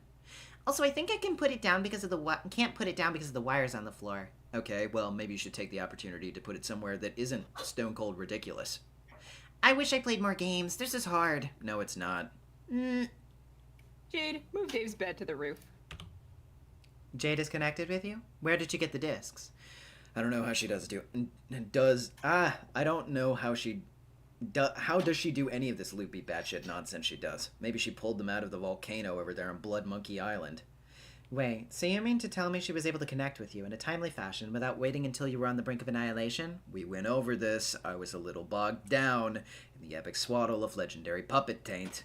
I've done nothing but wait for boys to play this game with me all day. First John lollygagging with the client, and then you with the server, downright filibustering my existence with unending fraternal melee, and yet a girl, one who didn't even own the game, was able to connect with you minutes after you connected with me. Whoa, wait, what the hell is she doing? She's taking my bed, what the hell? And there she goes. She has the karma. Jade, deploy the Cruxtruder in its place. So seriously, what were you doing just now? I was talking to someone. Who? You remember the trolls? Yeah. One of them messaged me, so I indulged him/her/it for a moment. Oh, I see you opted to chat with one of those D-bags instead of... Oh, shit. Whoops. Instead of talking to the guy who saved you from a swirling shitstorm of angry flaming wizards. I was worried your priorities might have been out of whack, but no, I was dead wrong. I also took a moment to check on John. How is he? I can't see him anymore, just his empty house, but I did talk to him briefly. I should probably text him soon. See what's up, because I love him. I know. So this place you're at now, it's the same place he's at, right? It's hard to say for certain, but I think I like it here. Jade, replace television with totem lathe. Jade, organize Dave's puppets. This whole place is a disorganized mess. It kind of reminds you of your room, but full of weird and ironic stuff instead of cute and great stuff. Your stuff is much better. You're pretty sure that these are all Dave's bros puppets. You better not mess with them. Frankly, his brother makes you a little nervous. Jade, tidy up Strider's apartment a little.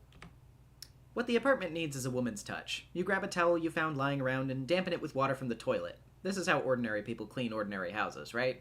Oops, you dropped it. Oh, fuck. We continue to do this. The repeated cycle of stupid bathroom shenanigans. Let's go.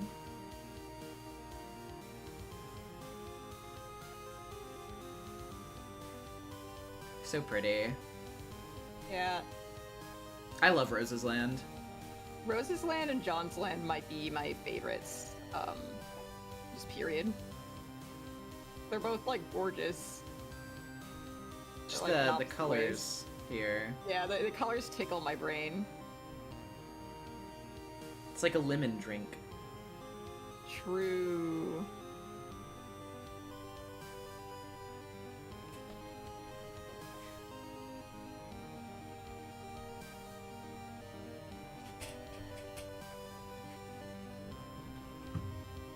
Love that shot of Rose. Mm-hmm. And the wizard.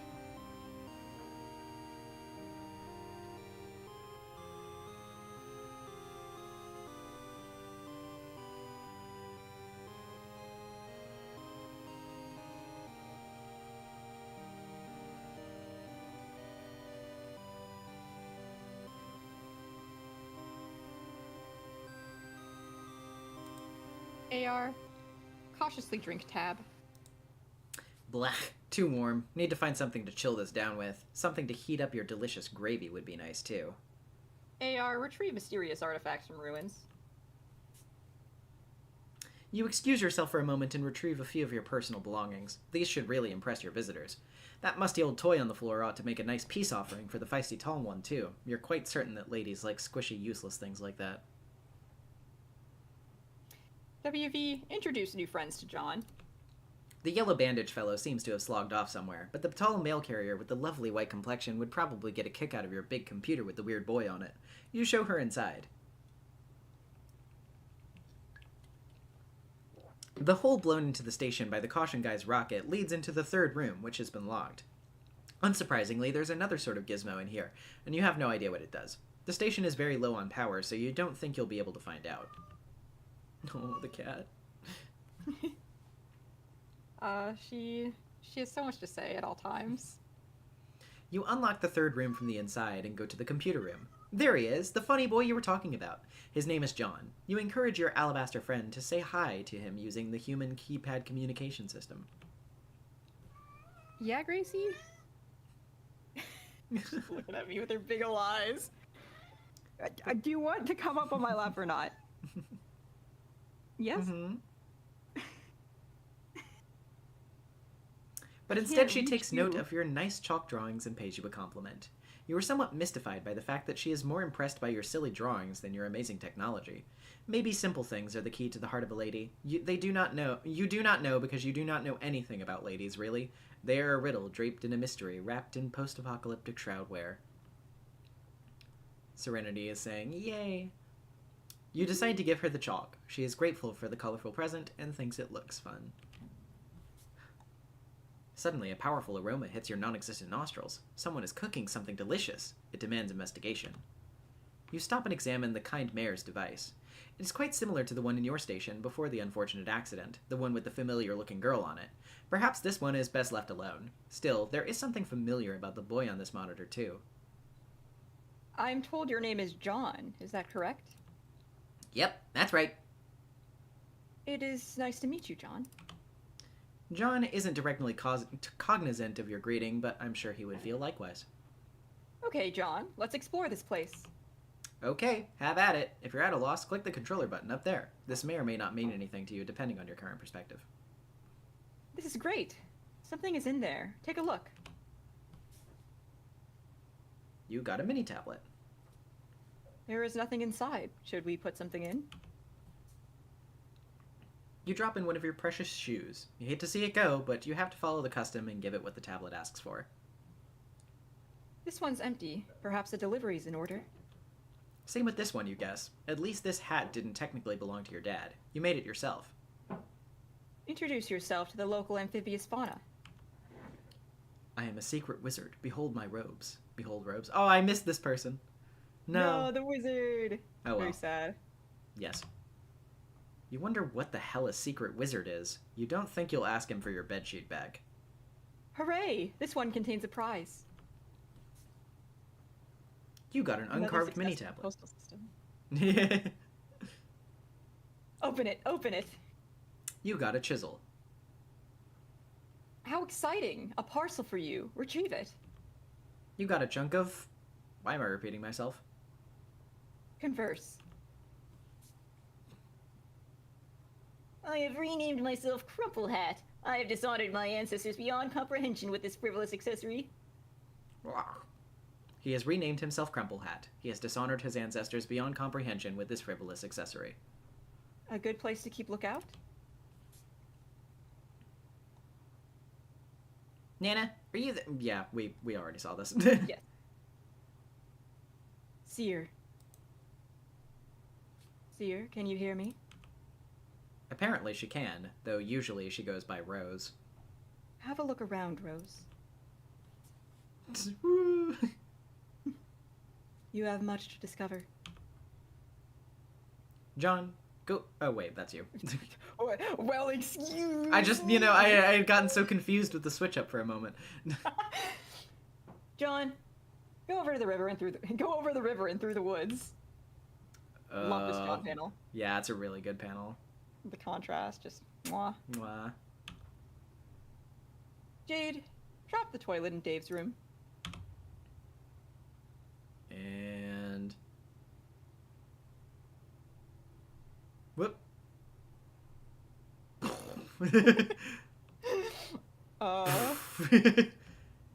This is the worst shitting thing I've ever seen. The thing that just happened. Hi, Dave!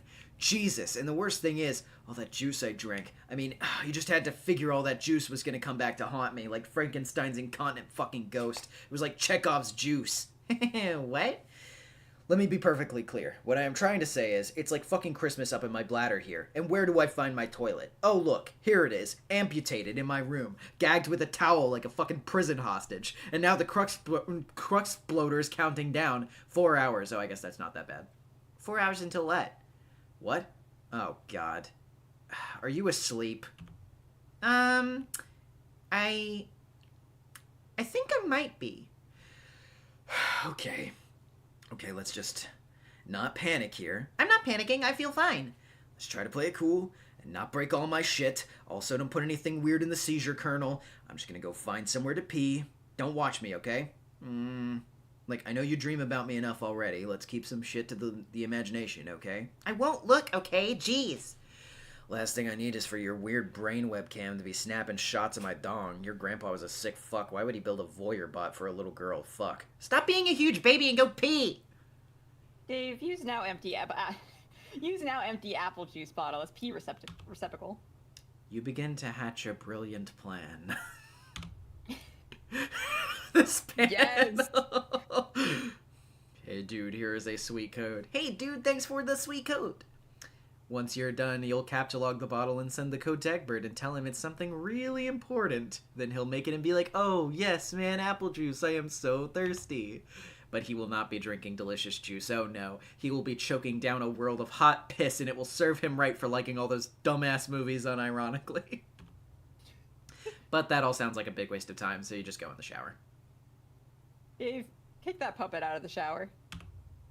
Oh no, Dave. What? Hmm. What is it? Dave, this poor bird. What bird? The one with the sword through it. I wouldn't know anything about that. But isn't this your sword? That could be anyone's sword. What does it look like? What does it look like? Is it a cheap piece of shit? Because I only bother with high quality blades, forged by stoic Asian masters. Hell's a rude kind of expensive. All I know is it's sharp and it's through a bird and it's a sword. End of story. I'm going to help the poor bird. Wait, what do you mean? Damn it, hold on a minute. Jade, retrieve Dave's copy of Spurb and the Impaled Crow. Jade, put something in the weird seizure kernel. Bird. Bird. Wow, awesome. So now I guess instead of having a wise or helpful spirit guide sprite thing, I'm stuck with this brainless feathery asshole. What do you mean? I just brought the cute birdie back to life. Isn't he great? We need you to wake up. You are not very logical like this. Kinda dumb, really. Gosh, I'm so sorry. I was tired. Yeah, but come on, you sleep like 20 hours a day. Well, you are out of luck. I will wake up when I'm good and ready. Jade, wake up. Where are you sitting? Are you on your bed? Yes, why? What side?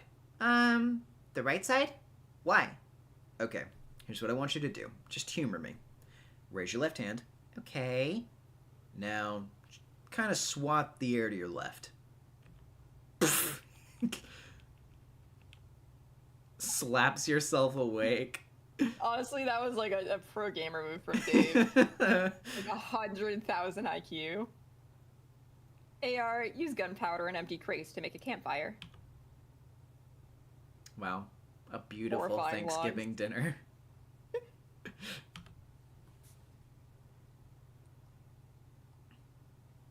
AR, win over that fine carapace in gray.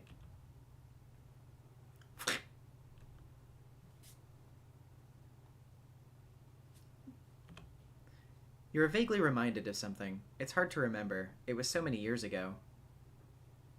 So many years ago, entrenched in the temporally oblique. What have we here? An illegally parked vehicle. You sure hope this guy's got a swollen pork hollow.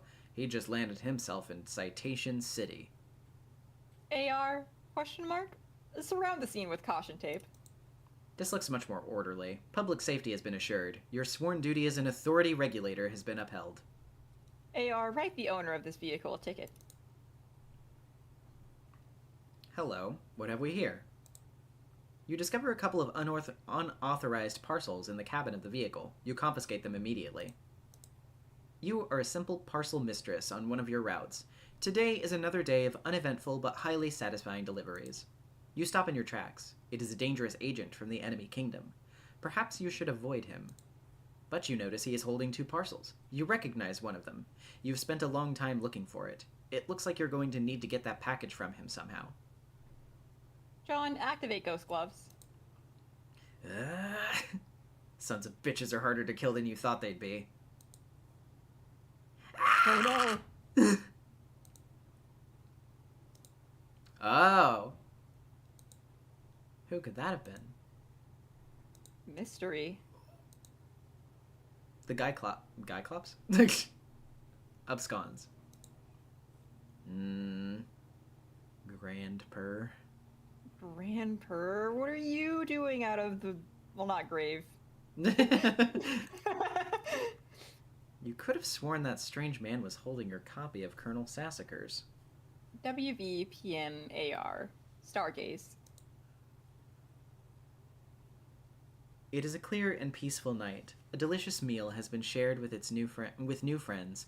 The glow of the ammunition fire gradually subsides. All is well. But you can't shake the feeling there is something familiar about all this. There is something you are forgetting. Of course, now you remember. You must deliver a message to John right away.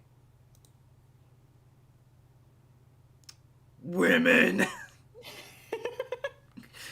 PM, retrieve package. You conclude you have no choice. You will march right up to him and ask politely for the package. Wait a minute, what's this? It is a carved mini-tablet. The carving is not especially clear, to say the least, but your wealth of delivery experience allows you to decipher it immediately. It is the other parcel the agent is holding. It appears you'll need to acquire both from him now. It's your sworn duty. PM, ready sword. You do not have a sword. You're quite sure it would never occur to you to carry a sword or resort to violence under any circumstance. You will have to take a more diplomatic route with this fellow. AR, doff your hat to the attractive female. You doff so furiously you're in danger of starting a hat fire. Probably not the best idea around all this oil, especially without any sort of flame suppressant handy. It literally opens up a Barbasol tab if you click on it. Who's gonna tell him? PM, retrieve both parcels. He cannot give them to you. They are illegal contraband, and if you wish to petition for their release, you must consult with his superiors. You show him the carved mini-tablet. As he can plainly see, you have signed authorization to deliver one of the parcels. He gives you the envelope, but he retains the package. You quickly drop the envelope into an empty Pixis. It is out of your hands now. The breeze will know where to take it.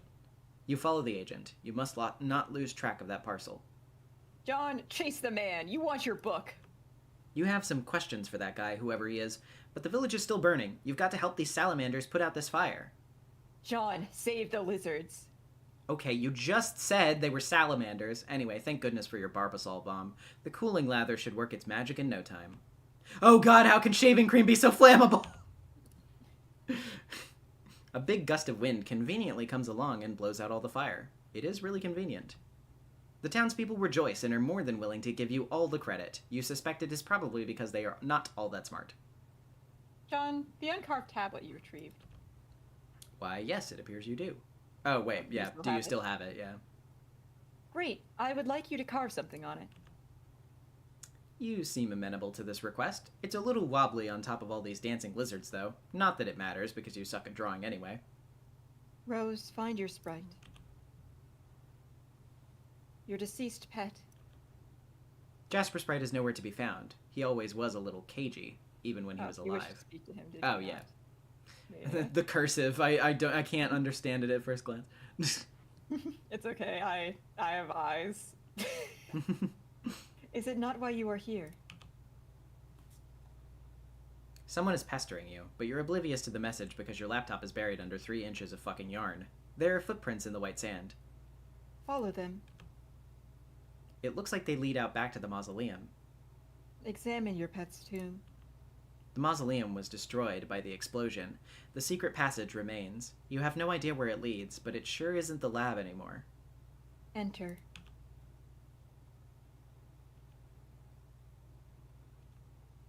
It seems someone has recently untied a boat. A mother will do whatever is best for her children. WV, become the mayor of Exile Town. You build a bigger and better town to preside over. All expatriates are welcome, no matter what happened in the past, regardless of professional persuasion or metallurgical affiliation. You cut the town's ribbon with an official judicial bayonet, which is stuck inside a grenade, but you are kind of nervous about removing it. This should catch the eye of the tall, nice lady. The grumpy yellow guy thinks this is dumb. He thinks it is dumb because any town without a proper militia is as good as conquered. As such, he prepares one begrudgingly. It's a dirty job, but someone must be charged with the defense of the innocent. WV, fondly regard Desert Knight. The stars twinkle over the freshly christened exile town. It is a beautiful evening, and the future is so full of promise you can't imagine what could possibly— oh my god, a huge eggy-looking thing just appeared in the sky. Egg. Also, Jack Magic, I agree. I think Act 4 is my favorite act of Homestuck, period. Jade, give Dave punch card of Eggy Lockin' thinkin' sick. Okay, you do that, and he makes a totem with it, and then some other stuff happens, and then egg! Dave, pester Jade. Oh man, awesome. It's awesome where you put that.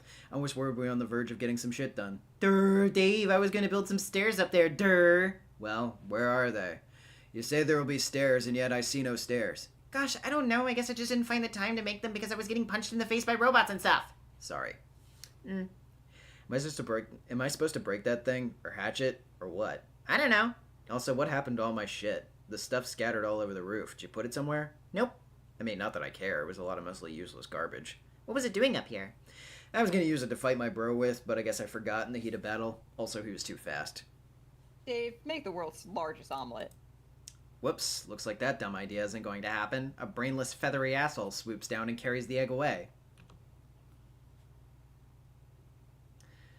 Okay, so the egg is now in a nest made of shitty swords and soft puppet ass. I think your sprite wants to hatch it. Oh, please advise. I think your sprite wants to hatch it. Aw. Do you think that'll take more than 4 hours?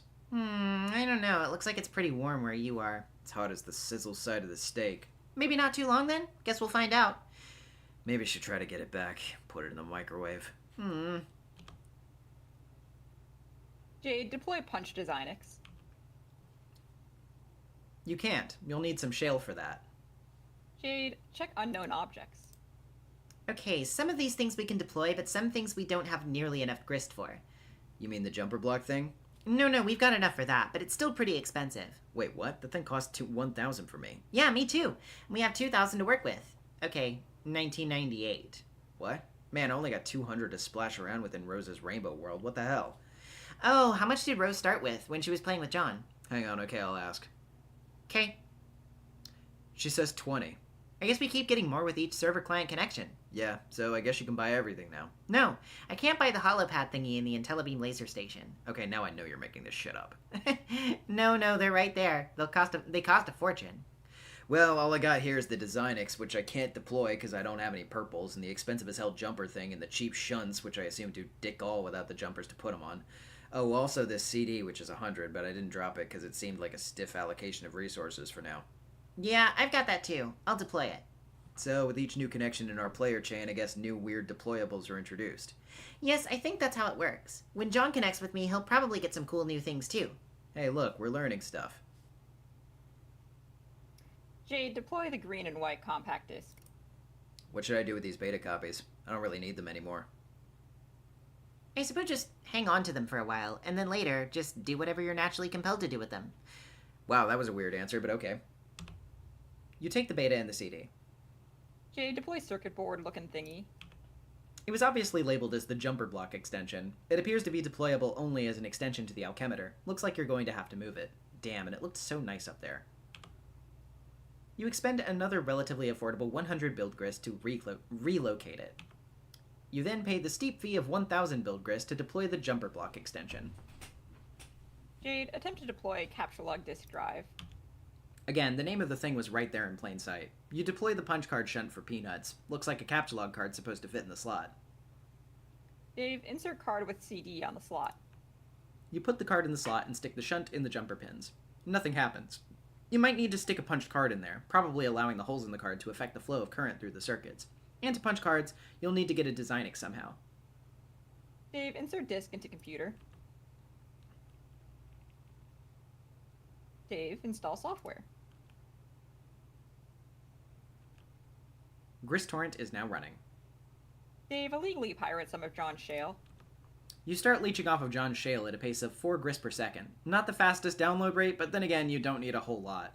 In 1 second, you already collect enough for a punch Designix.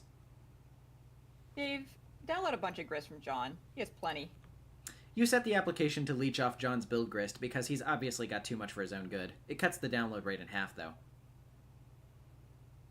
You guide the air. Consult with him.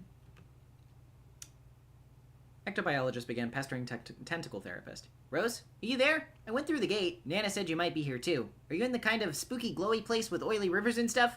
Let me know, okay? I guess one could use those words to describe it, if armed with a predilection for the inapt. Blah, blah, blah. Okay, what words would you use, Miss Wordy Pants McSmarty blah? Eerily iridescent? I certainly don't see any oily rivers. There's an ocean, though. I haven't found an ocean yet, but I don't know. The place is really big. It's like a whole planet down here. Oh man, which reminds me, I just got hounded by a troll. Yes, one of them is bugging me now. I thought it was odd timing. Yeah, well, they say they want to be friends. Also, they're playing Spurb, but not the same session as ours or something. Oh, also, they're moving backwards in time, which sounds, like bullshit, but whatever. Color my curiosity piqued, I guess. Yeah, I guess answer him if you want, or not. But anyway, it's great that you made it here alive and stuff. So Dave came through? Eventually. Pardon the envy I'm about to vent in your direction. For what? For finding yourself at the mercy of a rational orchestrator. Yeah, it'd feel kind of weird if Dave was watching me, too. You don't feel weird when I watch you? Rose, I feel weird when you're just talking to me. When you're watching me, it's kind of like the weird frosting on the big weirdo cake. I can't see you now for what it's worth. Yes, I'm free! Okay, I'm gonna go over this river and through these woods. You talk to your troll, I guess. We'll compare notes later. Okay, bye, John. Who is this bothering you? Gallows Calibrator began trolling Tentacle Therapist. I think you should also take this one for the reasons of a character that I'm going to take later. Yeah, that's the reason why I took AT. Fair enough. That makes sense. I have to figure out my best gremlin voice. Hey, Lalonde, stop crying in your mom's beverage. She hates you and has left you forever. Now I'm confused. On the surface, this appears to be another contrivance from a troll desperate to offend. But John said you wanted to be friends, and if you knew me, I suppose your remark could be construed as a ploy to elicit agreement, and soon rapport. Not that it would actually work. God, you really do talk too much. So, which is it? Oh, your text smells so good. Is that lavender? You smell words? You don't? Right, aliens, I forgot. Yes, it's easy to forget, given our rapport, and how much we really have in common. I forget that you humans actually communicate with speech instead of releasing clouds of fragrant gases and smelling each other's sentences. Gross. So gullible! You'll believe anything I tell you! Of course we talk, dummy. Still not sure if I'm being courted or trolled here. I'm going to go with the latter. I hate all of you quite a lot, but I think the others will eventually realize that it'll be mutually beneficial for all of us to work together. And so they'll probably be all friendly like later on. By later on, you mean now? Yeah, that's probably what John was hearing, and maybe they'll even mean it and want to be friendly. But I intend to stay pissed at you forever, even if I seem helpful. Then you're in luck because you don't. No, but I will be. The fact that I will be helpful is an immutable fact I'm stating for the record. It does not mean friendship is what is taking place here. John was told you were moving backwards through time. Was he gullible to believe this? Or is the fact that I'm asking just further indication of my own gullibility? Feel free to continue shifting the definition of the word to suit your convenience.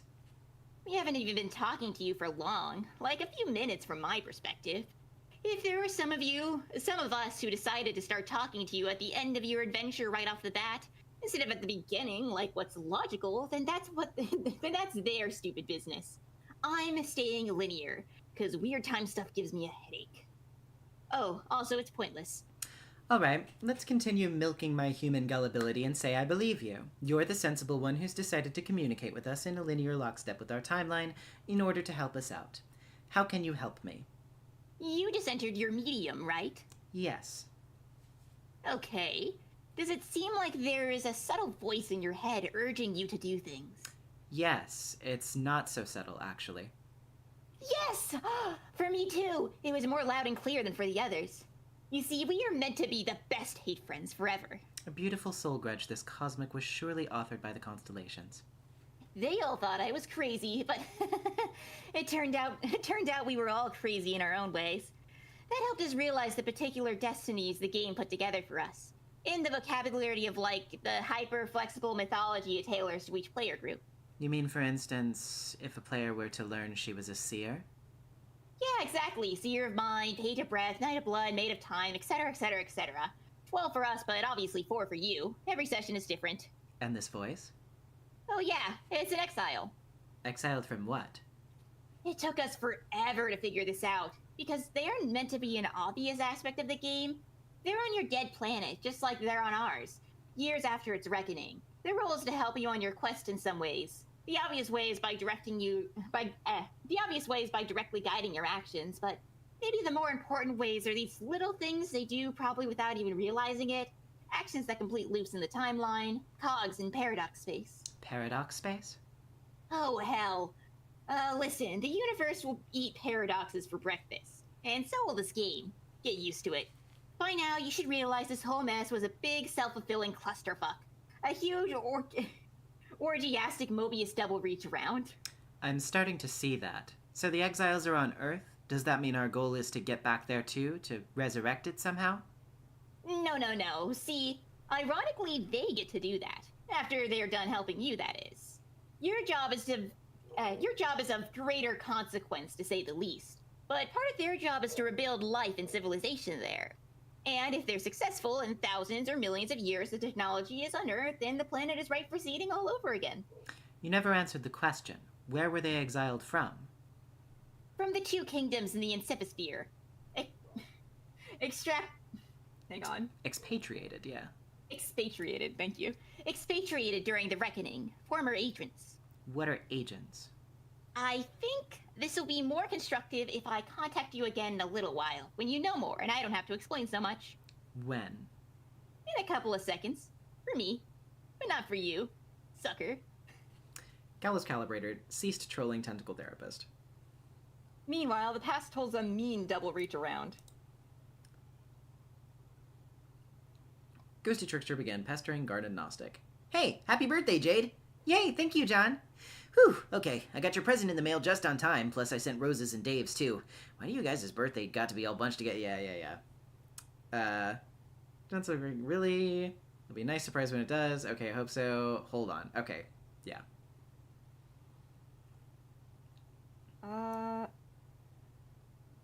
Okay, I think. Yeah, this is new. Yeah. Wait, goddammit, don't block me! I mean, not that blocking me would do anything, but just listen. What do you want? I just have to deliver a message and then I'll go. It is a message from you, so you probably ought to listen. This is nonsense. Every time I believe something you say, you laugh at me and call me a gullible human. It's so childish. Okay, fine, I admit it. I completely shit the bed here. I get that. And I can't promise I won't keep trolling you, cause I will in weeks or months or whatever. I'll keep giving you a hard time. But see, that won't be present me. That's past me. From like half an hour ago when I was more hot and bothered about all this, okay? I don't know what you're talking about at all. It's another prank. Whatever, fine. Think it's a prank, as long as you remember this conversation. See, we're trying to talk to you in the future, and it's important, but you won't answer us. So we talk to you way in the future to ask how we can get in touch with not-so-future you. Are you following? No. She said to talk to you now and tell you this. You know your robot? You mean the robot you think is stupid? The one you mocked me for having on a number of occasions? Yeah, well, I do still think your robot is stupid, but that's besides the point. Later on, it'll blow up for some reason. It doesn't matter why. This is the worst prank you've ever pulled. Quiet! Anyway, when that happens, you won't know what to do. The thing to do is to contact us, and we'll tell you what to do. Why should I do that? Because that's what you told us to tell you. Whatever, believe me, don't believe me. I did my job. I'm out of here. And The rest of this yeah, we've seen. the rest of this conversation where John changed his chum handle. Holy shit! Hey, It's the guy from the intermission. it's that fucking guy from the good part of the comic. Yeah, not this trash. The package from your pen pal appears again. You've been wondering when it was going to show up. It's been months since you last worked on it. Hopefully your friend has made the final modifications you require. You'll have to mail it soon so it reaches John in time. Dallas Calibrator began trolling Ghosty Trickster.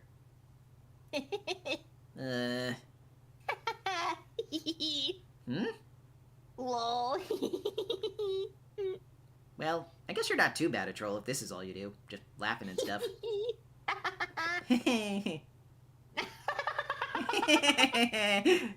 John, why would you laugh at a blind girl? You have no idea how much you disgust me. You're a total disgrace to the field of ectobiology. If we ever meet, I am going to cut your throat and listen to you bleed while I smell you die. You think it's time to change your chum handle. To what, though? Gotta be something they'll never suspect. What was the thing she said you were a disgrace to? You have a hard time reading shitty leet speak in spite of your awesome hacker cred. Hey. Oh, hey! You might be someone we've heard from at some point. Follow the agent. You have followed the authority regulator into enemy territory. It is a risky move, and this dark palace makes you very uncomfortable, but it is imperative you press on and recover that parcel. You have brought along a parking citation. If confronted, you will say that you are only here to deliver payment and leave.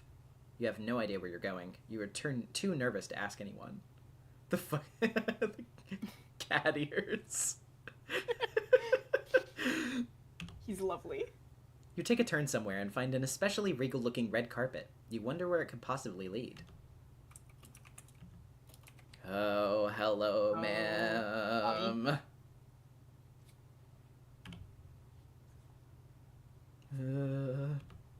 The Black Queen directs you to the office of the ARG agent. He is in charge of most of the tedious paperwork around here. Rose, I must leave now. This is the last you will hear from me. Find your sprite. Realize your purpose. You return to a more typical mindset. You suddenly feel empowered to make important decisions on your own without supervision, parental or otherwise. Rose, sip martini thoughtfully. Such as this one. Just a tiny sip couldn't hurt. Fourth exile. Suddenly appear. A windswept questant suddenly appears.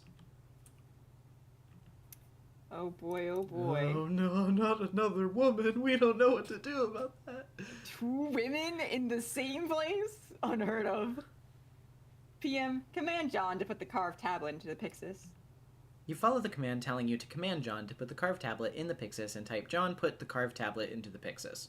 You successfully do that, and he successfully does that too. Everyone is friendly and cooperative. What the hell was that? It almost sounded like a huge egg appeared in the sky and landed, and then someone mysterious teleported out of it.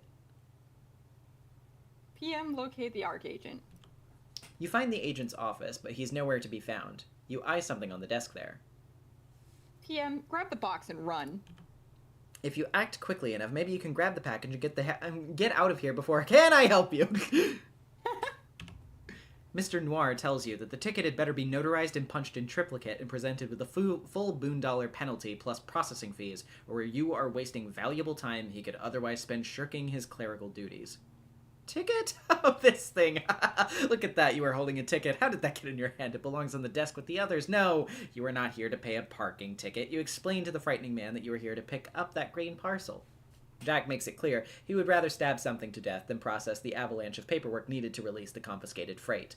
Also, any legit courier would have pickup forms ready to go. In spite of how he's supposed to be dressed now, but isn't, he ain't nobody's fool. But perhaps an understanding can be reached. He gives you a hit list. Bring him the crowns. He'll give you the box. Jack, examine package. The parcel mistress departs with her mission of double agency. You wonder if she'll actually be so foolish as to attempt to uphold her end of the lopsided bargain. You make a policy of handing out a regisword and a hit list to just about everyone who enters your office, but you never think anyone's actually going to go through with it. You wish you could watch. She's a dead woman.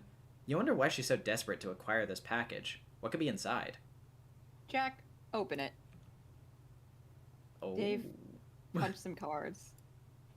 I wonder what's in there.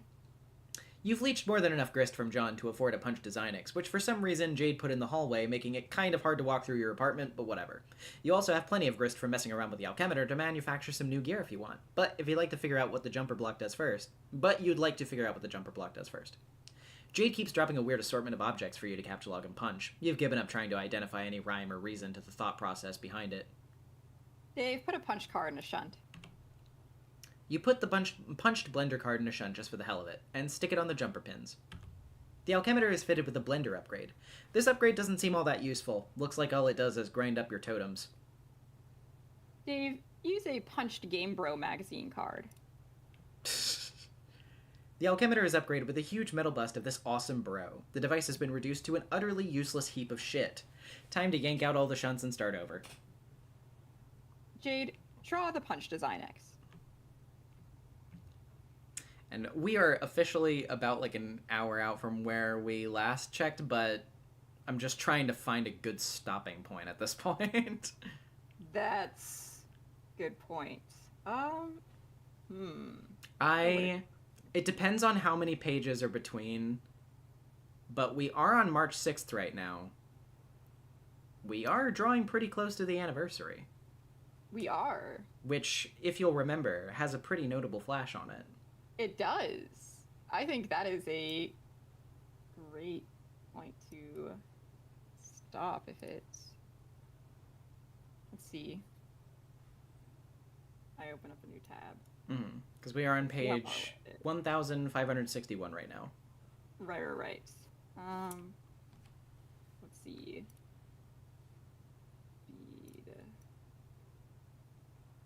What is...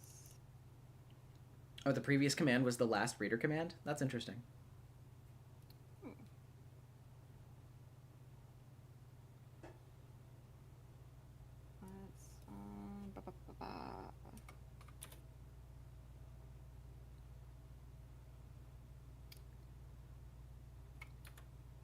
Just speed jumping forward a little bit to see how far off we are. No worries. Okay.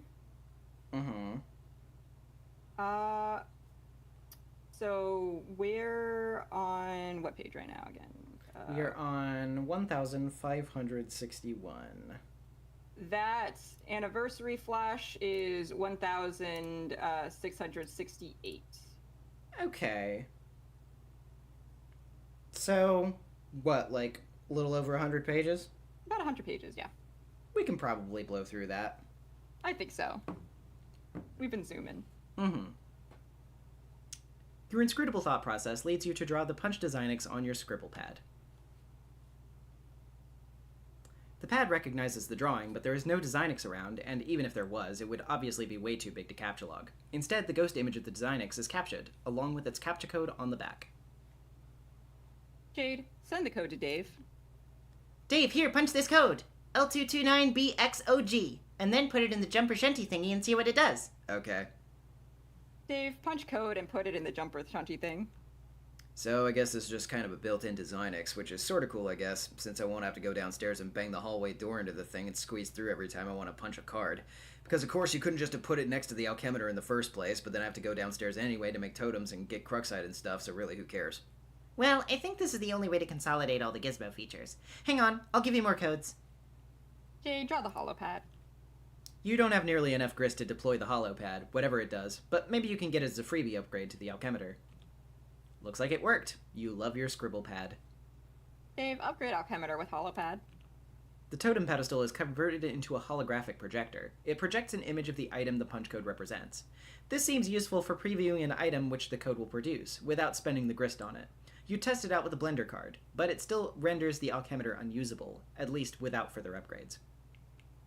Jade, draw the totem lathe.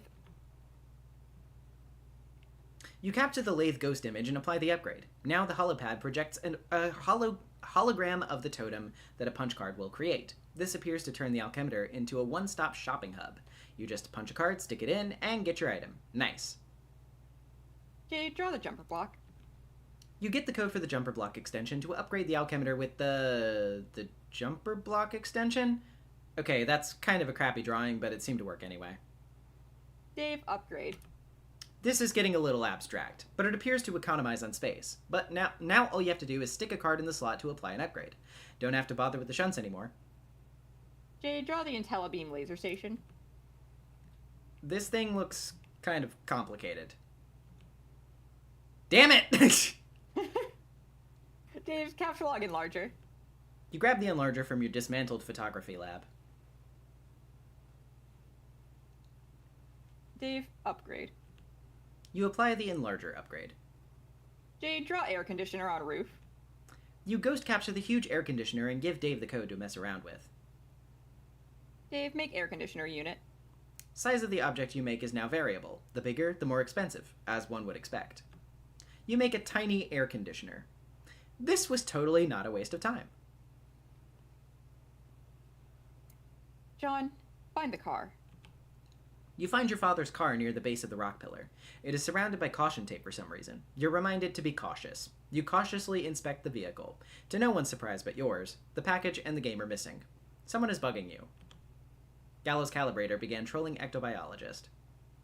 John, it's me again. Who? Oh, that's right, the lead-speaking blind one. Go away. John, don't make fun of my handicap. Which one, the blindness or the lead-speak? I am sensitive about both. Sorry. You can make it up to me by letting me help you. Wow, you drive a hard bargain, but no! Before you keep typing more stupid O's in that word, just listen and do what I say. I know you're going to eventually anyway, because you're a nice guy and kind of a total weedy pushover. Yeah, well, you're a huge... Oh, man, whatever. What do you even want? I'm motivated by self-interest to help you advance more quickly, because I got your whole adventure right here in front of me. Do you have a braille screen or something? Shh. Anyway, the point is, it's long and boring, and you could stand to skip some steps. I don't really understand. So you can see my whole future there, right? By just, like, scrolling around on some computer thing that lets you pick what time you talk to me? How can you be bored by my long, boring future? Why don't you just scroll around to wherever you want, like the other weirdos are doing? Okay, I can do that, and I am. I guess what I really mean is I just want to mess with you. Oh, okay, that sounds really great and helpful. I mean mess with the timeline. My friends all think that you can't really change anything, that your timeline where chat hopping around is set in stone, no matter what we say or when we say it. And they're probably right, but I don't care. I want to mess with it and taste what happens. Sounds dumb, but if it means you're going to help me, then go ahead and help me, I guess. Let's get you to the gate first. It's not far. I snipped out a map of your planet. Whoa, when'd you get a map? John, you got a we map? are- Where'd you get it? Oh yeah. John, we are so much better than you in every respect. It's ridiculous. Can I have it? It's huge, and most importantly, oh, and mostly irrelevant. Here, let me draw you a small section of it, showing you where to go. Okay. Ugh. This is the worst crap I have ever seen. What am I looking at here? It's the best I can do. Okay, sorry, but it's useless. What is with these colors? I picked the ones that smelled nice. Couldn't you just, like, crop the world map? I thought you guys were the best. Shut up, my map is fine. Look, it's not even that far away. I'll lead you to it. It's a big pipe. You jump in, and the wind will take you to the gate. It's a shortcut. You mean the breeze? Yeah, whatever. Let's get moving, John. Are you ready to fuck up the timeline? Sure. Rose, Stripe. You can feel John becoming more disenchanted with this adventure the further he goes. I know, the poor guy. Oh.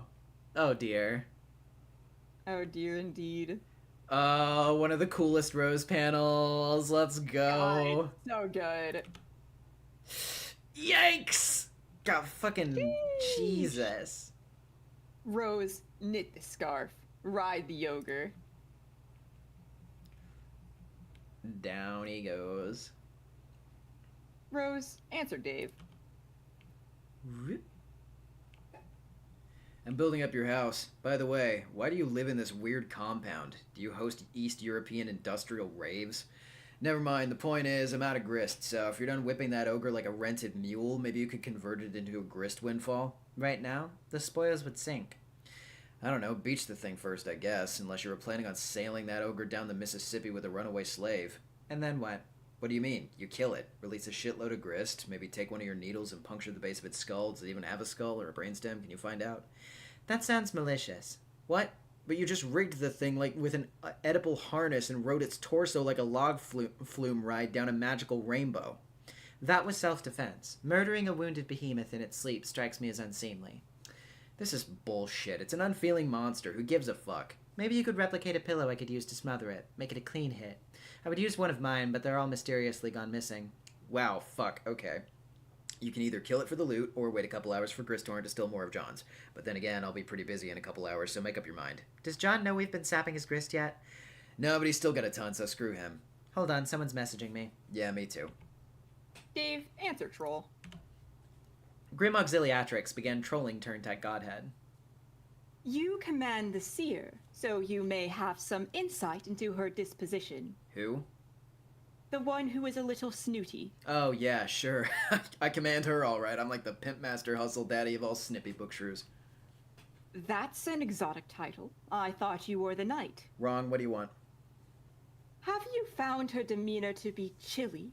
On a basis of personal interaction that hypothetically extends beyond the context of a short-lived and lackluster trolling effort. What the hell? I thought your familiarity with her may allow you to furnish me insight. She and you are familiar, isn't that right? Perhaps she even regards you with, endearment. You have no idea, dude. She is so on my grill, like a stray hot dog that rolled down there, and now it's too much trouble to fish out with the tongs, so you just kind of watch it crack and turn black. Is this a common sort of practice in human courtship? Watching oblong meat products tumble into places they don't belong? Man, wait. What's this about? You have a thing for her, don't you? Don't deny it, bro. It's obvious. Am I being accused of falling prey to the human dysfunction of amorous inclination? So terrible. What a transparent dodge, all hiding behind your alien shit. Just admit it. You want me to help you win her over. I just would like to gather some means of gauging her sincerity. Okay, well, it's easy. For everything she says, take her to mean just the opposite. See, not everybody always means literally what they say they say the way John and Jade always do. Maddening. How do humans forge meaningful relationships using such communication patterns? Perhaps it is the riddle. Perhaps it is the human riddle that is truly the ultimate riddle. Oh my flipping Christ. Okay, if you want Rose to dig you, you gotta leave that crap in the shitty sci-fi novels where it belongs. It was not a sincere remark. I have been practicing your human sarcasm. Oh, okay, that was actually pretty good. Maybe even too deadpan, but it's a start. Keep at it. Very well. I am beginning to feel as though I am the only one working on our friendship. Yes, you're on a roll. That was sincerity. Oh. Alright, look, if you want to keep her attention, you gotta pull out all the stops. Reverse psychology, mind games, all sort of Machiavellian bullshit. I mean, unless you're really smooth and inherently likable like me, which you're not. Then keep saying the opposite things? That's kind of the obtuse alien way of getting at it, but yeah, be like an antagonism ninja, like her. I don't know, you sort of remind me of her anyway, so maybe that's a good thing. Could be a horrible thing, though. It sounds like you are advising me to troll her again, which I have tried. It proved to be a fruitless endeavor. Yeah, I guess I am. I guess I'm saying be a less shitty troll. Okay. I believe I understand how to proceed. Good luck, bro. Rose, answer troll. Audios Torador began trolling Tentacle Therapist. Hi, so you get bossed around by the night. Okay, given that, I have a question. Who? Oh, the one who's supposed to be cool, I think? The sunglasses guy. Why would someone wear sunglasses while using a computer? I didn't say anything about a computer, but, yes. I thought the same thing about how asinine that is. So, you know that guy. I know that anyone committed to such an affectation could only be striving to mask a severe insecurity complex and likely harbors a crisis of self-image. I've been known to lend my charitable attention to such people, but only bossed around by them insofar as the psychiatric professional has cause to humor the demented for analytical purposes. Or maybe as a lab chimp commands the zookeeper's interest in its shit by forcing him to duck under its trajectory now and then. Okay, wow. I didn't understand those things. But, I mean Dave? Oh, that guy. Yeah, okay. Given that, I have a question about him. I want to know his emotional vulnerabilities and, what are the tender spots that all those, devices he employs to conceal them, like all the things he says he thinks are funny. Tender spots. Your word choices are evocative. Is your design to couple with this gentleman? Whoa! No, whoa! Okay, no, that just made me feel a little upset to think about. I just want to really try to bother him. It's hard. If you're trying to get his goat, you should know he only stalks the animal in the first place for ironic purposes. No, I'm not really interested in his earth goat. But if that was a figure of speech, then I guess that's okay. Then we're agreed. You're hell-bent upon literally seizing his shrill, bearded livestock. I'll assist you. If you really want to burn him, I recommend poetry.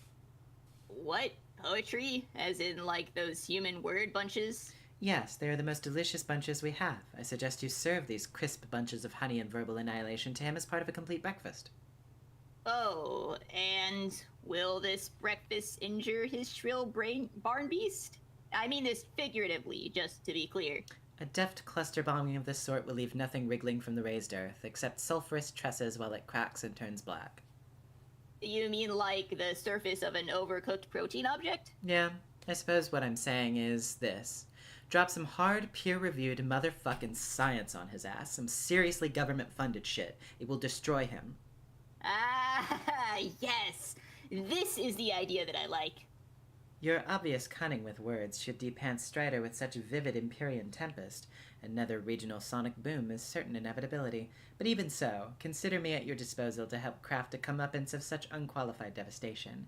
The angels will weep pearl strings of little urban fellows cantillating an unbroken chorus of O-snaps. Please, I think I am perfectly capable of manufacturing these alleged dope human rhymes and starting some sick fires. I don't need your charity that you said you'd lend to, earth monkeys who toss around poop or something like that. You're pretty snooty. Thanks for your help, but I don't need your help. Audios Torador blocked Tentacle Therapist. Audios Torador unblocked Tentacle Therapist. Oh, sorry. I didn't mean to block you.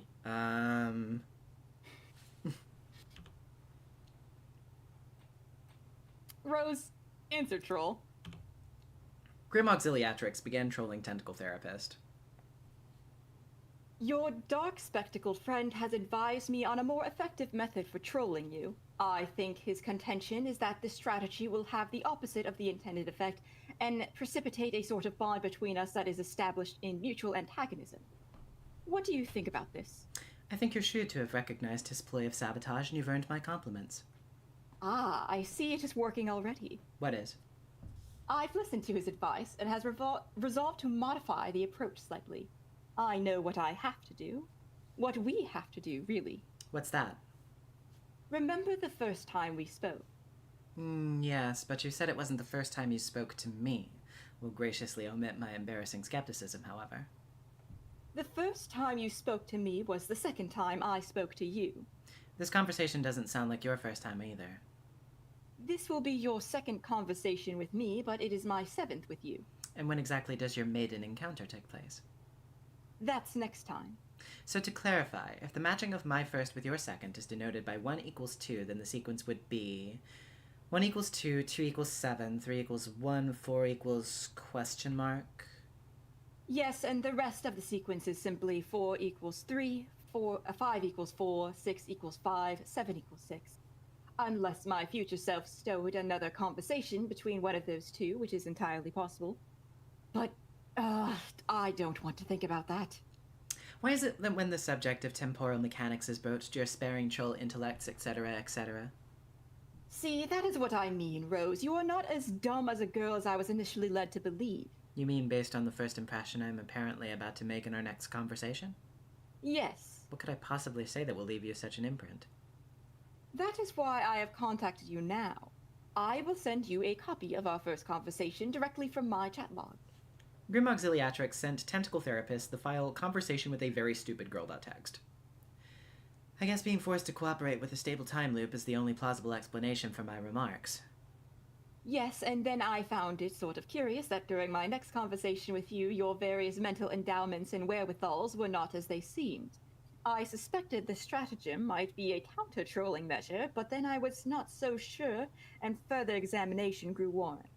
And what if my counter-measure is to choose not to transcribe this dialogue accurately in the future first place? But see, I have edited the copy already in ways that remain secret for now, but you will discover once you type it.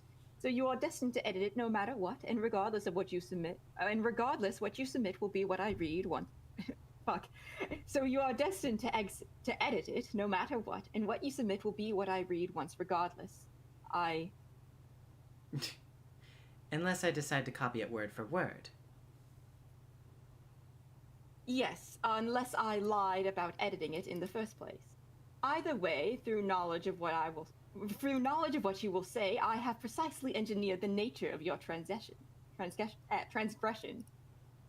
So your trolling strategy is to put idiotic words in my mouth through the machinery of temporal inevitability and cause me to excruciate over how to subvert the transcription.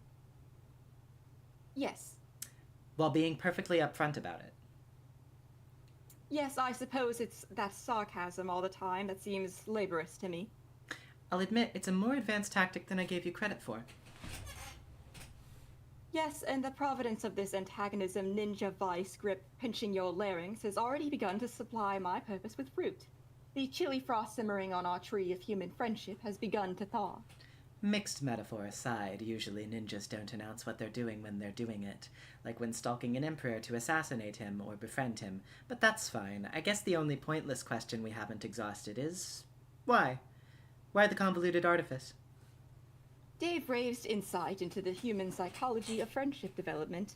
By allotting you your side of the conversation, I have you at the disadvantage in your view, and you will seek to reclaim higher ground. In successive conversations, 4 equals 3 and 5 equals 4 and such. Your demeanor will be terse, if not saturated with disdain, and it will cause me to be confused and question your motivation. But now I know your motivation because I am supplying it here and now. They will be simple acts of friendly human retaliation. So you're not only rigging the first impression I make on you, but orchestrating my revenge for the rigging as well? Yes, it seems friendship for some humans is a basic aggregation of shallow and insincere hostilities. That's an interesting take on it, but now I know for sure Dave isn't behind this plan. It's too complicated. I don't understand. Who better to coordinate such events in the night of time? You're awfully quick to his defense. Are you sure you don't have a thing for him? It's okay, bro. You can admit it. I'm hopping to 8 equals 8.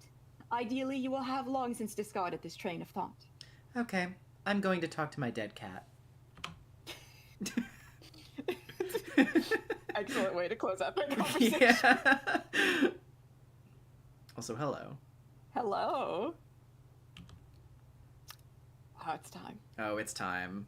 It's time. Are you prepared? Answer troll. I'm more prepared than I could ever be. All right, let's get it. Audios Torador began trolling Turntag Godhead.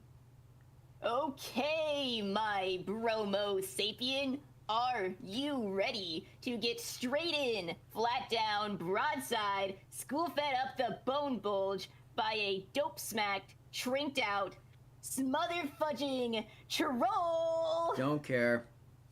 Okay, let me organize my notes here.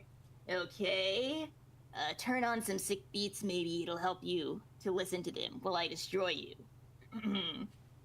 When the policeman busts me and pops the trunk, he's all surprised to find I'm toting sick Billy. Whose goat is that, he asks, while he stops to think about it and says it's just Dave's, you silly goose. But the man says, Goose, where? Let me see your hands. And I say, shit, sorry, I didn't know it was contraband. Wow, okay, I'm getting off the point, which was all about this hot mess, Dave, that you got landed in, like the cop I mentioned, but instead of your badge and your gun, it's your ass that you handed in, and then got handed back to you. Because that's how humans get served. And guys like you deserve to understand that it's a circle and horns in your butt that got branded in. Before I gave your ass back to you, I did that, is what I mean. But I mean, getting back to the point, or maybe two actually. The first is you suck, and the second is how I smacked you fully. Oh yeah, that rhyme was so ill! But no, just joking. Let's see, how can I put this tactfully? I mean, the point's on the horns of my head, coming at you through traffic, aimed at the target on your shirt that is red. We're talking, we're about to get mad hornographic. I mean, sort of like a graphic crime scene, not like anything sexual. Oh, whoa, never mind. Okay, getting back to the actual tactical vernacular smack circle. I'm forcing you to be licking and liking. Grab my horns and start kicking like you're riding a Viking. Because I'm your bully, and you're not in charge. You think you're in charge, but you're not in charge. I'm in charge, because I'm charging in your china shop, breaking your plates and stuff. Which, I don't really know what the plates are supposed to represent, but fuck. It's just that you think you're the cock of the walks hot shit, when you're in fact not. More like you're something that rhymes with the cock of the walks hot shit, but is so much worse than the cock shit. So, given that, let me be the first to say you act like you're gold from Prospect when really you're just cold shit flushed from Durst. You just started some sick fires, bro. John, take shortcut. that was beautiful. You nailed it. Thank you. To be fair, I have done that rap multiple times for friends, so I had like it rhythm in my brain. It's so bad.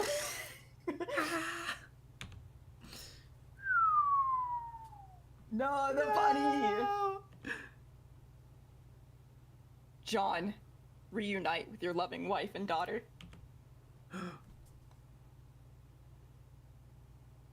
John, give dear sweet Casey the bunny.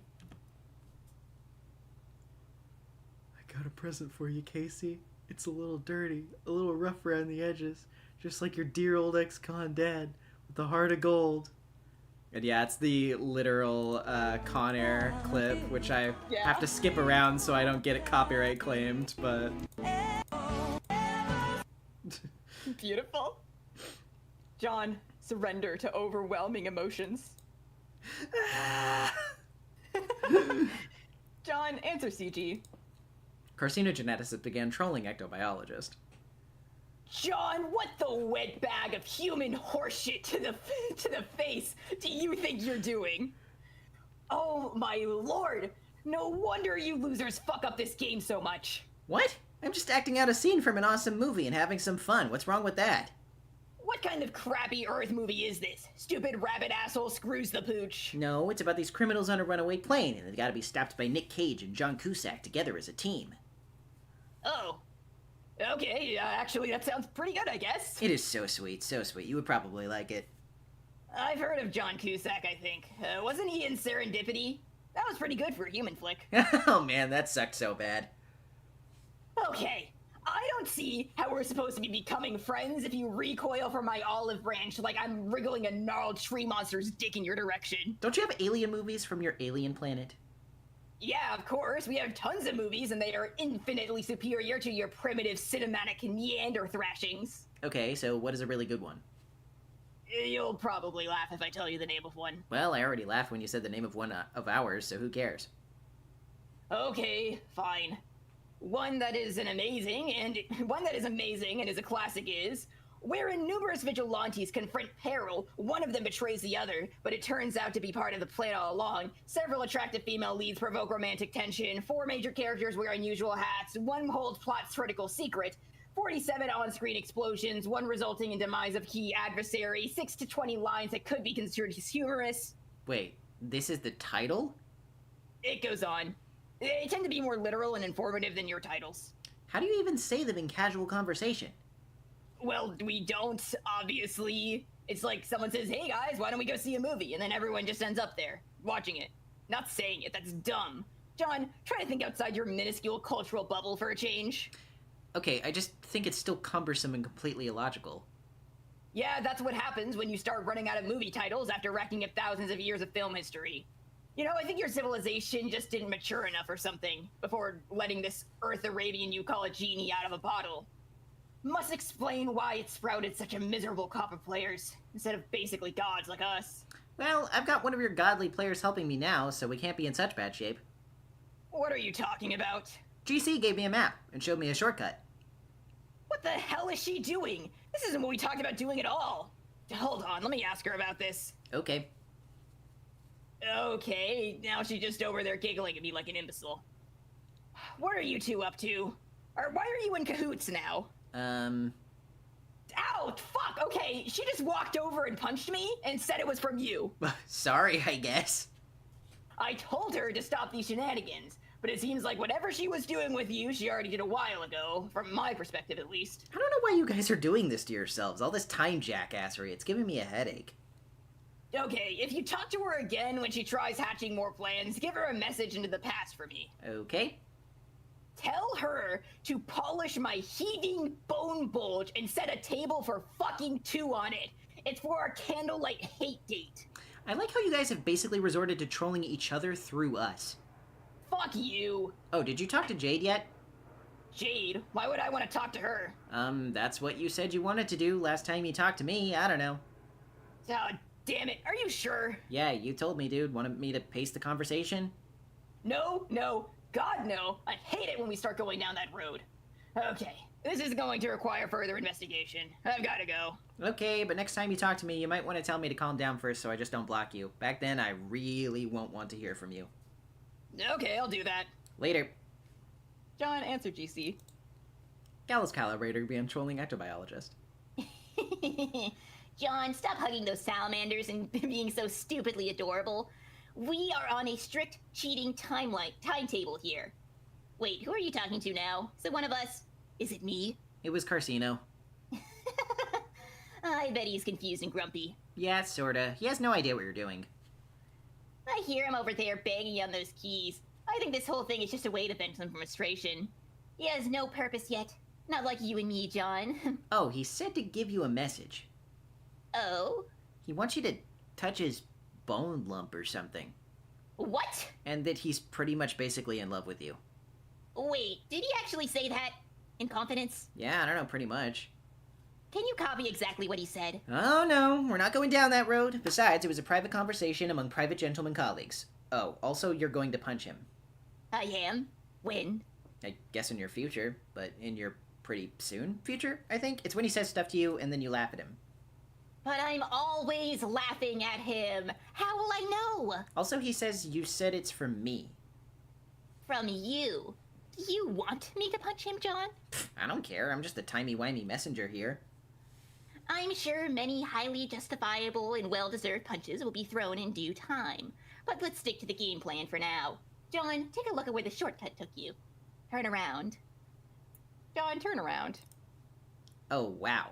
What is that? It's your denizen's palace. My denizen? Every planet has a denizen that lives deep underground, sleeping and guarding a huge grist hoard. Okay. The way down to its lair is through that palace. So you want me to go down there and kill him? Won't that, be kinda hard? Ordinarily, you'd have absolutely no chance at your meter level, but you have an advantage. Oh? Usually how it's supposed to go is over the course of the quest, you awake the denizen, and then finally go through the 7th gate, which is the only way into the palace. Then you go down and fight the denizen and kill it, releasing the horde. So what's my advantage? You won't bother waking it. We'll just skip right to the 7th gate, find its lair, and kill it in its sleep. Okay, what's the point of releasing the grist horde? Is it just so that I can make tons more sweet loot? No way! The horde contains so much more grist than you could ever use in an alchemitor. I mean, you could, I guess, but that's not the point. It's for the ultimate alchemy. What's the ultimate alchemy? It's nothing for you to worry about now. See that gate over by the broken bridge? Go check it out. Alright, John, examine gate. so this is the 7th gate? That'll take me to my palace and down to the sleeping denizen? Nope, this is just a simple return node. There are lots of these things around. Just hop in. Don't worry, I'll get you to that gate soon after that. John, hop in. WVAR, prepare a gift for the WQ. Pound. Mm-hmm. Here you go, my lady. They're both fucking trembling in the presence of a woman. Meanwhile, in a large discarded memory. A parcel mistress seeks audience with royalty. Ugh. A flurry of disquieting happenstance is related to the adored sovereign. With no other options, her counsel is all that is left to be sought.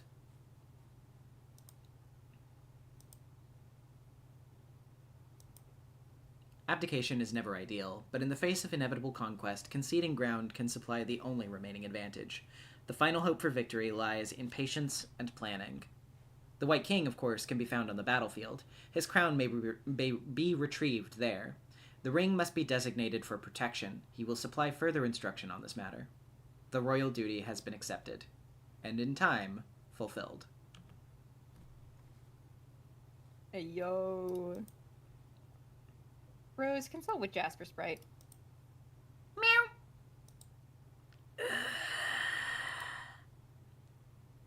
Is that all you have to say? I thought you were supposed to be more helpful after your resurrection. Like a ghostly spirit guide, wise if frustratingly cryptic. Actually, cryptic behavior would be welcome at this point. This is just inane. Should I report to the others that my Colonel Sprite is a lolcat? Maybe Dave can take some screen captures and overlay some poorly spelled captions, assuming he hasn't already. Meow. What are you doing there, by the way? I'm fishing. Oh, so you can talk. But sadly, there are no fish, I think. They were all eaten by the denizen. Who? It ate everything in the ocean and got so full that it took a long nap. No, there is surely not a single living thing left, which is too bad because I'm pretty hungry. I think there might be some tuna in the cabinets. Oh, good idea. I will look there. Jasper's the message you gave me years ago before you disappeared. What did you mean? Meow. I don't understand. Is there some meaning to these responses, or are you just being obstinate? You will understand when you wake up. Am I asleep? Yes. Rose, I'm just a cat, and I don't know much, but I know that you're important, and also that you're what some people around here call the Seer of Light. And you don't know what that means, but you'll see that it's all tied together. All the life in the ocean, and the shiny rain, and the songs in your head, and the letters they make. A beam of light, I think, is like a drop of rain, or a long piece of yarn that dances around when you play with it and makes it look enticing. And the way it shakes is the same as what makes notes in a song. And a song, I think, can be written down as letters. So if you play the right song, and it makes all the right letters, then those letters could be all the letters that make life possible. So all you have to do is wake up and learn to play the rain. Does that make sense, Rose? Sorry I disappeared for so long. Sort of. It sounds like you weren't exactly in complete command of this information yourself, so I won't press you on it for now. You're a pretty good cat, Jaspers. I missed you. Rose, Hester Jade. I spoke with Jaspers. I didn't understand what he told me. He said I'll understand once I wake up. For some reason, that made me think of you. Yeah, I bet he's right. We wouldn't happen to be talking about awakening in a sort of breezy philosophical sense, would we? Is my dead cat concerned with my enlightenment? Should I prepare to shed this coil of ignorance and suffering? Wow, no, I don't think so. He's being a bit more literal than that. What did he say? I doubt I could reproduce the statements with fidelity. It was like listening to a 5-year-old describe a dream. The content manages to take a backseat to the simple, heartwarming spectacle of the moment. Well, what he meant was that you have a dream self who is supposed to wake up when your real self goes to sleep. We all do, all 4 of us, I mean. But see, your dream self still stays asleep when you go to sleep because you haven't woken up yet. I think I get it. I take it your dream self is wide awake when you sleep? Yes. And would I be out of line in additionally presuming this has been the case for many years, at least as long as I've known you? No, you would not in fact be out of line. In fact, I'm asleep now. That was to be my next wild presumption. So when I wake up, can I look forward to being able to message people in my sleep too? No, only I can do that because of my robot. Oh, right. I forgot about your robot. My short-term recall seems to eschew the profoundly ridiculous. You guys can probably make your own, I guess, but you need to wake up first for it to matter, and maybe by the time that happens, you might not even need them. I'm not sure if necessity is a concept I'd associate with such a contraption even under some more obscure scenarios imaginable, but good to know, I guess. Here's another question, which I'm sure will look stupid once I've finished typing it. If my dream self is asleep, does that mean she's dreaming? And if she is, who's dreaming the dream, her or me? Okay, well, I don't really know how to answer the second part, but yeah, she's dreaming. She's most likely lying in your bed, troubled and restless about things burdening her, which is to say, you. Things about who you really are and what your purpose is. But you can't start figuring those things out yet because you're not awake, because you're not ready yet. That's why you have such terrible dreams all the time, Rose. Okay. How do I wake up? I'm sure it would help to start piecing together the clues to nudge your subconscious, or maybe face some things you haven't faced yet. I don't know, it's for you to find out. Maybe the stuff you wrote on your walls can give you a clue. What stuff? Didn't Dave tell you? Tell me what?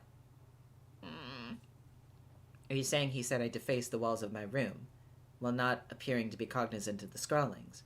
Like John? I really hope that's not what you're saying. It might freak me out. He said he was gonna tell you. Hold on. Rose, pester Dave. Strider, I need you to do me a favor. Can you take a capture of my bedroom and send me the file for no reason in particular? He's not answering. Yeah, he's pretty much tied up right now. Can you hassle him via Spurb and tell him to talk to me? Bop him on the head with a puppet or something? No. He made me promise not to bug him while I'm asleep. Can you do it anyway? But he will find a way to be clever and make me punch myself in the face again. Did he tell you what I wrote on the walls? Wait, what?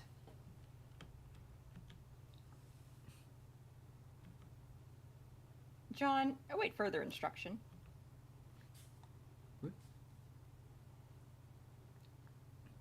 John, see that big piece of junk there? The rocket pack? Yeah, capture log that and send me the code. I got the codes for all the other Earth crap stuck inside it from your friends, from different times, when they were feeling cooperative. I can make it work for you. Okay, but you can't just subtract object codes from other codes. It's like mathematically, ambiguous. Like just reverse and oring the flower pot alone could make hundreds of possibilities. Subtracting all 3 could be millions. Yeah, well, I'm not saying I'm anywhere near as huge of a dork as you, or that I understand any of that. Computer codes taste to me like lots of tiny needles and batteries. Wow, what?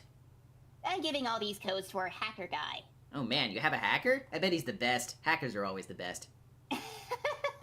Well, he sure thinks he is. Who is it? Have I talked to him?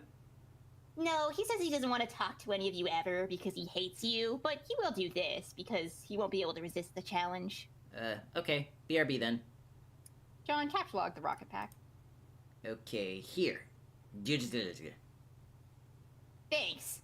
Wait, those kind of seem like random key mashings. Are you messing with me, John? No, they sort of are random, but it's the right code, I promise. Oh. Okay, be back in less than 1 second. Achoo!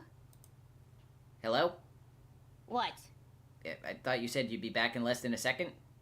I was. I gave you the code. It's Pachoo! It took a while for him to figure it out, but I gave it to you instantly from your perspective. Why would I make you wait? That would be inconsiderate. Oh. I just thought you were going to go off to get the code and making like a rockety noise or something. I don't know. Because you're kind of goofy. Well, you're kind of. Welcome, you ungrateful earth horse noisy butthole. Oh gosh, I'm so sorry. This is just a stupid code, I'm sorry. Are you sure it's right? It seems kind of obvious. He was convinced that this was the right code and had some unflattering things to say about the intelligence of your species for not being able to figure it out. Which I will keep to myself because unlike you, I actually have some fucking manners. Ugh, blah. Okay, man, I got so served. Blah. I am unfazed by your human bluzz. Anyway, if it was so obvious, why didn't you guess the code? Well, you see, the explanation is perfectly simple and scientific. It was because shut up. Shut up is why. I guess I'll make this rocket now and see if this dumbass code actually does the trick. Okay, John. Once you make it, I'm sure even you and your underdeveloped bone nook would be able to figure out what to do. Talk to you on the other side. John, make rocket pack. John, answer Dave. Turntech Godhead began pestering ectobiologist. Okay, I'm in. In where? The medium. Oh, already? What do you mean already? Shit took 4 goddamn hours. Huh, I guess time flew by while I was doing other stuff. How'd it go? With you and Jade, I guess. I don't want to talk about it. Imagine the worst day of my life. Just stood up and clinked a glass like it was about to give a speech, then took a shit in my dinner and passed out with its pants down. Ew, dog! Ew! Yeah. So nasty! Gross, dude! Shut the fuck up. What are you doing? I'm in a rocket pack and I'm about to blast off into space. Okay. It should be sweet. I need some advice. My Colonel Sprite, which was this brainless feathery asshole with a sword in it, turned into this bigger, like, ghostly feathery asshole with a sword in it. Seems to want me to prototype it again. Not sure what to do. Have you asked Rose? She's asleep for some reason. Wow, really? Yeah, saw her there. All tuckered out, like she got smacked in the face with a pillowcase full of the snooze wizard's beard dander. Because obviously it's fucking prime time for swiping some shut-eye about now, like a few hours into her magic stupid quest. Anyway, what do you think? I don't really know. I mean, it's supposed to be like your ghostly spirit guide or something. Unless you have the remains of a wise old dead grandparent lying around, I'm not sure what to tell you. Okay, fine, but seems to be suggesting something here, and I guess I'm kinda weirded out by its suggestion. I don't know, man. Just do what it says. It knows stuff about the game, so it probably knows better than I do. I gotta go. Gotta blast off to the 7th gate and, win the game, I guess. Okay, well, it definitely sounds like you're fucking something up over there, but alright, later. Later. John, capture log Casey. This is absolutely no place for children. You take dear sweet Casey into protective custody. John, blast off. Pachoo! Dave, accelerate.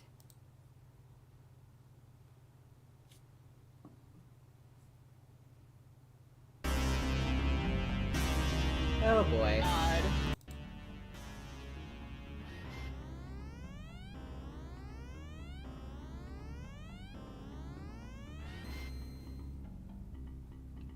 Wow, that Toby Fox guy again. Yeah. Crazy. You're showing up. Oh, slick as hell look. I love this track. Hey, it's Hotland. Yo, no way! Is that an Undertale reference? I can't believe Homestuck was referenced in... Wait, sorry. Undertale was referenced in Homestuck. Well, yes, but...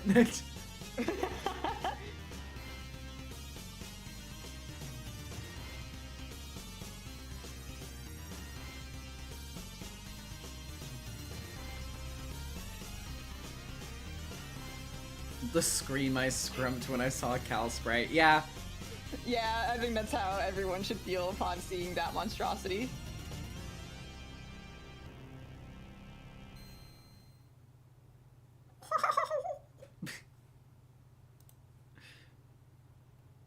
I'm scared.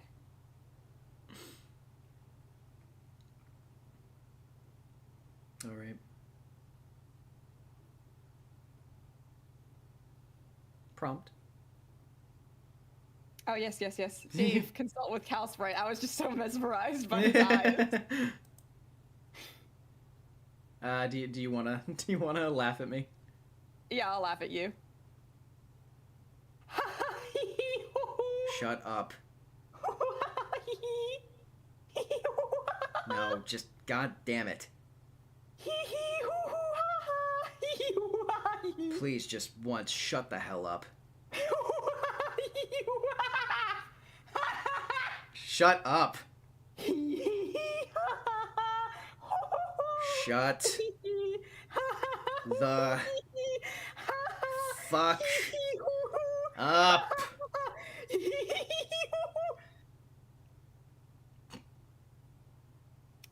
Master Rose. Turntech Godhead began pestering Tentacle Therapist. That's it, I can't take it anymore. It was such a huge mistake prototyping Sepulchre with his useless mind-numbing jackass.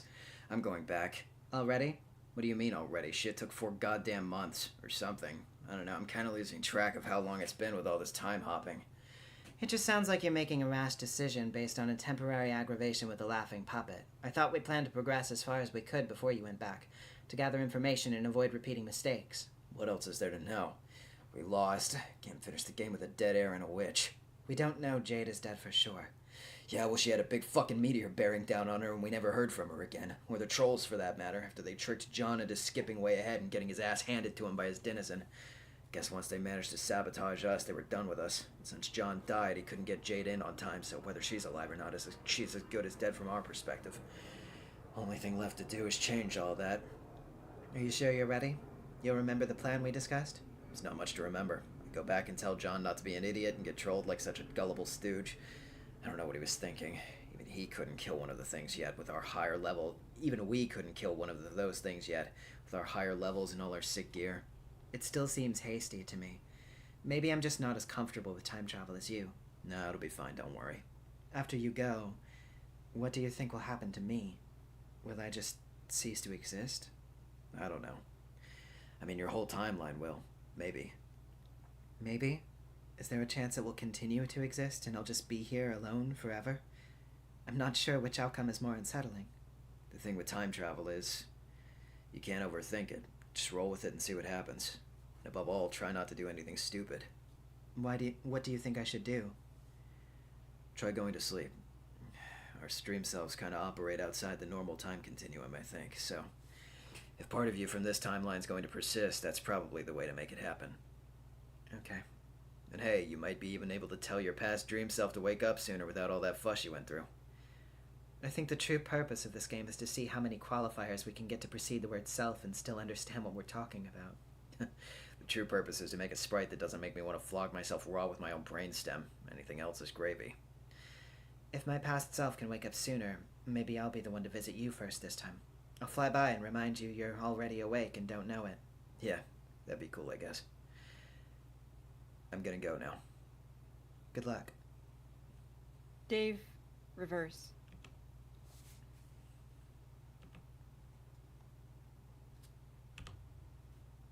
And, yep, this conversation. Yep. Wait. What? Don't go yet. Something's up. Ugh. Okay, it's me from the future. Huh? It's me. I just appeared. From the future. Wearing a rad suit. He says, don't go or you're gonna die. Lame. What kind of gullible stooge do you think I am? He says, I don't know, gullible enough to trust a lead-speaking troll who wants you dead and strap on a rocket pack because she said to? This is like some terrible April Fool's prank, but 13 days too late.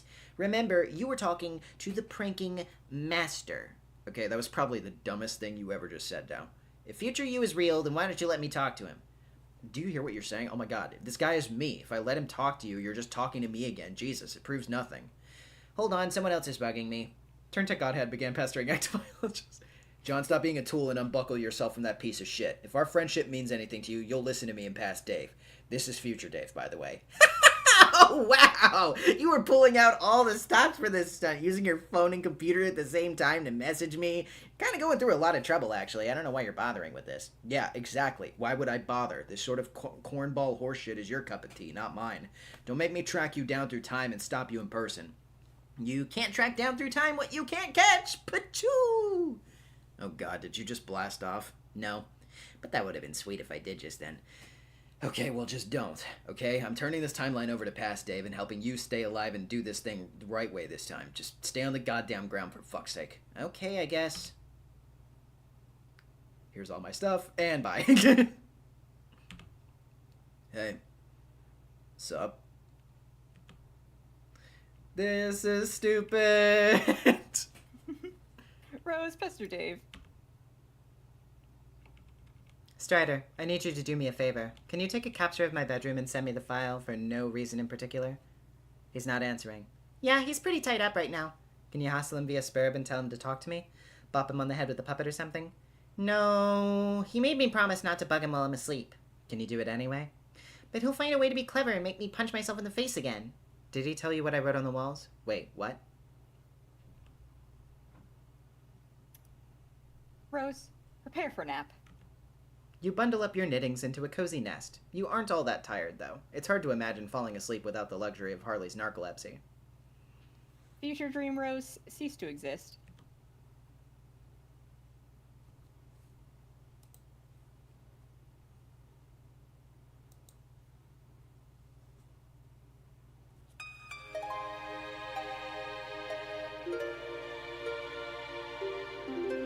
And now we know why she's asleep.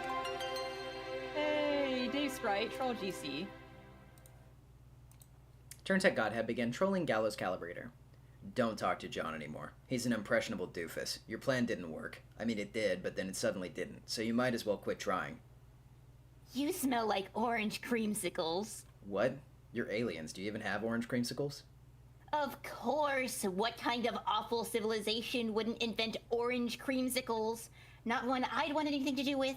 Okay, pretty far-fetched, but whatever. No more hijinks from you, because I'll make sure they won't work. Well, obviously, I knew it wasn't going to work.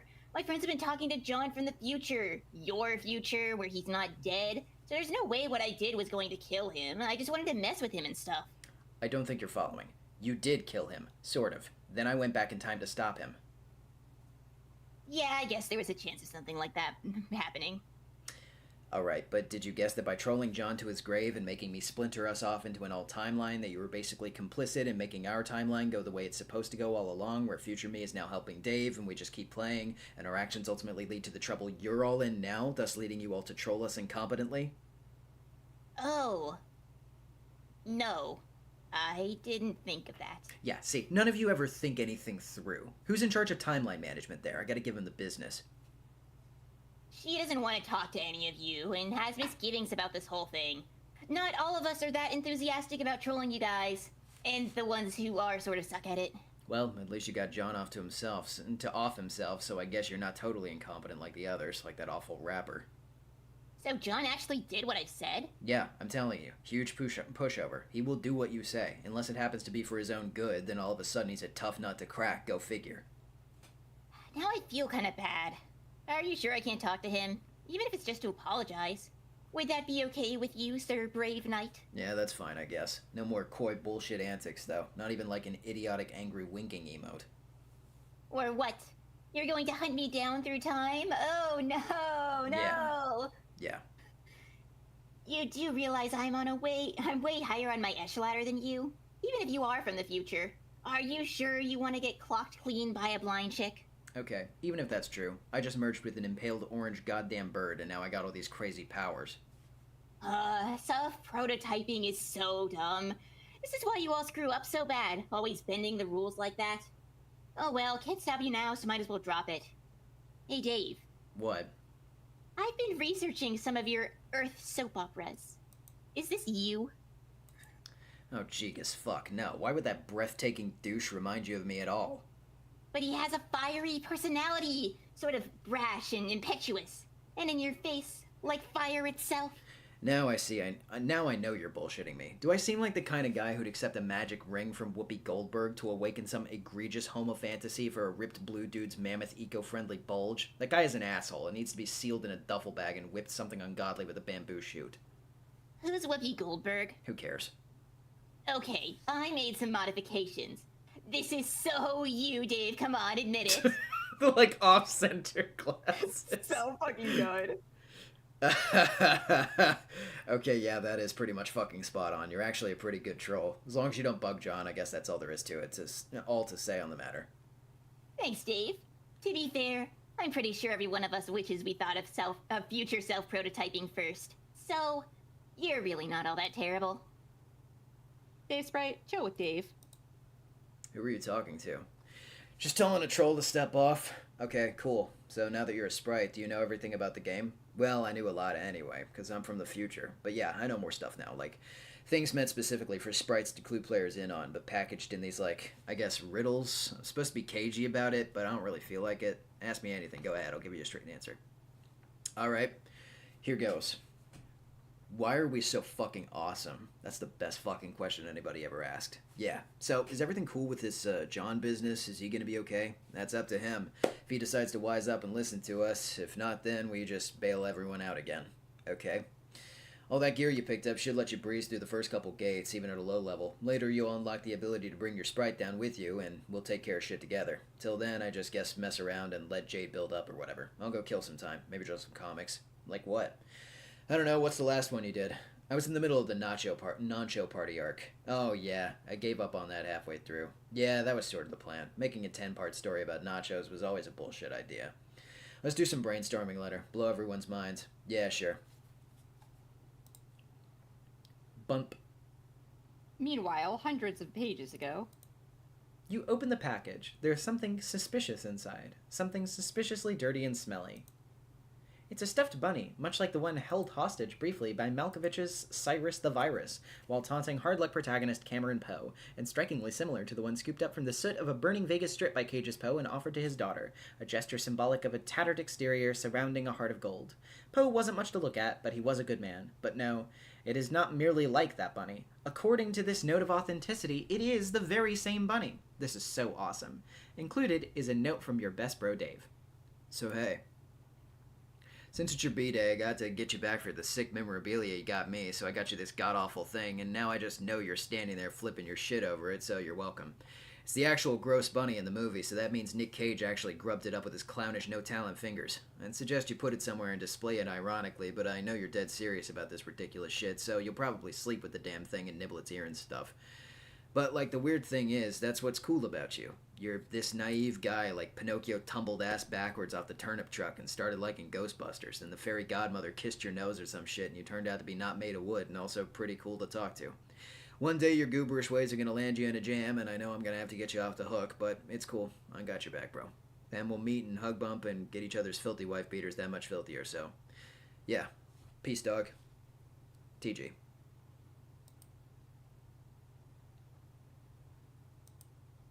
Reconsider.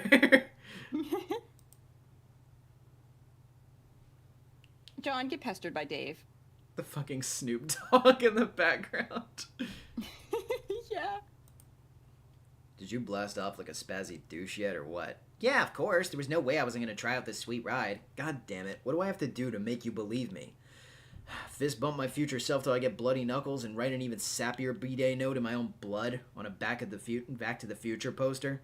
Relax, I'm not going through the gate. I'm just flying around and having a good time in the sky. Oh, okay. So you believe me then? About future me? And like, him turning into a floating sword bird? Okay, I don't know anything about that, but it doesn't matter. You're my best bro, and if you say not to go, then I won't go. Hey, can you hold on? I'm getting trolled again. Oh man, and if we just concluded anything, it's that talking to those D-bags should be priority number one, so yeah, go right ahead. Okay, BRB. John, get trolled by GC. Yeah, you gotta prepare yourself. I meant to CG, not GC. I can read. I keep scrolling backwards through your adventure, trying to piece together how you botched this up so badly. And I keep finding these striking pockets of foolishness. Like what you're doing now, riding your little red rocket. Like you are a freshly hatched human larva and this is just some big school-high rumpus respite. Humans aren't hatched as larvae, dummy. We don't hatch at all. We're born as these little pink monkeys called babies. Bullshit. That's not what you just told me. What did I say? I'll paste what you said. I thought you didn't like going down that road. Copy-pasting future past conversations. Why would I have a problem with that? I don't know. That's just what you told me. Whatever. Look. This is really weird. What's so weird about it? Well, normally humans hatch from these, like, slimy pods. Then we wriggle out as a little pink larva. Oh, really? Huh. Maybe we have more in common than I thought. I was punking you, dude. Or at least I will be in our next conversation. Thanks for the great prank idea. Oh, why would you trick me about that? What is even the point? I don't know. It's just a friendly prank. Don't you ever play pranks? I mean, of course you do. One of you just tried to prank me. Good. What? Who? You'll find out. Well, fine. I guess you got me back, sort of, for my trolling, Even though you haven't even read my worst trolling efforts yet, because they happen in your future. And even then, you didn't even mind that much. Almost like you were delighted to hear it. Kind of perverse, really. What's wrong with you? Well, we're friends by then, aren't we? We're sort of like reverse anti-mutual friends. What the hell does that even mean? Look, you're gonna have to face it at some point, that you're learning the meaning of this human emotion called friendship. Is friendship really an emotion? Yes, absolutely. I guess it's hard to see how we become friends. This is so frustrating. Every time I go further back in your past and talk to you, you say stuff that pertains to my immediate future, and then you want to explain to me what's going on because it's already old news for you. Dude, you've been doing the same exact thing. I've done no such thing. I've been exceptionally informative and helpful, if justifiably acrimonious. You never answer my questions, though. How am I supposed to know what's going on, or what you're alluding to? This game is kind of a game of a million guides. Everywhere you turn, there's another way to figure out what's going on, so please go secrete me in Earth River through your strange human tear ducts. You've got sprites, exiles, guardians, consorts, time-hopping future selves, mystical dream oracle doppelgangers, and if that wasn't enough, your particular group of players is lucky enough to have us to give you the scoop on stuff, through a sort of subversion of the whole damn thing, even though we hate you. And even though the fact that we hate you is an immutable fact, as unalterable as this writhing, knotted hell of a timeline choking us all to death. It does not mean we have any reason to withhold information from you, or dish it out through crypto-baffling mindfuddlery. So go ahead, ask me anything. Okay, what's the point of the game? Something else. I already told you that. It was this whole big conversation we had. Ah, fine. Where are you now? In the medium. A separate session from yours. No, I already know that. You already told me. I did? Yes, in your future. Damn it. What I mean is, are you in your house right now, or are you in one of your magical lands, or what? Just curious, because you can see me, but I can't see or know anything about you. We're hiding in the Veil. What's left of it. What's that? It's a huge belt of meteors, orbiting way outside of Skya, beyond the orbit of the planets. Dividing the medium from the furthest ring, where Durs orbits. Durs? The dark planet, Prospect's the light one near Skya. Well, geez, how am I supposed to know any of this? You probably find out sooner or later from your dun grandma, but by fusing with the sprite, she has to withhold stuff and be all mysterious and all, to make your adventure seem more magical. It's infuriating. Okay, so the Veil is a bunch of meteors. What do you mean, what's left of it? Okay. There comes a time when black inevitably beats white on the battlefield in the center of Skya. The White King is captured or killed or something. That's when the reckoning starts. Okay. The rulers of Durs, the Black Queen and the Black King and Queen, get the power to send the Veil towards Skya to destroy it. That kind of starts your big countdown when shit gets serious. So then it's up to us to save it? Yeah, you have that long to kill the Black Queen and King. And Skya itself sort of buys you some time by activating its defense portals to catch some of the meteors. The threat gets bigger the longer you take, though. Smaller meteors come first and they get progressively bigger and bigger. And there's only so much of them Skya can absorb for you. Okay, but it sounds like we've got plenty of time before that happens, right? That's just it. You don't. Ordinarily you would, but your reckoning starts much sooner because of some dumb things you've done. You completely blew it already when you have no chance of winning anymore. Which ordinarily would be fine, just another bunch of losers to fail at this game. It's what you do later that causes so much more trouble than that. And now we have to deal with it too. Oh no. What is it? Already told you, it's inevitable and completely pointless to talk about it anyway. Okay, well, yeah, maybe you're wrong. Maybe there's something we can still do to stop it if you just help us. I'm not wrong, it's all right here in front of me. You fucked up royally, end of story. Okay, we'll see about that, Mr. Sour Bulge. Hey, aren't you kind of uncomfortable sitting on a meteor? Are you all huddled in a crater or something? No, there's all kinds of crazy shit in the Veil. Lots of these meteors are kind of like big seeds. Seeds? Well, what kind of crazy shit is there? Stuff like, buildings, faculties, like labs and stuff. Weird. Yeah, the Veil's kind of like a neutral ground for the kingdoms, like our planets. Some places they're used to genetically engineer soldiers and agents for the two sides, using genetic material from the exotic menagerie of chess pieces on the battlefield, to help fuel the war and keep raising the stakes. Wow, I don't think I'm following this. Yeah, no shit! But you'll find out when you get there, since you were in the Vale when we last talked. Anyway, that's more than enough info for you to think about and be less stupid in time for the conversations we've already had. I'm out of here. Okay, but wait. Can you give a message to GC for me? Tell her nice try. What? Why would I give her a message for you? Do it yourself. I'm not a relay service. Oh, well, I thought you'd be cool with it since you asked me to give her a message for you last time, but whatever. I find that highly implausible. I'm not falling for any more of your human pranks. Nice try, John. Carcinogeneticist ceased trolling ectobiologist. Jack, send. All right, everybody. This is the last page we are going to be going through tonight, and then we'll get to fan art if we have anything, and then we will close out after that. So, let's I'm excited. get to it. This is the page that showed up on April 13th, 2010, the first year anniversary of Homestuck. All of this content done in 1 year. It's fucking insane. Literally insane.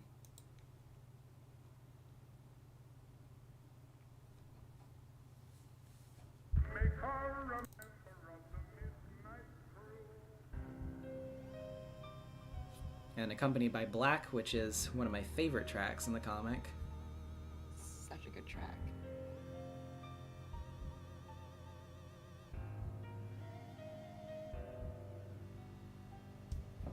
Actually, you know what? Let's make this loud. Let's go. We'll be deafened a little bit, but it's fine.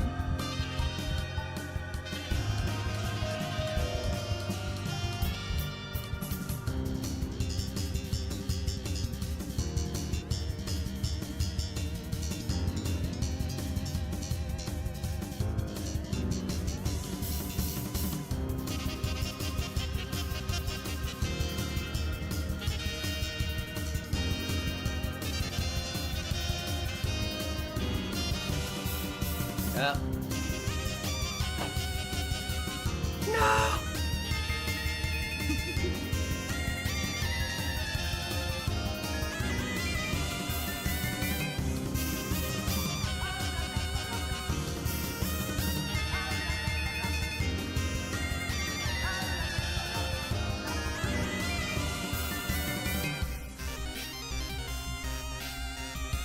Oh, the messages.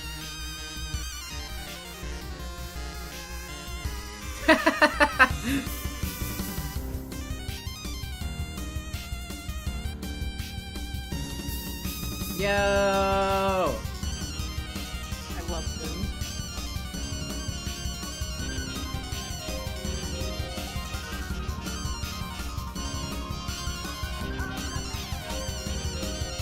Well,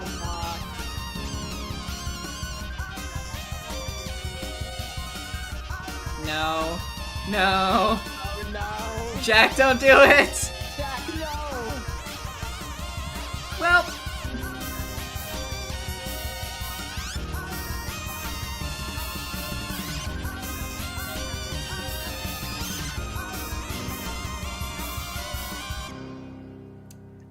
The first of many irreconcilable fuck-ups. Oh baby. Shouldn't have given them that. No. Definitely not.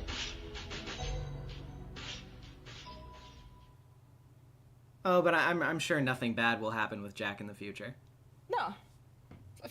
No. No, this means nothing. This is just a no, little no. joke. A little No. prank.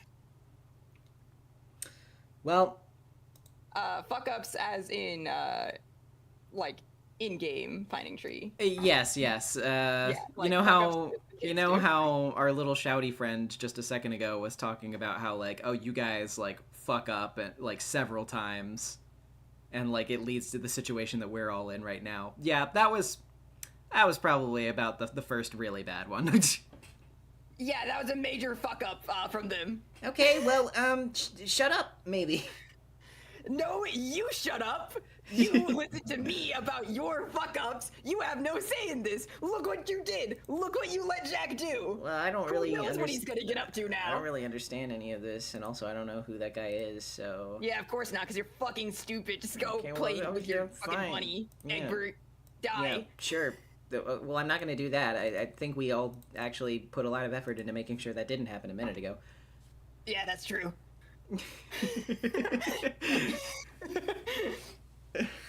Okay, so yeah, nothing on just like I'm checking the tags real quick. Nothing on Tumblr, nothing on Blue Sky. Let me make sure that there's nothing in the Discord server real quick. No. Nothing at all. Wow. Nobody was ready for Homestuck time, which I mean, I guess in all fairness, that makes sense. I did kind of spring it on you out of nowhere. Yeah, no one expects the Homestucking position. Exactly. So, I guess it's not really that big of a deal. But sorry, I'm busy. I understand. I'm sorry. It's fine. But yeah, I think that's a great point to stop off at. Oh no, I didn't mean to do that. I meant to save. Sorry. There we go. Yippee! Hello? Save? Please work? What? No? Make new save? Okay, there we go. That works. But yeah, like I said, I don't really know when the next of these will be. It'll just happen when it happens. But hopefully it will happen sooner than last time. Or Yeah, sooner than this time maybe, like, after last time. 10 months instead of 11? Yeah, you know, I think we could probably swing that. Yeah, we could do something like that for sure.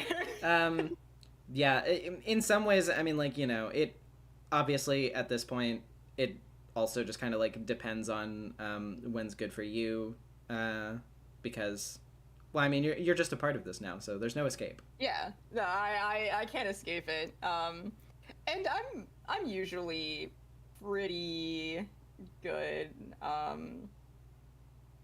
Tuesdays. I mean, I can send you my schedule. I technically might have had a class today, but we don't talk about that. I see. All right. It's okay. Okay, I'll take your word for I it. took one of my remaining absences because I have a few freebies. Okay, well, let's not do that again. No. I can let you know my schedule, but I'm also in school, and Tuesday is pretty really open for me throughout the summer. Okay, awesome. Well, yeah, then we'll figure it out at some point. Like I said, I'm sure that we'll probably not take as much time to do the next one. Hopefully not. We'll just see. This is a ton of fun. I appreciate you having me back. Absolutely. I had a ton of fun with this. This was great. Yeah, it's fun just being able to like bounce off each other with the silly voices and all. Honestly, like, as much as I do enjoy sort of like, you know, flexing my range and stuff like that and reading for a bunch of characters, it is actually pretty, like, I had forgotten how fun it was to bounce off of other people. Hell yeah.